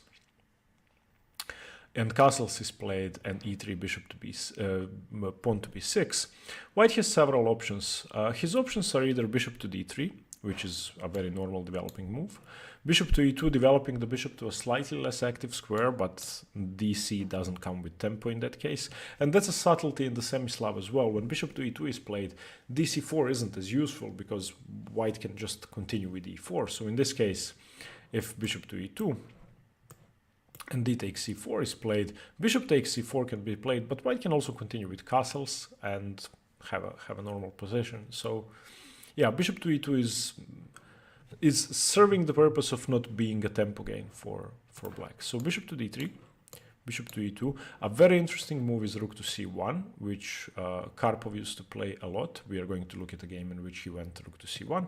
And one option which I love most for white is simply taking cd and highlighting the weakness in black structure. In fact, let's look at that move first. So c takes d5. After b6, c takes d5. This forces black into a position with hanging pawns, and we have looked at that example position when I started the video. So here you can either take with the e-pawn or with the knight. What you don't want to have is a pawn on d5, so at least you can postpone that with knight takes d5. Of course, the bishop is now attacked. So bishop takes e7. If white here goes bishop to g3, then black can retreat the knight and play the bishop to b7, have a very good position. So bishop to e7 forces a trade. Queen takes e7. And now knight takes d5, e takes d5. After bishop to e7, if you play knight takes e7, then the move bishop to d3 just seems a bit too active for white, and e4 is going to be played easily. So it's not that you don't want a pawn on d5, you want it because it's necessary to stop e4 and to stop white's central expansion, but it's still a weakness. So after queen e7, knight d5, e d5, we now have this first weakness I was talking about. You are not really going to be developing your bishop to b7. So why play b6? Well, if you don't play b6, you don't achieve a position like this. You play normal Queen's Gambit declined, either classical, orthodox, or the last cat defense. Once you play b6, white will do his best to avoid giving you a perfect bishop on b7 without the hindrance of the pawn on d5. But he can fight it. So in this position, rook to c1, attacking c7. And kind of ironically, the bishop goes to e6. So you've played b6, but then bishop e6. Queen to a4. Starting to put pressure on black's queen side and developing. c5, you want to play this move to open the position up, get rid of the weakness. Queen to a3, now pinning the pawn to the queen. Rook to c8, bishop to e2 trying to develop. Queen to f8, this is the best move, just getting out of the pin. And now dc5, bc5 castles, and we have a standard hanging pawns position in which neither side is really better.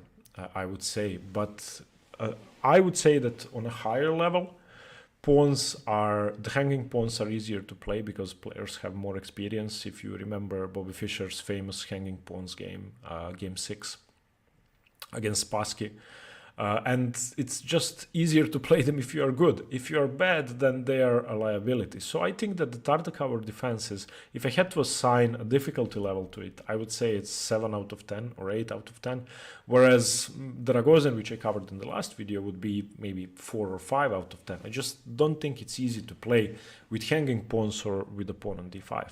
So cd5, in my opinion, the best way for white to play, simply forcing this weakness. Now, if you're unlucky and you run into a player who's played this a million times, well, then you lose. But it still should be slightly better for white. Now let's look at bishop to d3 and bishop to e2. There isn't that big of a difference between the two moves, except taking on c4. Bishop d3 is the main line, by far the most popular move. The difference in this line is that since no captures are happening on d5, black has time enough to get his bishop to b7. the point of b6. White castles, black continues his development normally, knight b to d7, and after queen to e2, black is now prepared to play the move c5.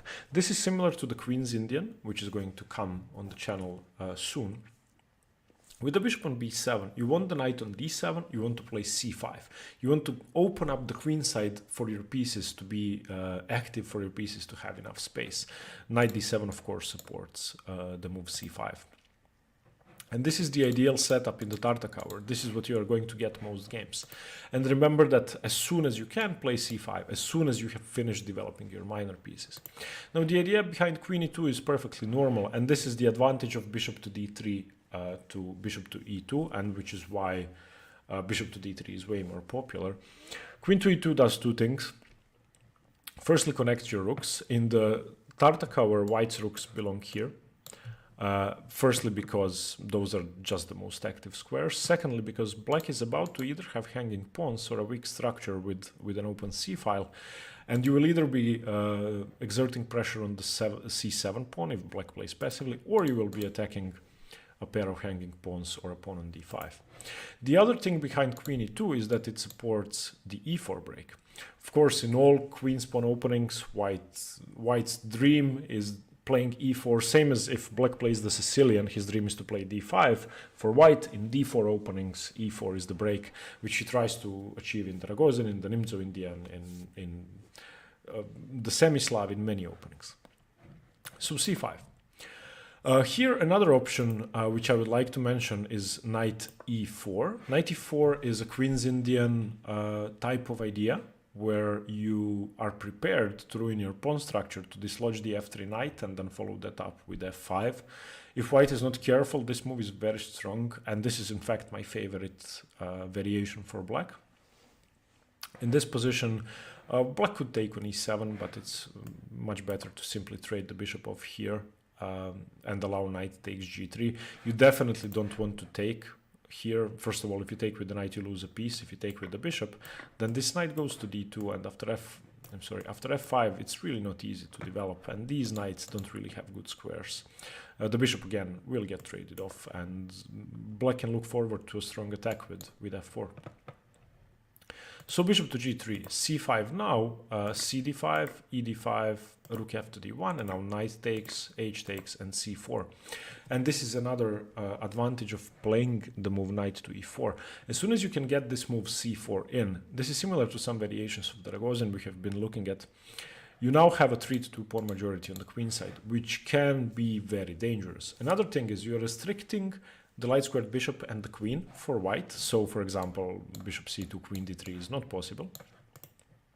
And you're gaining a tempo, so now the bishop will have to move.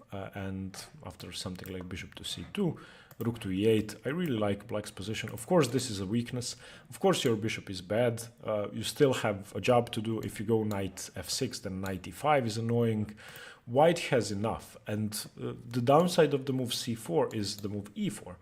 And as soon as white plays the move e4, he will have liberated his center and basically accepted an IQP here, but will have very active pieces.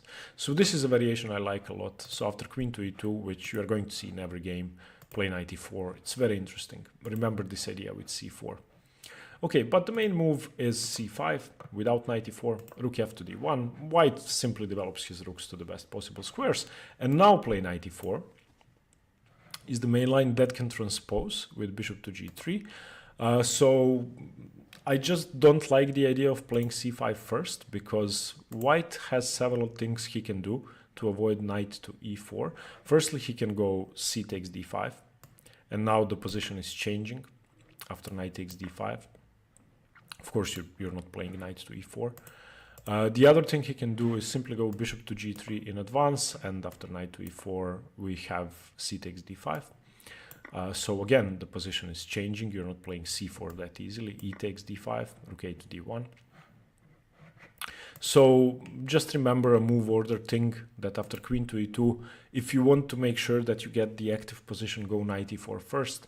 c5, as I said, allows sidelines, but most probably you're going to get the same thing after bishop to g3, cd4. After bishop to g3, you're going to get the same thing. So here, the position, as I said, can result in hanging pawns for black again. So let's say black does something passive here. Let's play a passive move such as a6. And for white, okay, let's take here and let's take here. And now you can see how loose the structure is. And that being said, this is not a big problem for black. These pawns are a strength at the same time as they are a weakness. Here, black would have actually captured on c3. But this is just something that could happen in your game. The move order is never going to be exactly the same past move 10 or 12 or 15. And your opponent may surprise you. But remember that these are the positions you are going to be playing at. Very similar to the Queen's Indian defense. I have recently played a game like this against Željko Matic in the Zagreb Open, where I had hanging pawns on d5 and c5 with the bishop on b7. Very interesting game. To be honest, I didn't even consider the Tartakower at that point because I didn't know much about it. I was playing it as a Queen's Indian, but it's basically a very similar position. So let's go over the main lines. After knight to e4, bishop to g3, c5 c5 has already been played. That's the difference here. And after the move c5 has been played, you now have several options. You can go knight takes g3, which is fine, and after h takes g3, c takes d4, you have c takes d4, you have the position we have been looking at, knight takes d4, knight to f6. But the more popular option is after the move bishop to g3 to go c takes d4 immediately. And with the move c takes d4, e takes d4, we are now going to get a position in which after d takes c4, white has a perfect isolated queen's pawn position. And I would recommend games by Karpov. Again, Karpov was playing this with white. Alexander Belyavsky played this with white. Romanishin played this with white. So a lot of strong players from the 80s, 90s, 70s have played this. And I would like to say that my article on the IQP, the introduction, first out of 3 articles, has just been published on pawnbreak.com. So have a look at that if you want to know more about these positions. I'm just going to talk about some of the main features. And since this is the main line of the Tartakower, this is something you can expect. So I'm just going to repeat how to enter this position again. So d4, d5, c4, e6, knight c3, knight f6, bishop g5, bishop e7, knight f3, h6. You should know this by now. Bishop h4, castle, c3, b6, the Tartakower. White plays bishop to d3. The main move, preparing for queen e2, rook d1, rook c1. Bishop to b7, castles, knight b to d7, normal development. After queen e2, black should strike with c5 or play knight e4. c5 is the main move. Rook f to d1, knight to e4, bishop to g3, and now c takes d4, trading off his center and isolating the pawns. Now taking with the knight isn't such a good option because black is going to have an easier time in the center. It can be played, and it has been played several times. Knight takes d4, but now after knight takes c3, b takes c3, something like either knight c5 or taking on c4 is going to give black just a better pawn structure. Let's say you take here, bishop takes. I mean, I just like black's position here. So he takes d4. Knight takes g3, h takes g3, d takes c4, bishop takes c4, knight to f6. Okay, so an IQP position from the Tartakower main line. Now, what are the ideas here? First of all, white has an isolated queen's pawn. What you want to do with it, you want to blockade it. You don't want to attack it straight away. You want to make sure that the weakness is fixed, and then you want to target it later. So a move like knight d5 is a very natural move. The good thing for black is that white doesn't have his dark squared bishop, so at least there is no pressure here, and the pressure on g7 is therefore indirectly reduced. But black needs to do a lot of things before he can trade pieces off into a favorable endgame with a structural weakness for white. What white is going to do, he's going to get his knight into e5. This knight is perfect for classical isolated queen's pawn sacrifices on f7. So in many positions, let's say, okay, I'll just give you an example. Bishop b4 is the main move here. and something like rook a to c1 by white. And it doesn't work in this case. It's not that easy to make it work. After rook takes, bishop takes, you are winning an exchange and a pawn for 2 pieces, but for and 2 pawns. You are giving up 2 pieces for rook and 2 pawns, which is not that good, but stuff like that could work. So this is the idea behind knight e5. The other thing is, the other white pieces are going to try to get into the game. For example, if the blockade is set up with knight to d5, then a move like queen to g4 or a move like queen to h5 is very dangerous, especially queen g4, which is very thematic, lending support to this idea. Therefore, black plays the move bishop to b4. This move is designed to trade the pieces off. He would like to trade off his bishop for this knight because that would reinforce the d5 square. Black, of course, never wants to set up a blockade on d5 when it can be exchanged up to a point where a pawn has to take. So knight takes, bishop takes, queen takes is still fine because it's a piece here. But if black is forced to recapture with the pawn, then this is no longer a weakness. You have an identical weakness. So that's something you can expect out of the Tarta cover if white wishes to go for that. So to recap the video, the main lines of the Tarta cover will lead to dynamic positions for white in which he has an isolated queen's pawn and starts attacking. But white also has a pleasant choice of c takes d5 or rook to c1, getting into lines where black is the one with the structural weakness and black has to play actively. To finish the video, I'm going to show you the game Karpov-Kasparov from 1984. b6. Okay, in this position, Kasparov is playing black. Karpov went rook to c1, bishop to b7, and here, rook to c1. The main lines after rook to c1 and bishop to b7 are bishop takes f6, bishop takes f6, c takes d5, e takes d5, leaving white with this weakness, leaving black with this weakness on d5. That's not what happened in the game. And another thing that should be pointed out, if c takes d5, bishop takes d5, where black tries to preserve his pawn structure without a pawn on d5, well, knight takes d5, queen takes d5, you have given up the bishop pair, you have this weakness. This was a useless move, and white should stand slightly better after something like bishop to d3. You have to defend on c7, although white probably can't have taken before because of knight c6 trying to trap the rook.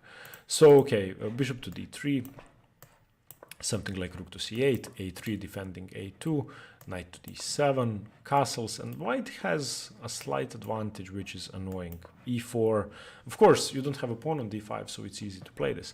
Therefore, after rook to c1, the main move after bishop e7 is bishop takes f6, bishop takes f6, c takes d5, e takes d5. And now this is kind of annoying.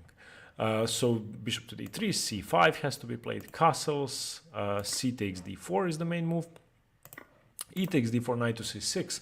Both sides have this isolated queen's pawn, but the difference is that white's bishop is on b7 and black doesn't have a light squared bishop. So this structure, in my opinion, benefits white. So this is the move rook to c1, a very interesting move.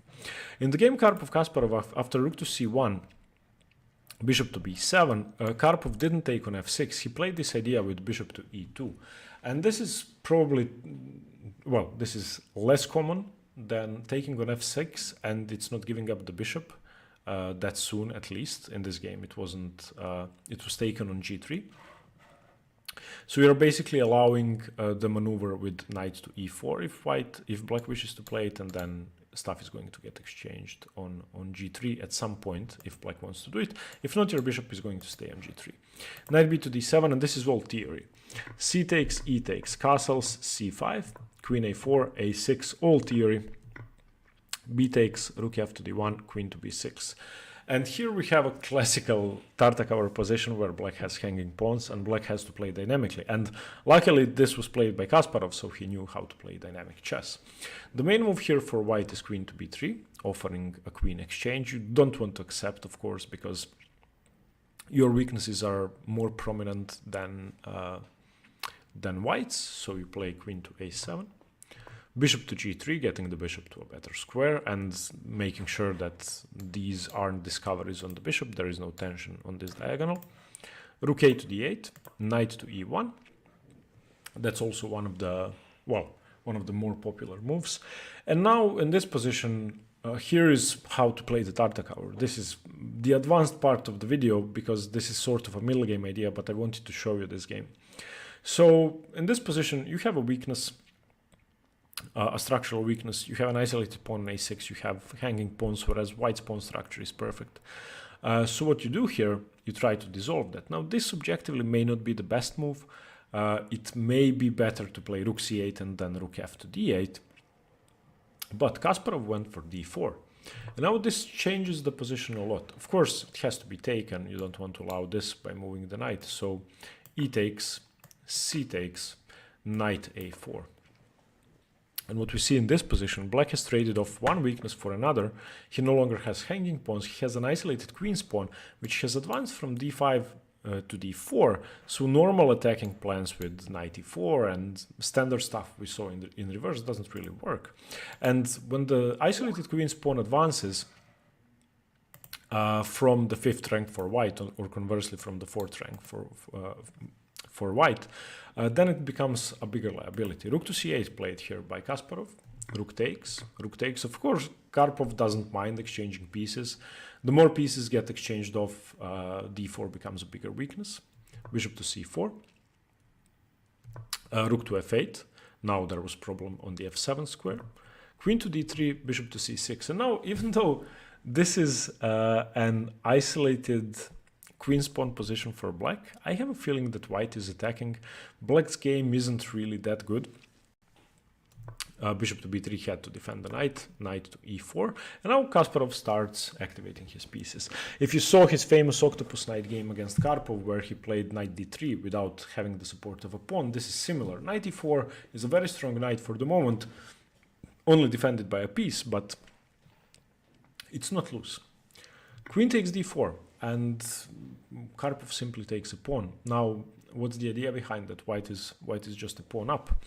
Of course, declining a queen trade, queen takes b7, but now we can see that there is a lot of pressure.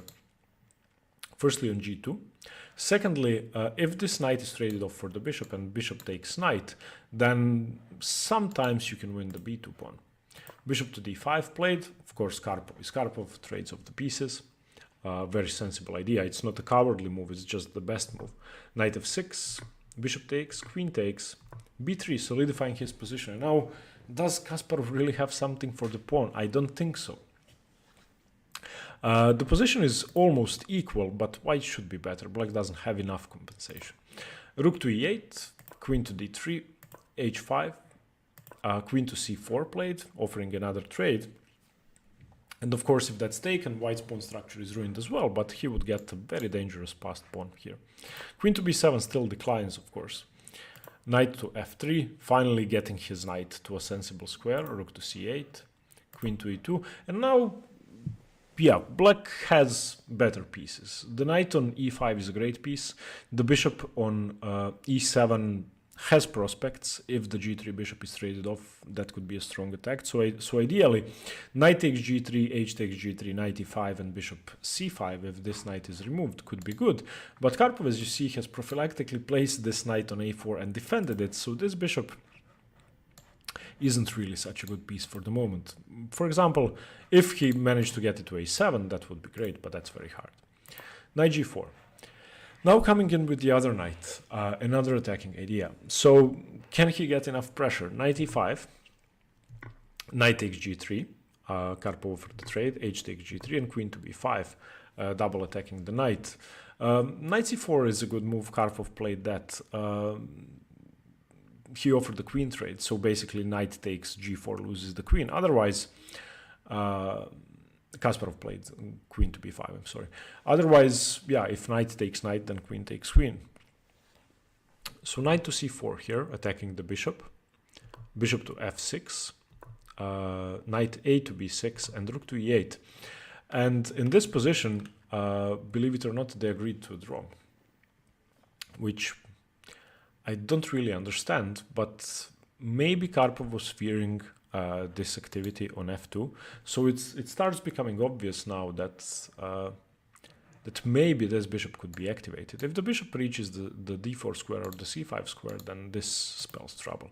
So what I wanted to show you is this very active d4 by black. So Kasparov had hanging pawns, and he tried to dissolve them by accepting a weakness on d4 and isolated queen's pawn. So this is the sort of game you need to expect from the Tartakower. If white plays for a structural edge, you need to play dynamically. So the Tartakower is a defense in which you may find yourself with a long-term weakness as black, or you might find yourself with a long-term advantage as black, depending on what white wants to do.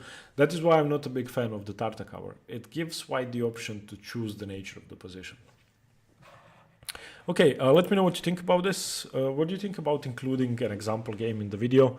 I wouldn't want to do it as a detailed analysis, just to give an instructive example as d4 was the case here. Would you like to see that in future videos? Please let me know. Thank you for watching, and stay tuned for more chess. Bye.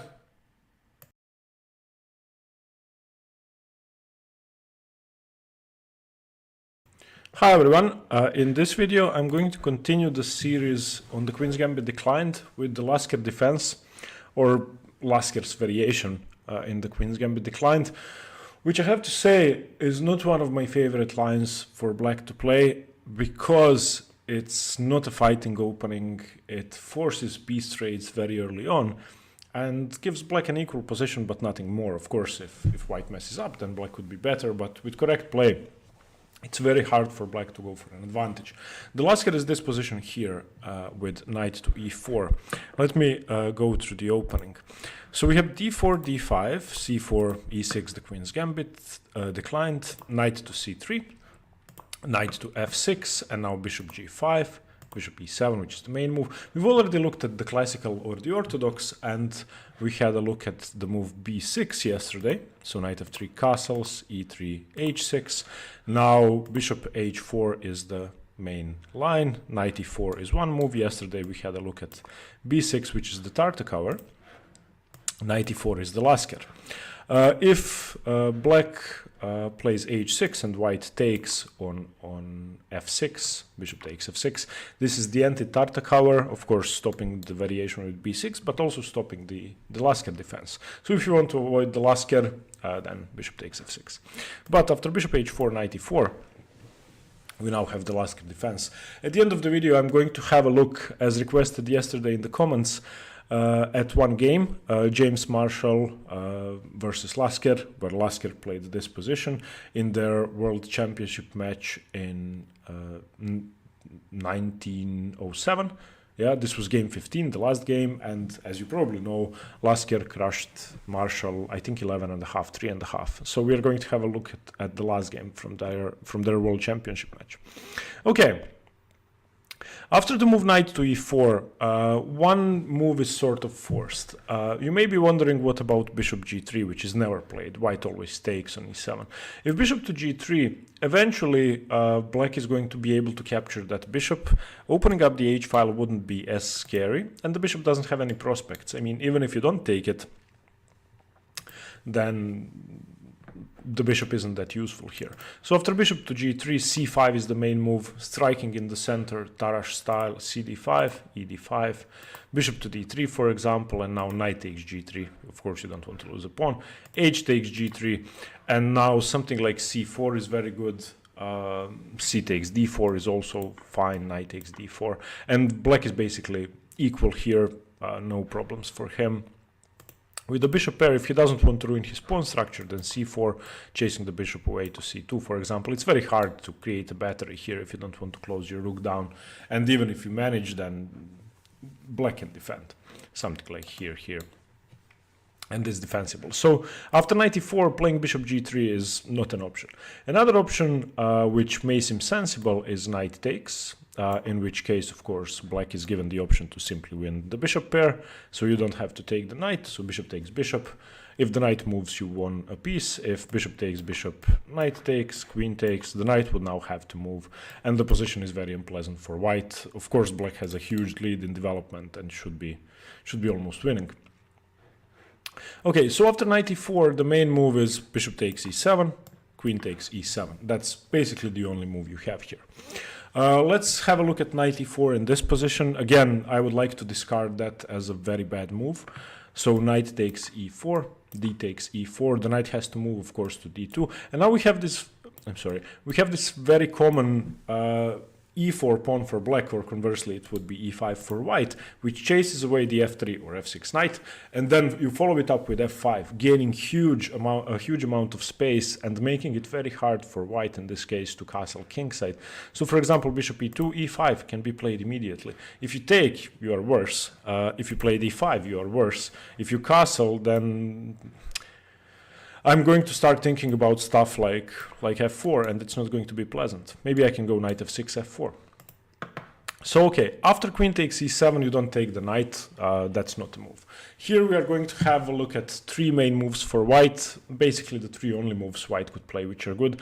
Bishop d3, I would just like to mention as a playable move, which can transpose to the other lines, but it's not as good. Nobody really plays it on the high level.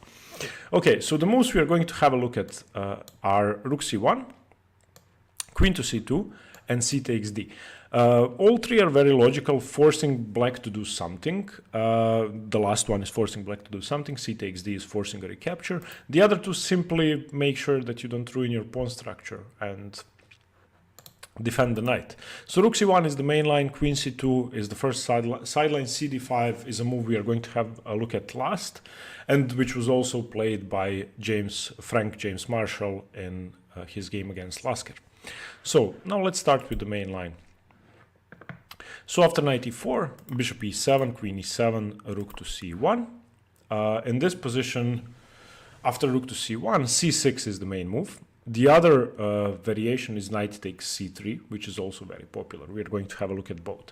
Let's look at knight takes c3 first. So c6 is the main line. You can see that there's a problem with this bishop. This is going to be a theme throughout the main line. So rook c1, the sideline, knight takes c3 first. Rook takes c3, you can take with the b pawn, but rook takes c3 is more precise, and now c6. Very similar position to what we saw, to what we are about to see in the main line. Bishop to e2, white is trying to castle, knight to d7, and now after castles, d takes c4 is the main move, and the only move played in 50 or so very strong games, so high-level grandmaster games, with one exception, one game I'm going to show you.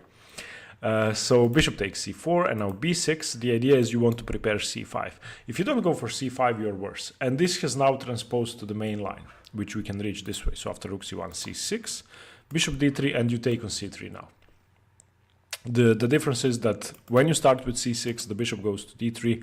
But once you capture on c4, it doesn't really matter whether the bishop was on e2 or on d3. So takes, rook takes, dc4, still the bishop takes, and now we have transposed. Knight d7, castles, b6, bishop to d3, and c5.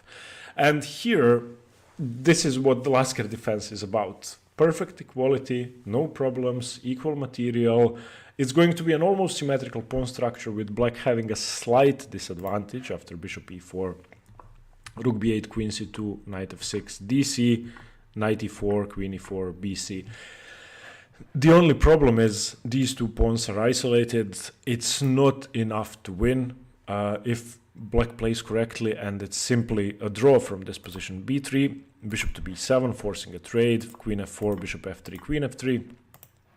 There have been several games from this position on the high level. All were draws. The highest rated, Nils Grandelius versus Hikaru Nakamura, played 3 years ago, was a draw, and it's just not enough. You don't have enough as white to win this position. Rook f to d8, this is just, it's over.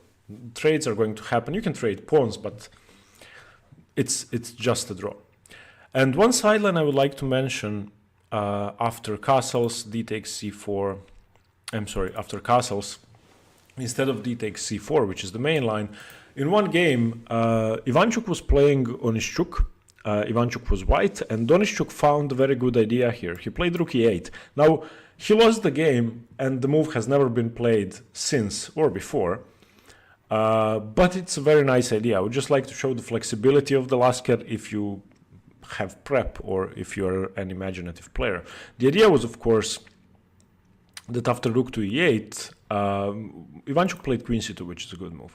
dc4, bishop c4. You are now playing e5 instead of c5. So after e5, he managed to liberate his bishop without having to play b6. And if a trade happens, if d takes e5, then he also has a 3-2 pawn majority. You can look at the whole game if you want to. The game is Ivanchuk, Onishchuk, 2005. It actually has, this position has been reached after that, I'm sorry. Nihal Sarin, Samuel Sevian in 2019, which Samuel Sevian won. But yeah, if white plays rook c1, the main line, then we are highly likely to reach a symmetrical position like this, where black has a slight structural disadvantage, but it's nothing major. Okay, let's look at queen to c2. Queen to c2, after bishop e7, queen e7, queen c2 is the second most popular move. Black now continues with knight c3, queen c3.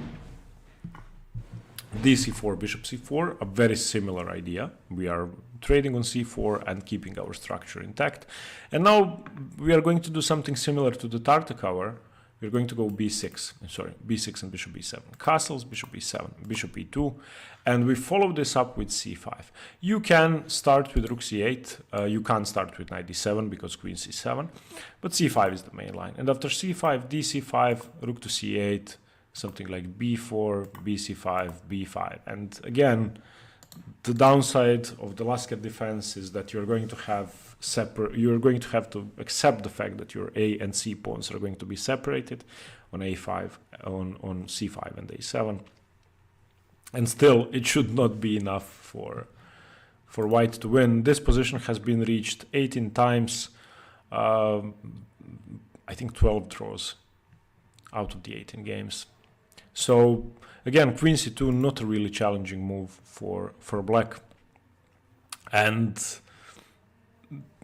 still, black is equal, slightly worse, but cannot go for an advantage. That being said, the Lasker defense is extremely solid, so it's very hard to lose.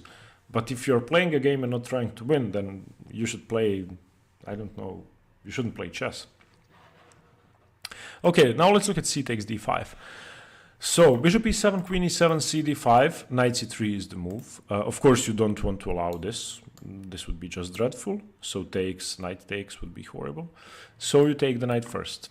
There are no intermezzo moves, if, for example, d6 because knight takes queen, and so b takes c3. E takes d5, and now here we have a very thematic position, and this is in fact my favorite way to try and fight black, to try and fight the Lasker defense, because you have a very clear plan. You want to push c4, and it's not easy to stop. You have a downside, of course, the isolated a2 pawn, but your central pawn majority means a lot. And you also have a better light squared bishop. This bishop is opened, that's true, but this one has more scope. So queen to b3. Queen to b3 firstly puts pressure on b7, secondly supports c3, c4. And the old way to play, as we are going to see in Lasker's game, is c6, the main line now, and the best move is rook to d8. C4, because the rook to d8 leaves a square on c6 for the knight. That's very important. If you imagine the bishop on c4, then a knight on c6 could be annoying looking at the queen and bishop. So c4, of course, black has to take. There's nothing better. dc4, bishop c4, and now knight c6. And it's very useful to have the knight here, even though d5 is a possibility, because knight a5 could be annoying. So the bishop retreats immediately, and now b6. The idea is, again, to develop your bishop to b7, later on strike with c5. So castles, bishop b7, rook ac1, rook ac8. And now what you want to do is black, move the knight, play c5, and accept a draw. Okay, let's look at Lasker playing his own defense. So the final score, as I said, was 11.5, 3.5. So we have d4, d5, c4, e6, knight c3, knight f6, bishop g5, bishop e7, e3. And here, Lasker sort of hurried with his own defense. Usually this is played with castles first, as we saw. So castles, knight f3, and also knight f3 is played before e3. So castles, knight f3, and then you play h6, and then he moves the bishop, and then you play knight e4. In this position, Lasker played knight e4 immediately, which is inferior because you haven't made luft for your king. But that being said, you didn't give him an option of playing bishop takes knight, but you did give him an option of playing bishop f4, because now you don't have g5. So bishop f4 may have been possible, but it's definitely not better than bishop e7. So after bishop e7, queen e7, we have a Lasker defense without the knight on f3 and without the pawn on h6. We have c takes d5 by Frank Marshall, going for what I think is the most principled variation, knight takes c3. And again, it's the same variation, just the pawn is not on h6 and the knight is not on f3. b takes c3, e takes d5, queen to b3, and Lasker plays c6, which used to be the main move. But as I said, it's harder to develop the knight with the pawn on c6. c4, castles, knight to f3 now finally. And if the pawn were on h6, then this would have been normal. Queen c7 is kind of a weird move, and I don't like that move for black. Because it looks at the c1 square for the moment and at the c3 square, so it's not really possible to do this. If he takes, then black wins the rook. So it was kind of a tricky move, but definitely not a good move, because you have to develop your pieces and rook c1 is coming. So after rook c1, I mean, this is very weird. This setup is very weird. It would have been much better to, after queen c7, just go bishop to f5.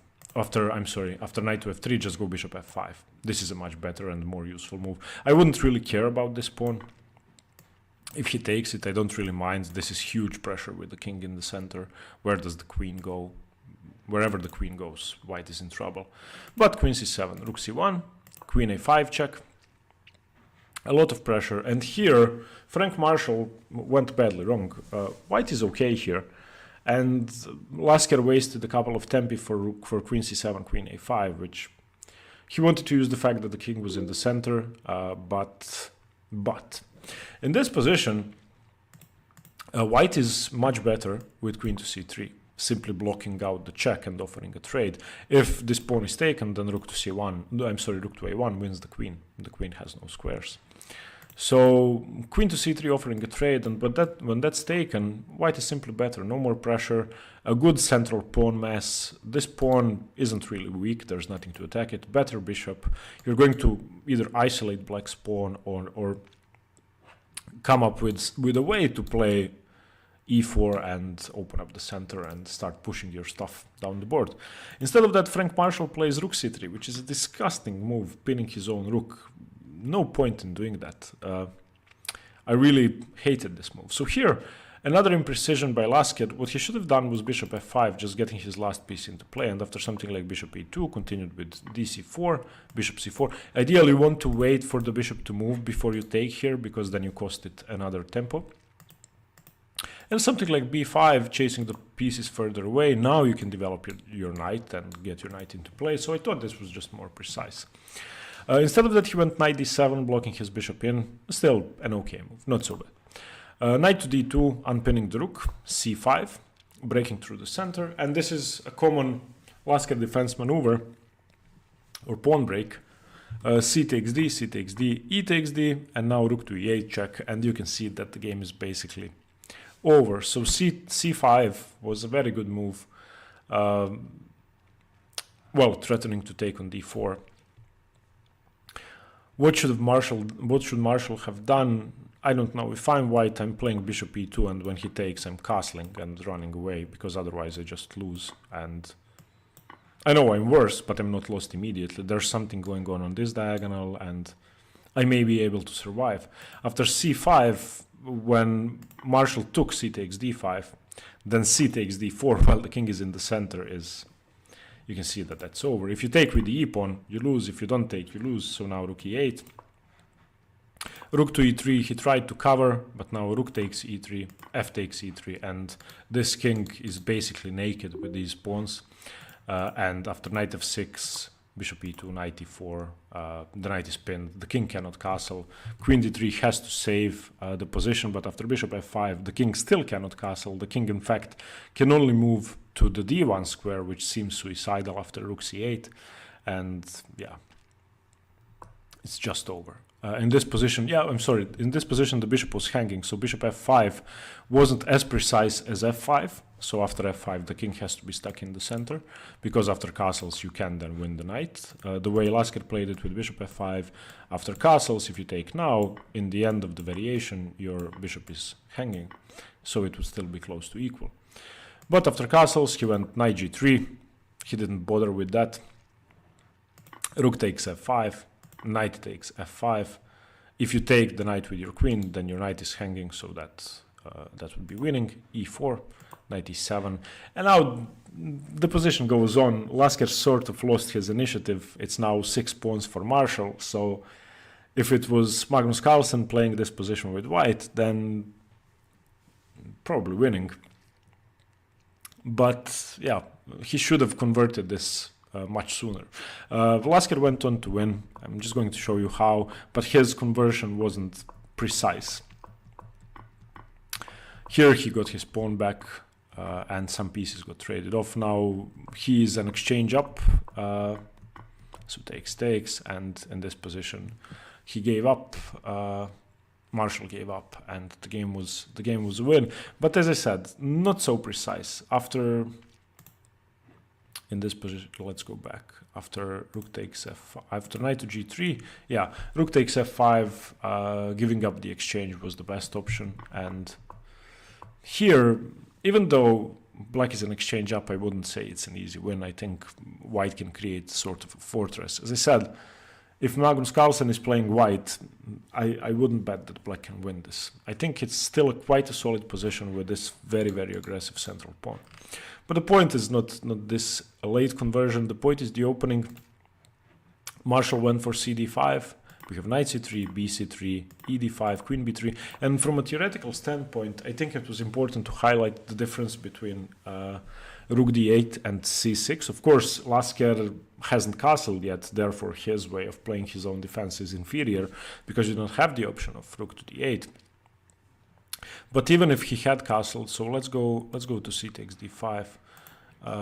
So in this position after queen to b3, playing c6 is kind of inferior, because now you have to figure out a way to do something with your knight. It has been played.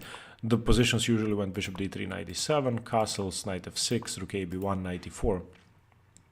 So it's playable, and you sort of have a solid pawn chain, but I don't think that's necessary. I don't think this is that good, because now it's hard to keep defending your b pawn. Advancing it weakens the c6 pawn, whereas when you play rook to d8, playing b6 later on still leaves your pawn structure sort of intact. So this position is way more solid than if the pawn was on c6, having this kind of pawn structure. Okay, to conclude the video, and I'm sorry if I was too biased in this one, the Lasker defense is easy to play. It's not hard to learn. It's not challenging for white, and white cannot hope for an advantage unless black cannot hope for an advantage unless white goes badly wrong. That's why I wouldn't recommend it to players of my level and, well, bad players in general, such as me. Anybody below 2300, I don't think should be playing this, because it doesn't force you to learn, because it's quite simple and leads to calm drawish positions.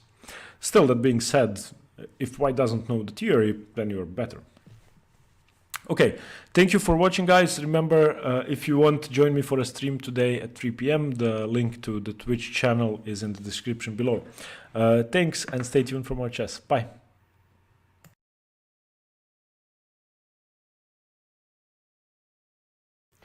Hi everyone, Stepan here. In this video I'm going to go over the semi-Tarrasch defense, an opening that makes me very mad, and I'm sorry in advance for being so subjective in this video, but after having studied the semi-Tarrasch for this video, and I had a look at a lot of games, I had a look at a lot of positions, and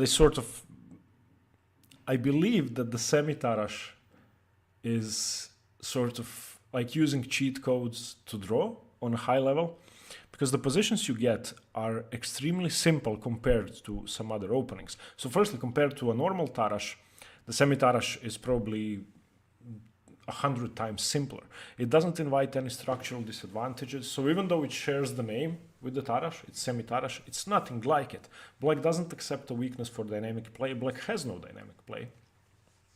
And it's very, very easy to steer the game into calm waters, a position where nothing is happening. So for top grandmasters, it may be a nice way to play a risk-free game and to try and go for a draw with black, which is understandable because if you are 2800, then you win with white, draw with black, and that's fine, you make progress.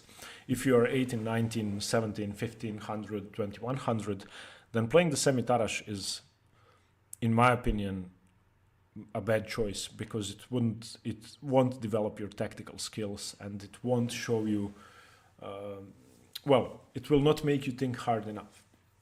That being said, of course, playing an opening which is in theory equal with correct play doesn't mean you're going to have an equal game. You can mess up. But I'm not a big fan of this opening because you can, after I would say a week of learning, make sure that you are not worse with black after move 15 and that it's very hard for white to go for an advantage.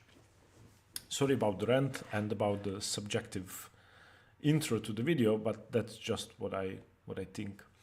So okay, there are a couple of ways to play this opening.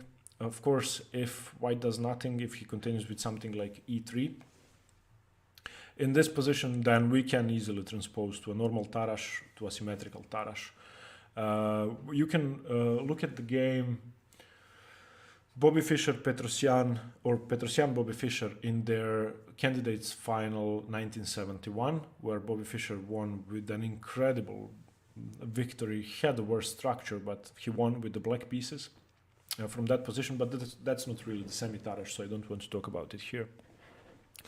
The options white has are basically after c takes d and knight takes d. Now what's the difference? In the normal Tarash, since the knight is not on f6, after c takes d, black has to recapture with the pawn, thus accepting an isolated queen's pawn or a weak pawn structure or whatever. In the semi-Tarash after cd, knight d, there are no structural weaknesses. If you look at the pawn structure, if white plays e3, which is highly likely that the e pawn is going to move, it's going to be symmetrical. And then if these two pawns get traded off, it's symmetrical here as well. So if you have a symmetrical pawn structure, that means it's hard to create imbalances, which means it's hard to go for a win with either side. And basically white's choice is branch out from this position. He can either go e4, which is the only proper semi-Tarash move.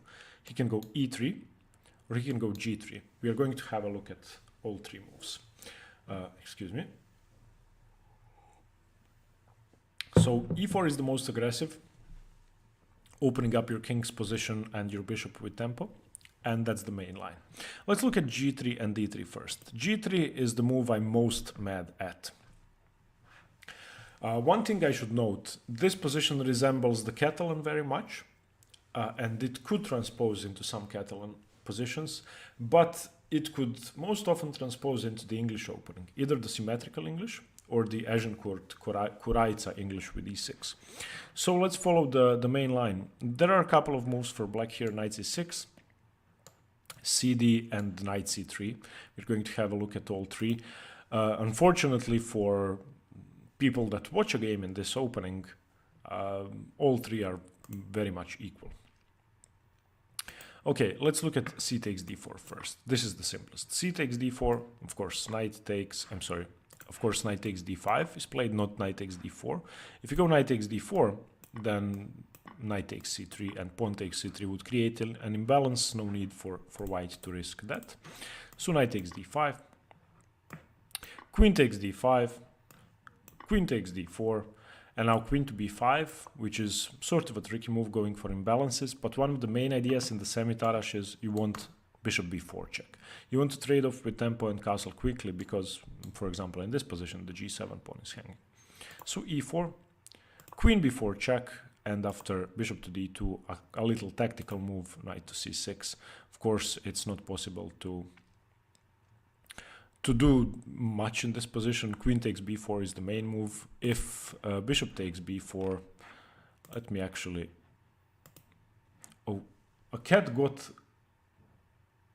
Oh, a cat is on my balcony and it tried to enter my room, which is weird. I live on the second floor. Wow, it's walking. Oh, I don't know if you can see this. Look at it. It's looking inside. Can you see the cat? It's looking at me and it's walking on my window. Whoa. Okay, I'm sorry for this. I don't know if you managed to see that, but there was a cat on my window.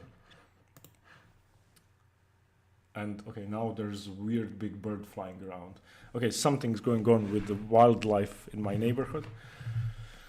Anyway, so okay, if we look at this position, if bishop takes, then we simply take the queen here, and the knight is loose with check. It's trying to go in again. I don't know what's wrong with this cat, but okay, so I'm sorry for the digression, but I live in a neighborhood with a lot of grandmothers and a lot of cats.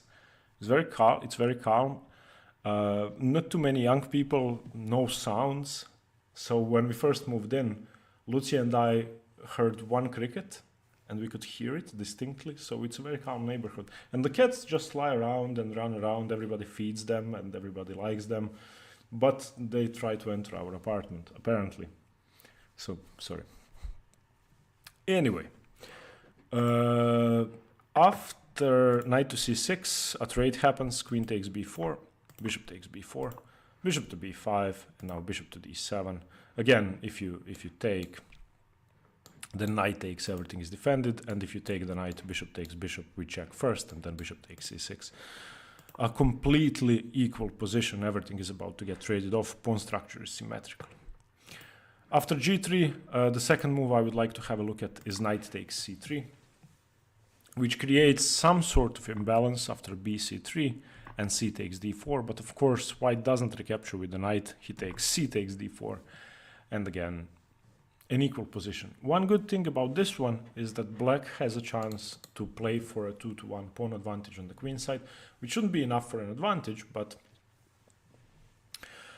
yeah, at least it's some sort of imbalance. Bishop to b4 check, bishop d2 takes, queen takes, and now b6 is more precise than castles because you want to challenge this bishop. Bishop g2, bishop b7, castles, castles, equal position. And the only imbalance, as I said, is this 2-to-1, but it shouldn't be enough. To win. Still, I would recommend after g3 the move knight takes c3 as the most active because you at least get that. So if you face g3 in the semi-Tarrasch, this is probably the way to go. The main move is knight c6, and now we are in the English opening. After bishop to g2, one of the main moves is bishop to e7. And after bishop to e7, this is now the English. I'm going to show you one game. Aronia Rajabov, just to show you a different type of move order, starts as a reti, but now we have a symmetrical English. Knight f6. And this position after bishop to e7, as you can see, is very, very similar to what we have here. Okay, so it's in fact the same position, Aronia and Rajabov. The only difference is that white has castle, but you can see we can reach this from an English as well. So castles, the same position, castles, knight takes d5, e takes d5, d takes c5, bishop takes c5, an IQP position for black, but not a big deal really. And that's why bishop to e7 I don't think is a good move. Why would you accept an isolated queen's pawn if you don't have to? Still, that being said, it can be played. The main move is c takes d4, knight takes d4, not accepting a structural disadvantage for no good reason, of course. Knight takes c3, b takes c3, and now knight takes d4, queen takes d4. Taking with the b pawn is possible, but white doesn't want to allow this to happen. If you take with the b pawn, you are slightly worse. After check, bishop here, queen takes, you have blundered the pawn. So of course after bishop takes, queen takes, this should be much better for black. Not winning, it's very hard to win this, but a pawn is a pawn. So after knight takes d4, you don't want to give up a pawn, so you take with the queen, accepting this slight disadvantage. But after queen takes d4, you now take with the c pawn, and well, again we have the same position. That being said, if black doesn't take on d4, wanting to play against these two pawns, then still it's nothing major. The best move is simply to take and play against this pawn.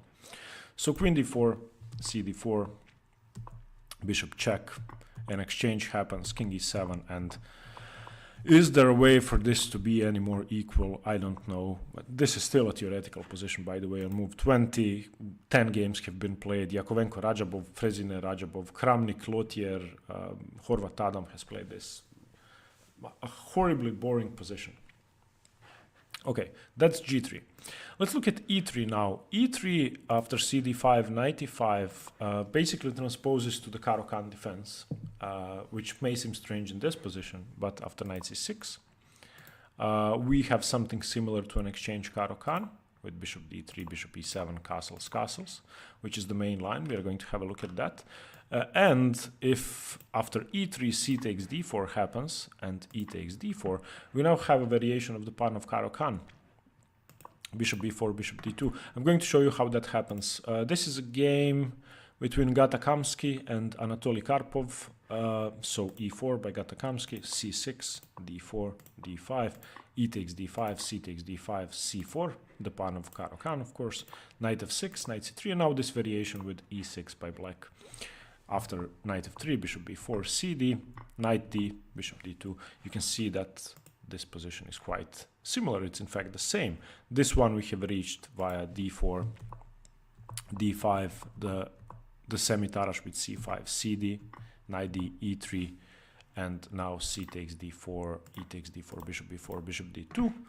And this one we have reached via e4, c6, d4, d5, ed. Pawn of knight f6, knight c3, e6, knight f3, bishop b4, cd, cd, bishop d2, knight c6. So the same position. So e3 is highly likely to transpose into a Panov or an exchange Caro-Kann, which is good if you are a Caro-Kann player. It's not good if you're not, of course. But this position, even though it may seem very, very good for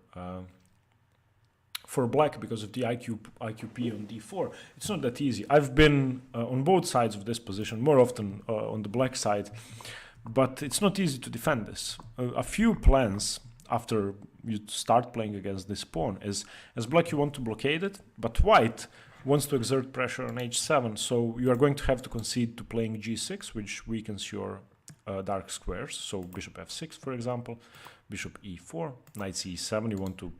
You want to make sure that you don't have to recapture on d5 with a pawn. Queen d3, g6, you have to do this. Bishop h6, bishop g7, you have to do this. Trading off your bishop. And now rook f to e1. And I mean, there isn't that much pressure. I find these positions comfortable for black because I've played them a million times. Last game I played against my coach, Mate. He defeated me, but I blundered a sacrifice on f7, which I shouldn't have. But still, I'm quite comfortable in these positions. b6 is common. We want to fianchetto your bishop. Bishop d5, knight d5, knight d5, queen d5, rook e5 is a common theme that happens. Queen d6, for example, rook a to e1, bishop e7. A very, very equal position, knight versus bishop.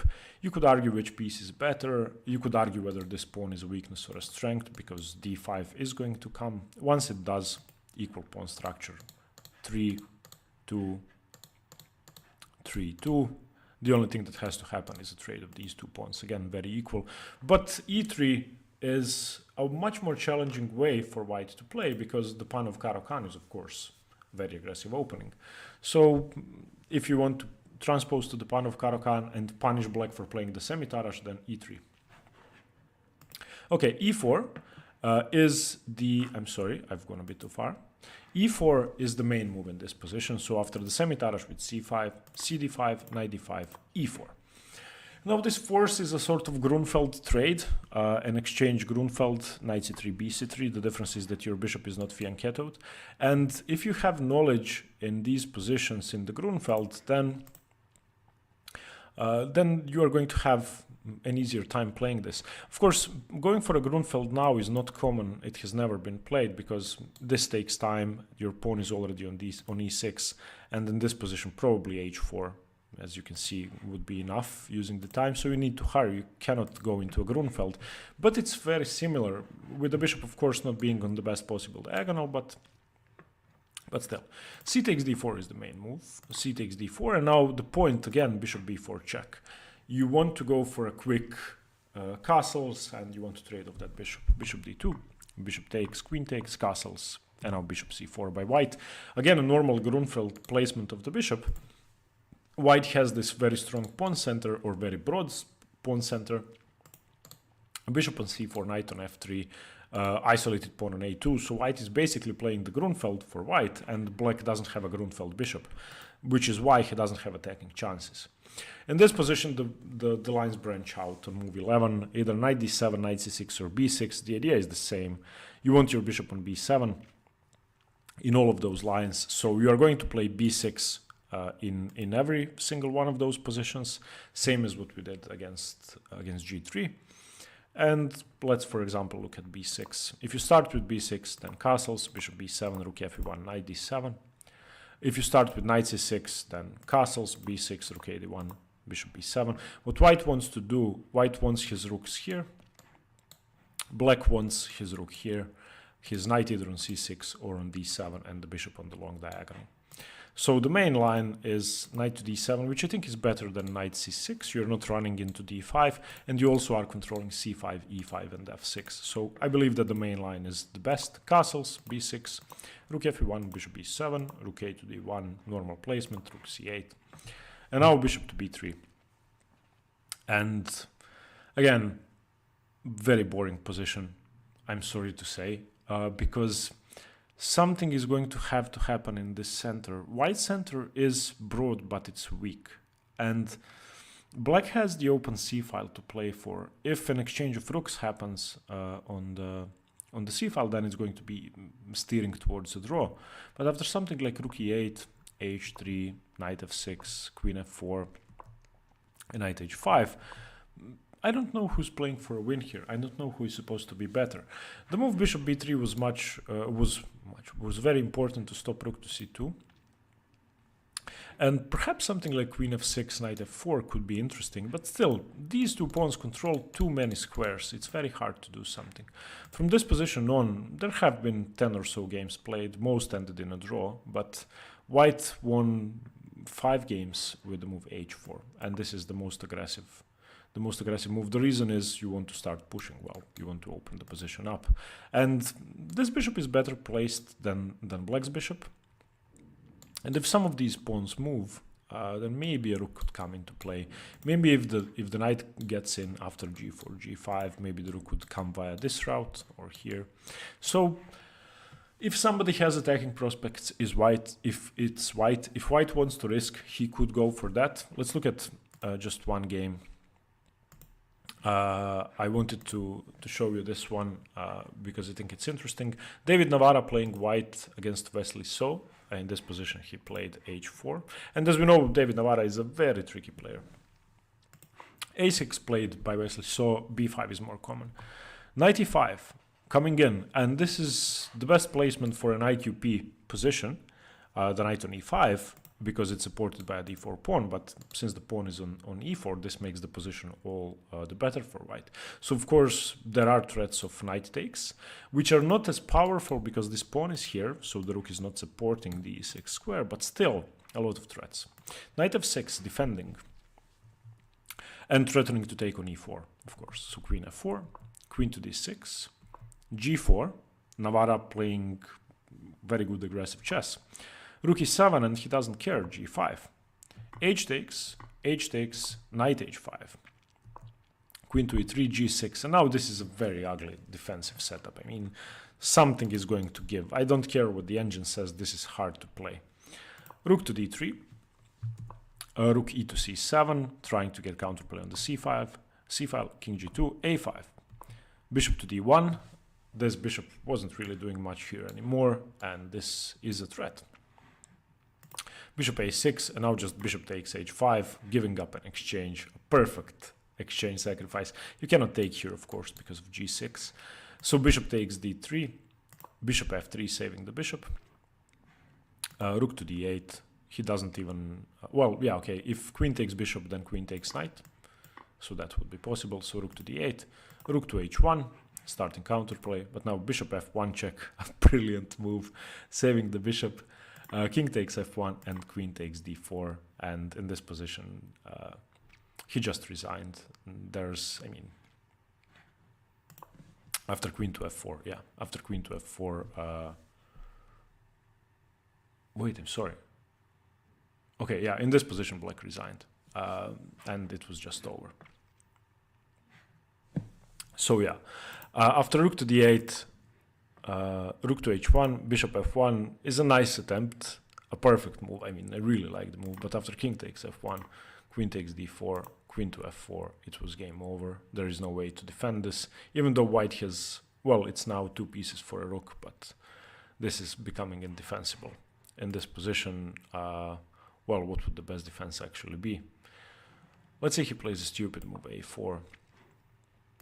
Now the threat is obvious. You want to go queen f6 and rook to h8 or queen to h8 mate. So there is no defense.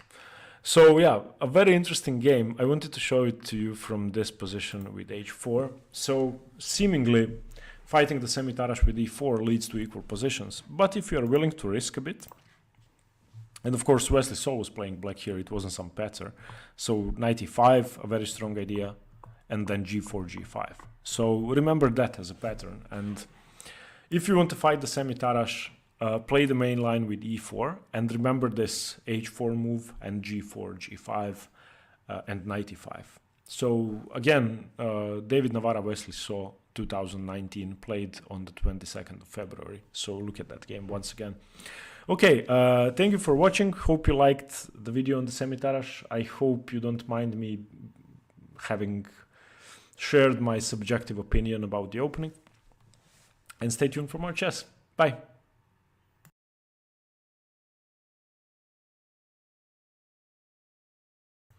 Hi everyone, Stepan here. In today's video I'm going to cover the Blackburn variation of the Queen's Gambit Declined, also known as the Harwitz attack, which is, I'm happy to say, one of the definitely most interesting variations you could play with white, and it's quite uncommon compared to other normal Queen's Gambit Declined variations. So I'm looking at it from white's perspective because it's basically white's choice, is this move bishop f4, which signifies the variation. Before we get into the opening, I'm sorry, the Blackburn variation was named after Joseph Henry Blackburn, a British professional chess player from the 19th century. So he was born in the middle of the 19th century, and he managed to have a successful chess career from when he was about 20 or 25, so very successful. He was nicknamed the Black Death. So okay, a very successful aggressive chess player, and he came up with this opening.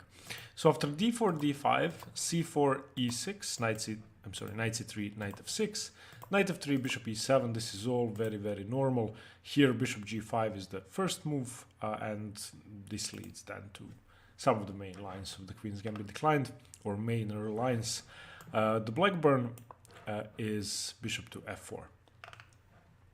And now what's the idea behind bishop f4? One of the main ideas of bishop f4 instead of bishop g5 is to avoid the early piece exchanges, which, if you remember the Lasker defense we covered recently, or the classical or orthodox Queen's Gambit Declined, when the bishop is developed to g5, then this knight will often either go to e4, to h5, or maybe even to d7, and these two bishops are going to be traded off. Furthermore, when the knight, for example, in the Lasker defense jumps into e4, very often that will lead to the defense of the knights, the city knight for the e4 knight as well. So bishop f4 restricts that immediately. And the main disadvantage is that, well, the bishop is not controlling the d5 square. So in this position, if the bishop were on g5, then it's indirectly controlling d5. At the moment, it's not controlling d5, so black doesn't have to defend it really. Black doesn't have to do anything. So for example, if instead of bishop to e7, he plays bishop to g5, then let's say black castles, e3. Now c5 is not such a strong move. I mean, it can be played, but after bishop f6, for example, bishop f6, cd, ed, dc, and you can see that black has some structural difficulties. Still, it's nothing major. I'm just trying to show you the difference. This is also almost normal. This position with c5 has, well, been played about 6 times. It's not that good, but it doesn't lose directly. But if you play bishop f4, and after castles e3, c5 is played, now this move is quite playable. There is no bishop takes knight, there is no pressure on d5 because the d5 pawn is defended. So this is a huge disadvantage compared to normal Queen's Gambit declined positions. This bishop is needed for the pressure on d5. But what you get in exchange, as I said, is a very strong bishop cutting across the board, stopping piece exchanges, and most importantly, if you compared these two bishops, I'm sorry, I forgot to turn off the sound on my phone. I'm going to have to, sorry about that, really. I usually remember, this time I forgot. Okay, so bishop f4, yeah, if you compared these two bishops, the c1 bishop, which is now on f4, and the c8 bishop, then it's obvious that this London system bishop is much better than this semi-Slav or French defense bishop. Okay, the reason for the Blackburn defense not being the main line, even though it's very aggressive, is that the positions get insane. And some of the lines we are going to look at are worse than the Botevnik semi-Slav or the most aggressive of the dragons and hyper-accelerated dragons. And it gets completely crazy. So the two moves that are forced here are castles and e3. Now, as opposed to the London system, this setup is better for white because of the pawn on c4 and the knight on c3. Usually the pawn is on c3, the knight is on d2, and this now gives white more space and more central control. And here black can choose between three different options: knight bd7, b6, and c5. And c5 is the main line for a reason, and yeah, that's just crazy. Knight b to d7 is the so-called two knights defense, which is slightly passive, but still quite good. And b6 is the fianchetto defense, which is perhaps the most solid way for black to play. Let's look at c5 first. c5 is sharp using the fact that there is no pressure on d5, as I said. Wait, I'm going to open a separate chapter. Sorry, c5. After c5, the main idea is d takes c5. That's the move, and bishop takes c5, because you can't allow black to break through your center. And now white can go a3 or queen to c2, and the alternative is c takes d5. C takes d5 is a calm move and a sideline. If you go c d5, then knight takes d5, knight takes d5, e takes d5 gives black an isolated queen's pawn, obviously, but after a3, knight to c6, there is a lot of pressure on white's position, and even though he's structurally better, I wouldn't mind being black here. Playing with this isolated queen's pawn can be fine if you can get your knight here, for example, but for the moment the pawn can also just be dissolved, and usually black succeeds in playing d4, and if you don't want to take, well, if you take, you can just play e4, and this should be slightly better for you, blunting this bishop. There are some tricks with taking. Of course, the bishop is staring at h7, so knight takes d4, and now bishop to e5 should be played, and this is sort of forced. Bishop takes d4 now. You didn't want to take with the knight, and then bishop takes, because yeah, bishop takes d4 and bishop takes g6 should be sort of equal. Bishop takes f2. This is forced but not considered that good. e4 is just better, as you can see in this position after queen d1, rook d1, and h or f takes. It's equal material, quite throwish, and that's why after d4 almost nobody is going to play takes. They play e4. You want to play for a win and use black's structural disadvantage. You know, in this position after e4, something like bishop g4 can be played, h3, bishop h5, g4, bishop g6, but this is not active, and you will not have a big advantage with white in these lines, which is why most players with white don't play c takes d5. So if we go back after c5, which is the main move for black, this is basically an invitation to a very aggressive game. D takes c5, bishop takes c5, and now if white doesn't oblige to enter a very aggressive nice position, he can go c d5 and have a slight structural edge, but I would advise against that. The other two moves that we are going to be looking at transpose, and you can either start with queen c2 or a3. It's basically going to transpose on the next move, so you can either go a3 here, I'm sorry, after c5, d takes c5, bishop takes c5. You can either go a3 here, you can go queen c2 here, or on the next move, queen c2 or a3. Let's start with queen to c2.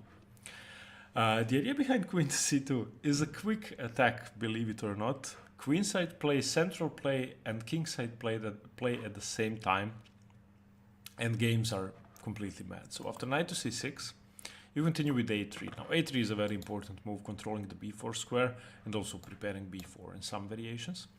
But black has a good response here. The forced move here is queen to a5.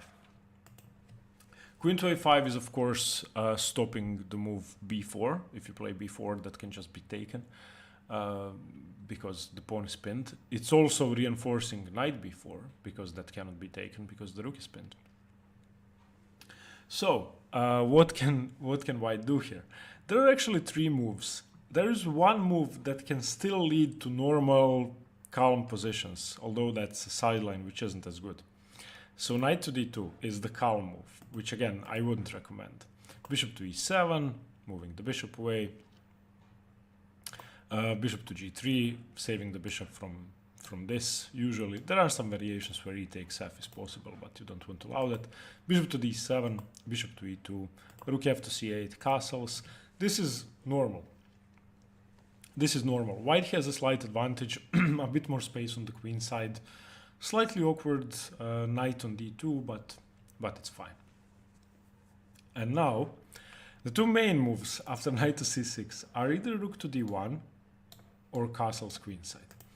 After queen a5, I'm sorry, a3, queen a5. Either rook to d1 or castles queenside, and they're both very, very complicated. Let's look at rook to d1 first. Rook to d1 is the main move. After rook d1, black continues with bishop to e7 because now b4 is definitely a threat. So rook d1 is a forcing move. Bishop has wasted the tempo to come to e2, black now takes. D takes c4, forcing, well, either a recapture now or later. If you don't recapture, then b5 does save the pawn, so bishop takes c4. And now e5. And here's where stuff gets tricky. After e5, you need to save your bishop. Obviously, you're not sacrificing a piece. This is very dangerous because e4 and your bishop could be attacked by the queen. So you go bishop g3. And white goes bishop g4. Now, e4 is not a threat, of course, because it's still defended by two pieces after you castle. But if you don't castle, e4 wins a piece, wins the knight. So castles, and now with e4, you don't have to move the knight, lose the exchange, you can just play knight takes e4.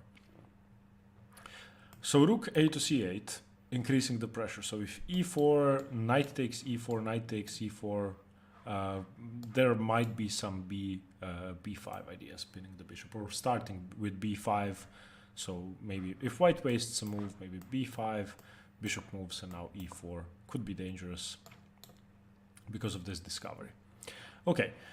However, after rook a to c8, white continues with the move knight to d5, which, again, extremely sharp. If you don't know this move, you are never playing it during a game, because you're basically removing one defender from your queen and lining it up with black's rook.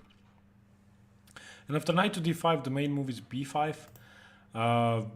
Bishop takes f3 has been tried, knight takes d5 has been tried, e4 has been tried. This discovery is not that dangerous, actually. You can take with the rook, you can take with the queen, it's better to take with the rook. And after black's queen moves, you are now fine. Bishop to d3, for example, and looking at h7. So this idea with with knight to d5 actually works. b5, and after b5, believe it or not, knight to g5 is the main move. And now I'm already way below the level to understand and play this. I can understand it tactically after analyzing, but if I found myself in a position during a real game to actually play this position out of book, it would take me hours to understand it. Okay, so knight g5. So what's the idea? The idea is if you take my bishop, I'm going to take your knight, and it's checkmate. So this much we can understand. So if b takes c4, that's simple. Knight takes f6, something takes f6, it's checkmate, or king h8, it's checkmate again. So you cannot take the bishop. So knight g5 has to be responded to with g6. This is forced. The bishop wasn't under attack. And now a very strange decision by white, in my opinion, is to play b4, which gains space, loosens the a3 pawn. But I guess it's justified. So b4. First of all, if the pawn is taken, I believe you can just trap the queen with rook to a1. So that doesn't work. So queen to a6. And now knight takes e7. Again, leaving this bishop hanging and, of course, inviting the c6 knight to take to improve the pin. So knight takes. But now, okay, pause the video if you want here. So the idea is bishop takes f7, and after rook takes f7, queen to b3, and this is devastating. This position is just very, very hard to play for black. I turned on the engine so that you can see the evaluation. The engine changes its mind. It's about plus 0.5 to plus 1. So white is better. But white is visually winning, and in most games, white is practically winning. It's just really hard to play this. So let's go over that once again. So we have bishop to f4, the Blackburn variation. And now in the main line, castles, e3, c5, the main move. dc5, bishop c5, queen to c2 or a3 is going to transpose. So now a3, you might have started with a3, and then knight c6 is obviously the best move. So then queen c2. And now queen to a5, have to stop b4, rook to d1, reinforcing b4, bishop e7, bishop e2, d takes c4, bishop takes c4, e5, bishop g3, bishop to g4, threatening e4, so castles, rook ace to c8, knight to d5. And now after b5, you continue with knight to g5. And if black goes wrong here, it's game over. But g6, b4, the pawn cannot be taken, queen to a6, and now knight e7, knight e7, bishop f7, rook f7, queen b3, rook to c4 is the main move. Black can hold this, but I would be scared to try. It just seems very, very dangerous. If we count the material, white, of course, has knight and bishop. Black has two knights and the bishop, so black is virtually a piece up for a pawn, but white is about to win an exchange. So the material is actually going to be equal, but with a huge difference in king safety. And white could, of course, opt for this immediately, takes, and bishop takes. So now we have two rooks and two pawns for a knight and bishop. So that's material advantage for, sorry, we have a rook and two pawns for a knight and bishop, for two knights. So it's almost material equality, but yeah, as I said, much easier to play for white. Okay, the other move after knight to c6, if you don't want to go rook to d1, which is insane, you can go castles, which is even worse. Yeah, this just, I'm sorry, in this position after queen to a5, castles instead of rook d1 is even more complicated. So bishop to e7, again, you have to stop b4. Although in this position you don't really, because queen a6 comes with tempo, but still, bishop e7 is a safe move. And here, if I asked you to guess the main move, I don't think you would guess the main move. So the main move is g4. The main move is g4, and black doesn't take it. I will show you why. The main idea is dc4, and after bishop takes c4, this position continues with e5, which is the main move, and now g5, e takes f4, g takes f6, bishop takes f6, and knight to d5. White has 5 pawns, black has 6 pawns. Black's bishop shouldn't really be, well, it's going to be taken. Black doesn't have that much time to do something. If you try bishop to d8, which is visually the best move, then rook h to g1, and you are in trouble. So the main move, instead of bishop to d8, is just knight to e7, allowing this capture. And after rook check, you go knight g6 or king h8. King h8 is the main move, and you have this knight for the defense of your king. These positions have been played by Anand, Kramnik, Kasparov, This is a very popular variation on the highest levels. Most games actually end in a draw, but that's the highest levels. Still, look at this pawn structure. It's not really a pawn up for black. So it's not that he has a material advantage. And now it's hard to argue whose king is safer. I would much rather be white in this position. My pieces, all of my pieces are perfectly placed, whereas black is yet to develop his queen side. His queen is sort of offside because there's no attack going on. The knight is good in the defense, but not doing that much. The only bad piece is my knight, which could come to d4, but I really want it in the attack, and all of these squares seem very, very occupied. But after castle's queenside, bishop e7, if g4 is taken, then actually c takes d5 seems to be the best move, and that's the refutation of knight g4, e5, and now bishop g3. You have to move the knight somewhere, so knight to b8, and now we go d6, and this is just crushing.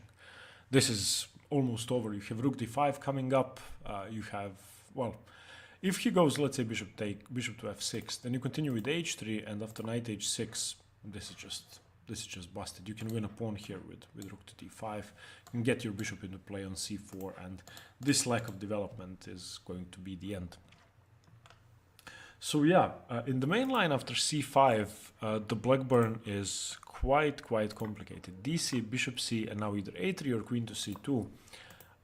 Queen to c2, knight c6, a3, queen a5, and now choose between rook d1 and castles. On the highest levels, I think very strong players prefer castles, but rook d1 is what I would probably choose. Okay, now let's look at knight b to d7. If black wishes to avoid all of this stuff being crushed with this deadly attack, then knight b to d7 is an alternative, but it allows white to grab a ton of space on the queen side with c5.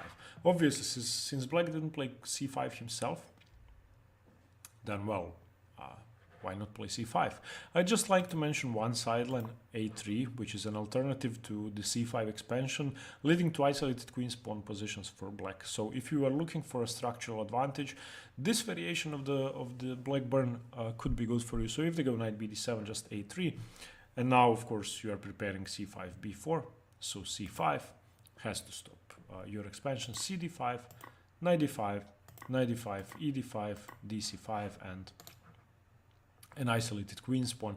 And in this position, I wouldn't say black has that much. He wants to, of course, go knight f6, knight e4, take this bishop, take this pawn, put his bishop on d6. But with this defender on f4, it's not that easy to cause any damage. So c5 for white is the most aggressive choice. a3 is still interesting. And in this position, black can either choose to attack the bishop or not to attack the bishop. So knight h5 is the main move. c6 is the sideline. Let's go over c6 first, which I kind of prefer. Now this is a very passive semi-Slav sort of position for black, in which he has a bad c8 bishop, has to do something about that. So okay, in this position, bishop to d3, played by white, which is normal, and now b6. And this is something you are going to see in most variations of this knight b d7 line. b4, securing the c5 pawn, so if it takes, you of course want to take with the b pawn. And after a5, luckily for white, this rook is defended, so a3. That can all be played. And now white, as you can see, has a tremendous amount of space, and this pyramid of pawns with the top on c5, which means enormous space advantage, much better piece activity, and much better chances according to the engines, but also in practical play. Now, proving that is harder, but if you know what to do with space, then this is a big edge. Bishop to a6. Whoever has less space, of course, wants to trade off pieces, so this is a good strategy. Castles, rook to c8. I'm sorry, queen to c8. h3, saving the bishop. So now if knight h5, the bishop goes back. Queen to b7. Queen to c2. Black is trying to open things up here. That's why he is rerouting his pieces towards the queen side. And now bishop takes d3. Queen takes d3. Rook to a7. And now black is doubling up over here and wants to open things up. Hence the move of queen to d1. Because if takes, you can't have taken because the rook was hanging. After queen d1, it's possible. So there's some tension, but utilizing the space advantage is pretty hard, and you don't have that many good squares for your pieces. Your knight on f3 is, well, opposed by this knight. Your bishop is really staring at nothing. Your c3 knight would have to do some serious maneuvering to enter the position. Maybe knight a4, knight b6 is a threat, but it can be parried. So a space advantage without minor pieces to utilize it is really useless. It's only a theoretical advantage. h6 here, and now bishop to h2, and sort of waiting game in which black is definitely worse in theory and visually, but it's hard to prove. So c6 is actually a fine way to play. So if you start with knight b to d7, c5 by white, c6 is a calm variation where white is going to have this pawn chain, but you can play around it. The alternative is knight to h5, which is sharper. White doesn't save the bishop. White simply plays bishop to d3. This is an aggressive opening, so he wants to develop, not retreat. Knight takes f4. E takes f4. b6, again striking at the center. b4, and we again have the same idea. a5, a3, c6. Sort of transposes. The difference is that this pawn is on f4, and I'm going to say this is an advantage for white, because this pawn means even more space. The lack of the f6 knight means less control over e4, and once this knight tries to challenge e4, well, then my knight is sort of able to jump into e5 and put pressure on c6. So again, a good alternative to c6, but I prefer white in this position despite the structural disadvantage. The positions could continue queen c7 with very similar plans to what we saw before. Yeah, the difference is that in this position, of course, white could defend with queen to b2, defending the rook, but a much more active move is b5, sorry, opening the position up. And now you're giving up your space advantage, kind of, and you're ruining your pawn structure. You're not going to be left with a pawn on c5 and the black weakness on c6, but it's very playable. Of course, he has to take. There's nothing better but to take. So c takes b5, knight takes d5 is the move here because the bishop is hanging. So in this position, you wanted to get rid of the c pawn to take on d5. If they don't take, well, then they have to move the rook, and that seems really unpleasant. If they move the rook, you could probably just defend. You could, well, let's see if this has ever been played, actually. f5 has been played once, b takes c6 has been played once. I think b takes c6, queen takes c6, and knight to b5 is perfectly fine. And after something like rook to b7, let's see. This was actually played by Jan Ludwig Hammer and Erik Hansen. Jan Ludwig Hammer was white. Okay, so this is something to explore, but I think the idea after b5 is to take for black, and that just makes your life simpler. Knight takes d5, so a pawn trade, e takes d5, and now queen takes e7. Taking the bishop, so it wasn't a piece sacrifice. Rook to c8. And you can see that white center has crumbled, and black has these two very dangerous pawns. So I think this position is very good for black. Of course, white is equal or better according to the engines, but I think black has great practical chances. Of course, if white does nothing and lets this pawn advance, then it's going to be easy. But in this position, of course, black has to trade this off. There's no way to defend. So bc5, rook b5, rook to e6 attacking the queen, queen to g5, and now rook to b6. a4 defending the rook, rook b5, a b5, knight f6, and the position is dead equal, as most interesting positions are in chess. So the two knights defense to the Blackburn, the knight b to d7 lines, avoid aggression, but you are going to be playing with less space, which is hard. Now let's look at the last option, the b6 fianchetto defense. b6 is very similar to the Tartakower defense and to Queen's Indian defense systems, where you either I'm sorry, you either develop your bishop to b7 or to a6. I'm talking about the Queen's Indian defense. Therefore, either trading this bishop off or having a great bishop on the diagonal. Now, this is a sideline. It's not as common, so you're not going to be seeing that as often. Again, here c takes d5 is the main move, and knight takes d5 or e takes d5 can be played. But after b6, white doesn't have to play c takes d5. Two alternatives are rook c1 and bishop to d3, which are both fine moves. And in most variations, you are going to be developing your bishop to d3 anyway, and you are going to be developing your rook to c1 anyway. The difference is that if you go bishop d3 immediately, black, of course, waits until you develop your bishop until he takes. So takes, bishop takes c4, and now either bishop b7 or bishop a6. More popular is bishop b7. Castles, a6 now preparing b5. Queen e2, b5, bishop d3, and black has no problems here. He wants to play c5 as soon as possible, as always in these semi-Slav breakthrough type of positions where you've managed to fianchetto your bishop. You play c5 and you want to disrupt this center, so c5, and I mean, you have no more problems here as black. The alternative bishop a6 is also okay, offering a bishop trade, bishop c4, queen c4, and again, you go c5, d takes c5, bishop takes c5, castles.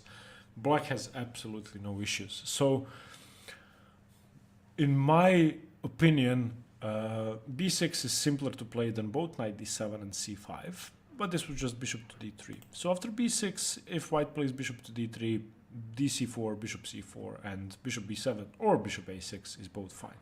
If he goes rook c1, then again, bishop b7, c takes d5 should be played by white here, opening up the c file.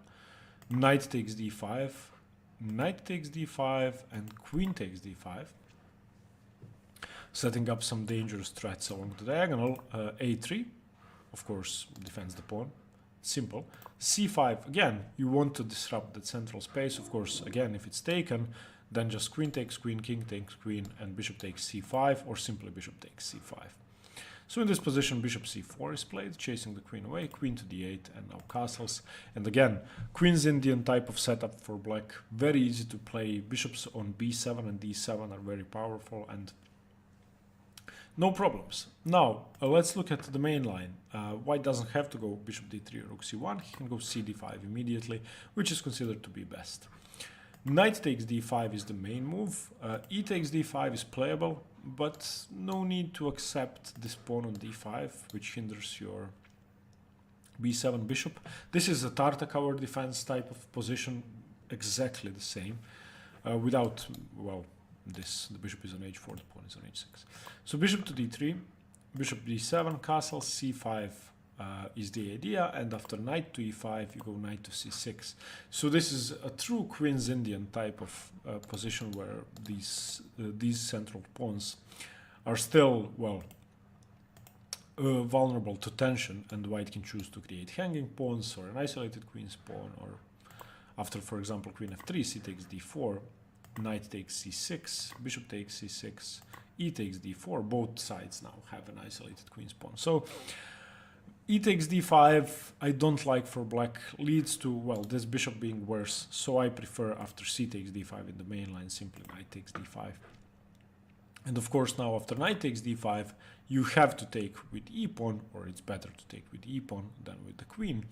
But at least you have not committed your bishop to b7 yet. That's one thing, and you don't have to do it. The knight can come to c6 before you play c5, or after you play c5, you have a choice there as well. The knight can also come to d7 supporting c5, and the knight on f6 is not here, so it gives you some ideas. For example, bishop f6, which can be very useful if this pawn gets targeted after c5.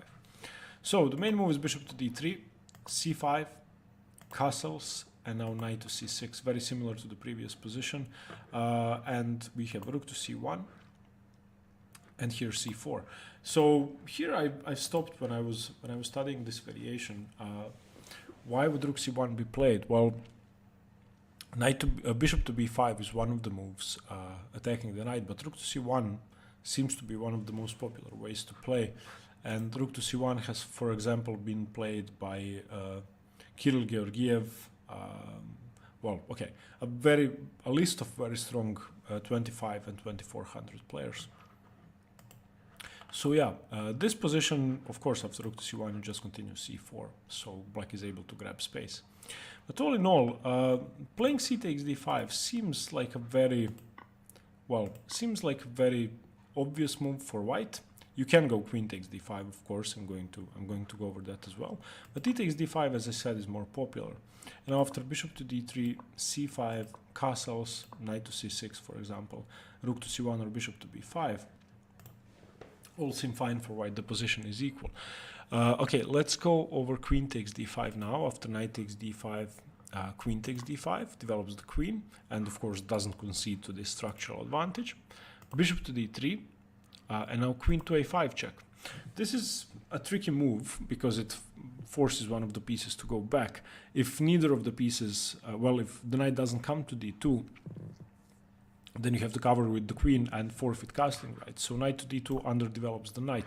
And now a very aggressive move again, bishop to a6. So now you are sort of, if you take, which is the best move, if black takes with the queen, you're not castling that easily, so queen to e2 has to be played.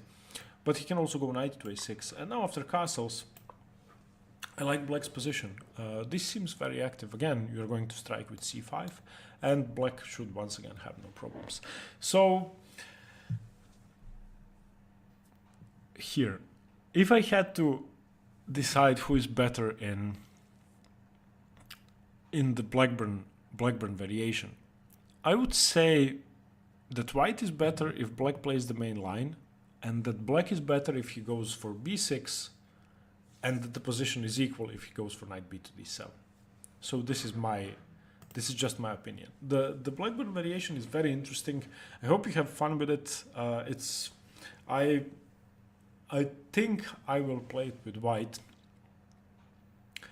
because it's quite uncommon, and I'm sure many Queen's Gambit Declined players don't know it. Let me know what you think. Thank you for watching, and stay tuned for more chess. Bye.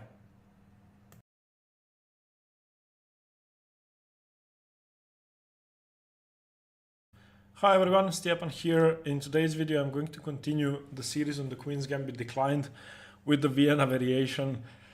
Definitely the most unsound and the riskiest way to play the Queen's Gambit, but it's fun and can lead to double-edged sharp positions in which black has great winning chances. And of course, according to the engines and to grandmaster level theory, so high level theory, it's not a bad opening. It's not unsound. It's just very hard to prove that it is sound, or to prove that it's not unsound. If we are talking about this position on the board, where black had taken away from the center with d takes c4. This is the Vienna variation. So we can enter the opening several different ways. The most common one is, of course, via the Queen's Gambit Declined move order. So, for example, d4, d5, c4, e6, the Queen's Gambit Declined, knight to c3, knight to f6, knight to f3, and now d takes c4 is the Vienna variation. Another move order can be from the Ragozin defense, and one variation of the Ragozin is actually known as the Vienna variation. That's the same thing. So bishop to g5, and now d takes c4. The thing is that after this variation, when black plays the Vienna in the Ragozin, he is restricting white's options. So obviously white has already played bishop to g5, which doesn't necessarily have to be played. But if you start with bishop b4, then of course white doesn't have to play bishop g5, so he can go cd5, stop you from playing the Vienna completely. So the Vienna can be entered via from the Ragozin, but it's not forced. Another way to enter the Vienna is to simply play from the anti-Nimzo Indian, so knight to f6, c4, e6, going for the Nimzo Indian if knight c3 is played. But after knight f3, you now have the option of playing d5, and after knight to c3, you can play the Ragozin, again, with bishop to b4, or you can play the Vienna, dc. So this is probably even a more common way to enter the Vienna variation than from the Queen's Gambit Declined. But this is a good thing to know. Maybe if you play the Nimzo Indian, you can combine the Vienna in your repertoire to add something sharp and unusual. And of course, when people play knight to f3 trying to avoid the Nimzo, they probably won't know 20 moves of the Ragozin or 20 moves of the Vienna or 20 moves or of something. They will know the Queen's Indian, they will know normal d5 lines, so this may be a good surprise. So let's get into the opening. After d takes c4, the upside of this move is you have taken a pawn. You are going to force white to recapture it. The downside is you have given up your center, and you basically have no control over the center anymore. White is free to play the move e4 at his own leisure, and that is in fact the best move and the main line. So e4 unopposed. It's of course defended by the knight. So this move is going to combine some elements of the Semislav defense, first of all, variations such as the Botvinnik Semislav or the anti-Moscow Semislav when the bishop does come to g5. So for example, let's look at e4, bishop to b4, bishop to g5. Very similar to the Botvinnik Semislav, where white has e5 ideas. Of course, white is threatening to regain the pawn, but black can for the moment play the move b5 to defend it because the knight is pinned. h6 is an idea, bishop takes f6 is an idea, maybe knight e4 is an idea. So very similar to ideas in the Semislav. Then also there are some similarities to the Ragozin and to the Bogo and the Nimzo Indian, with the bishop coming to b4 most often, pinning this knight. And then of course we are exerting control over e4, and basically black is playing dynamically for a lead in development and a worse structure, less central control. So the move e4 is the main line. It makes perfect sense. The two alternatives are e3 and queen a4 check. Now e3 is almost as popular as e4. It's just a completely different game. Queen a4 is a very, very rare sideline, and it transposes to a variation of the Semislav. I'm going to show you that now. So if queen a4 check, this move is basically designed to win the pawn immediately. There's no better move but c6. You can try knight c6 or bishop d7, but this is just best. And after queen takes c4, black plays b5. This is now the Semislav defense. I'm going to show you how we normally enter this position. So d5, c4, c6, the Slav, knight f3, knight f6, knight c3, the Semislav. And here, as you know, the two most common moves are e3, bishop g5, a sideline is c takes d.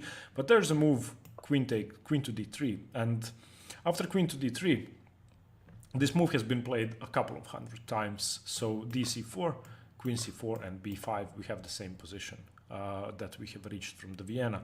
So the move b5 is designed to free up the bishop with tempo. You want to play c5, obviously a6, normal Semislav plans. So I'm not going to talk about this in the Vienna. If you want to see more about positions like these, watch the playlist on the Semislav defense. Today we are going to focus on e4, which is the main line, and on the quiet variation. So several ways for white to play. After e4, we are going to look at the main line first. Bishop to b4, of course, pinning the knight and threatening to take on e4. So here, bishop takes c4 is a move, allowing knight takes e4, but bishop g5 is more common, and bishop g5 is simply safer. Okay, and now e5 isn't such a strong threat, so black can afford to play the sharp move c5. Again, very similar to Nimzo Indian positions. You want to break open the center. Since black has been given the move e4, you want to strike at the center now, because if you give white time, then he's going to consolidate castle and be simply better. After c5, bishop takes c4. Let's look at the move e5, which is very sharp, but it doesn't win a piece. I'm going to show you how. So bishop takes c4 again is the main line, and let's just go through this once again. This is the most thematic you can get in the Vienna. So dc4 the Vienna, e4 the main line, bishop b4 pinning the knight, threatening knight e4, and now bishop c4 can be played, but bishop g5 is the main line. Black plays c5, and now first of all, bishop takes c4 is the main line. Bishop takes c4 here is the best move, but e5 can be played, and now we are going to look at two different moves for white. In this position, of course, this is again very similar to the Semislav, where white plays e4, black plays c5, and then we have ef, d, cd, and both sides take knights on c3 and f6. So c takes d4. If you're going to take my piece, I'm going to take your piece. However, neither of the two moves that are good for white here is pawn takes f6 or bishop takes f6. The two moves we are going to look at are a very, very aggressive piece sacrifice for black, and the knight takes d4. Knight takes d4 is the normal move, and Magnus Carlsen played the black side of this. Queen a4 has been played as well on the highest levels. So knight takes d4 is the main line, of course, now reinforcing the threat of taking the knight. So we have queen to a5. And now, of course, I'm threatening to win a pawn. And I'm going to, well, regain my material. For the moment, both sides have 4 pieces. But there's one thing in this position. If you take my knight, first of all, if you take with the bishop, I take with the pawn. If you take my knight with the pawn, then I check you, and my queen is attacking your bishop. So tactically, queen a5 saves the day, unpins the knight, and attacks the bishop. Of course, if white tries a3, then you just take twice. You're a pawn up, you can move your knight. So the main line continues ef. Bishop takes c3, b takes c3, and simply queen takes g5. And after fg, queen g, and white plays queen to d2, black even castles here. Bishop takes c4, and something like rook to d8. This position is, of course, slightly better for white, because he's already developed, has a slightly better pawn structure, but it's not easy. It's not easy, because the only problem black has is the c8 bishop. So this is the main line after e5. Now I'm going to show you the sidelines. So again, after c5, which is the only good move for black after bishop g5, if white tries e5, you play c takes d4, attacking the knight. One option is knight takes d4, simply removing the attacker. The other option is queen a4 check. And in this line, black is forced to give up a piece, but he gives up a piece for a lot of pawns, and he has huge compensation. One of the highest rated games in this position was Mamedyarov versus Luke Van Vili, which black won. Then Grishchuk Gelfand from 2010, which was a draw. Luke Van Vili Morozevich, which was a draw. Ivanchuk Nispianu, which was won by Ivanchuk. So a lot of very strong players have played this. And this line is forced. So in every game, these moves were played after queen a4 check. So knight to c6, stopping the check, that one is obvious. White castles because he wants to keep attacking the f6 knight and wants to stop you from taking on c3. Of course, if you take, I take your queen. So now bishop to d7, reinforcing the threat of pawn takes knight. Knight to e4. Now, again, black is the only one who is threatened to lose a piece. And here, the best move for black is simply bishop to e7. After bishop to e7, black is of course giving up a piece. E takes f, g takes f, at least getting a pawn for that. Bishop to h4, and now rook to c8. And in this position, black gave up a knight, but black has 8 pawns. White has 5 pawns. White's king is castled, but is less safe than black's king. This is a very scary position for white. This is an extremely scary position for white. You have knight discoveries on the queen. You have c3 ideas. You have discoveries on the bishop. There's a lot going on here. You may even sacrifice a pawn with the immediate b5. So this position is very sharp. In fact, king b1 has been played in almost all of the games.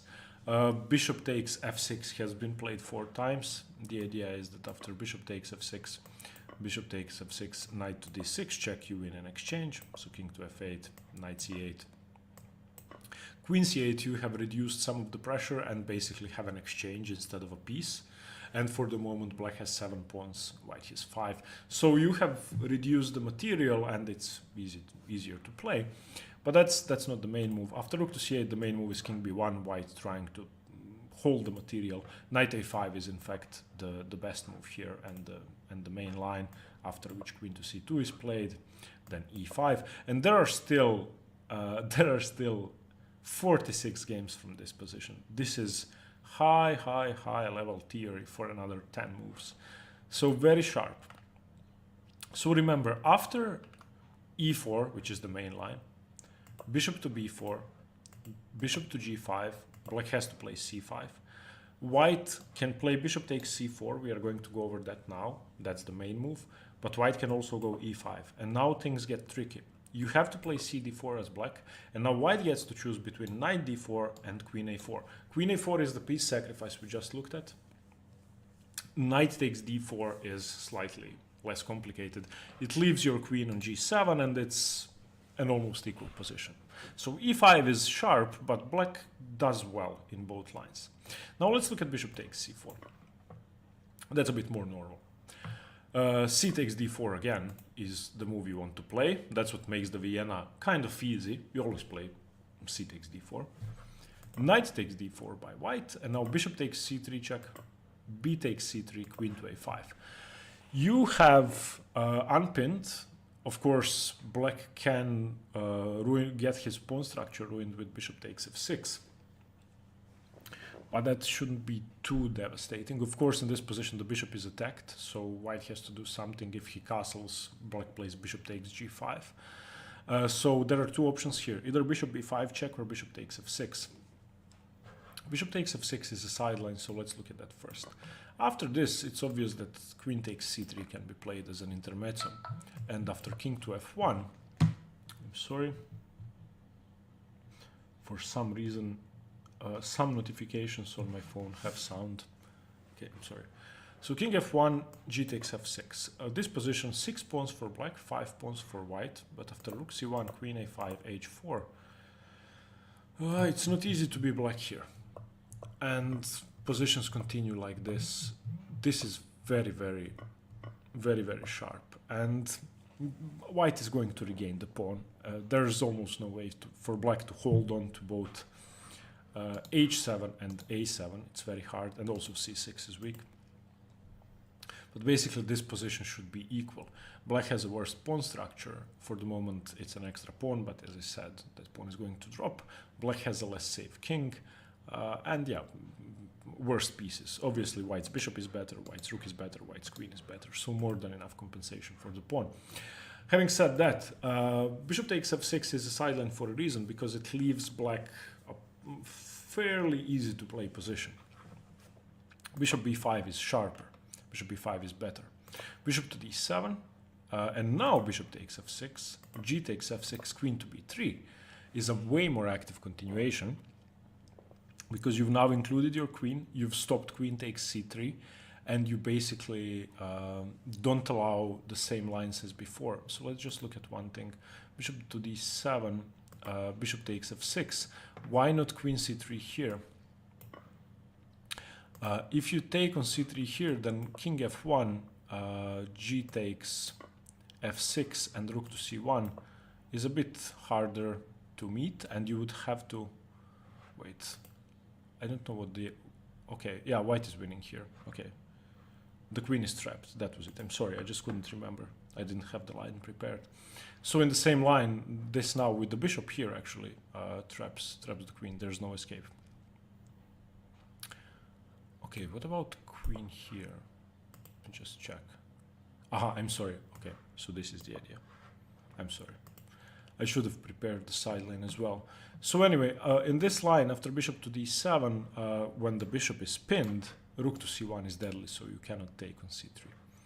So bishop takes f6, g takes f6, you don't have time for queen c3, and queen to b3. And now a6, chasing the bishop away, and knight to c6, white castles, queen to c7.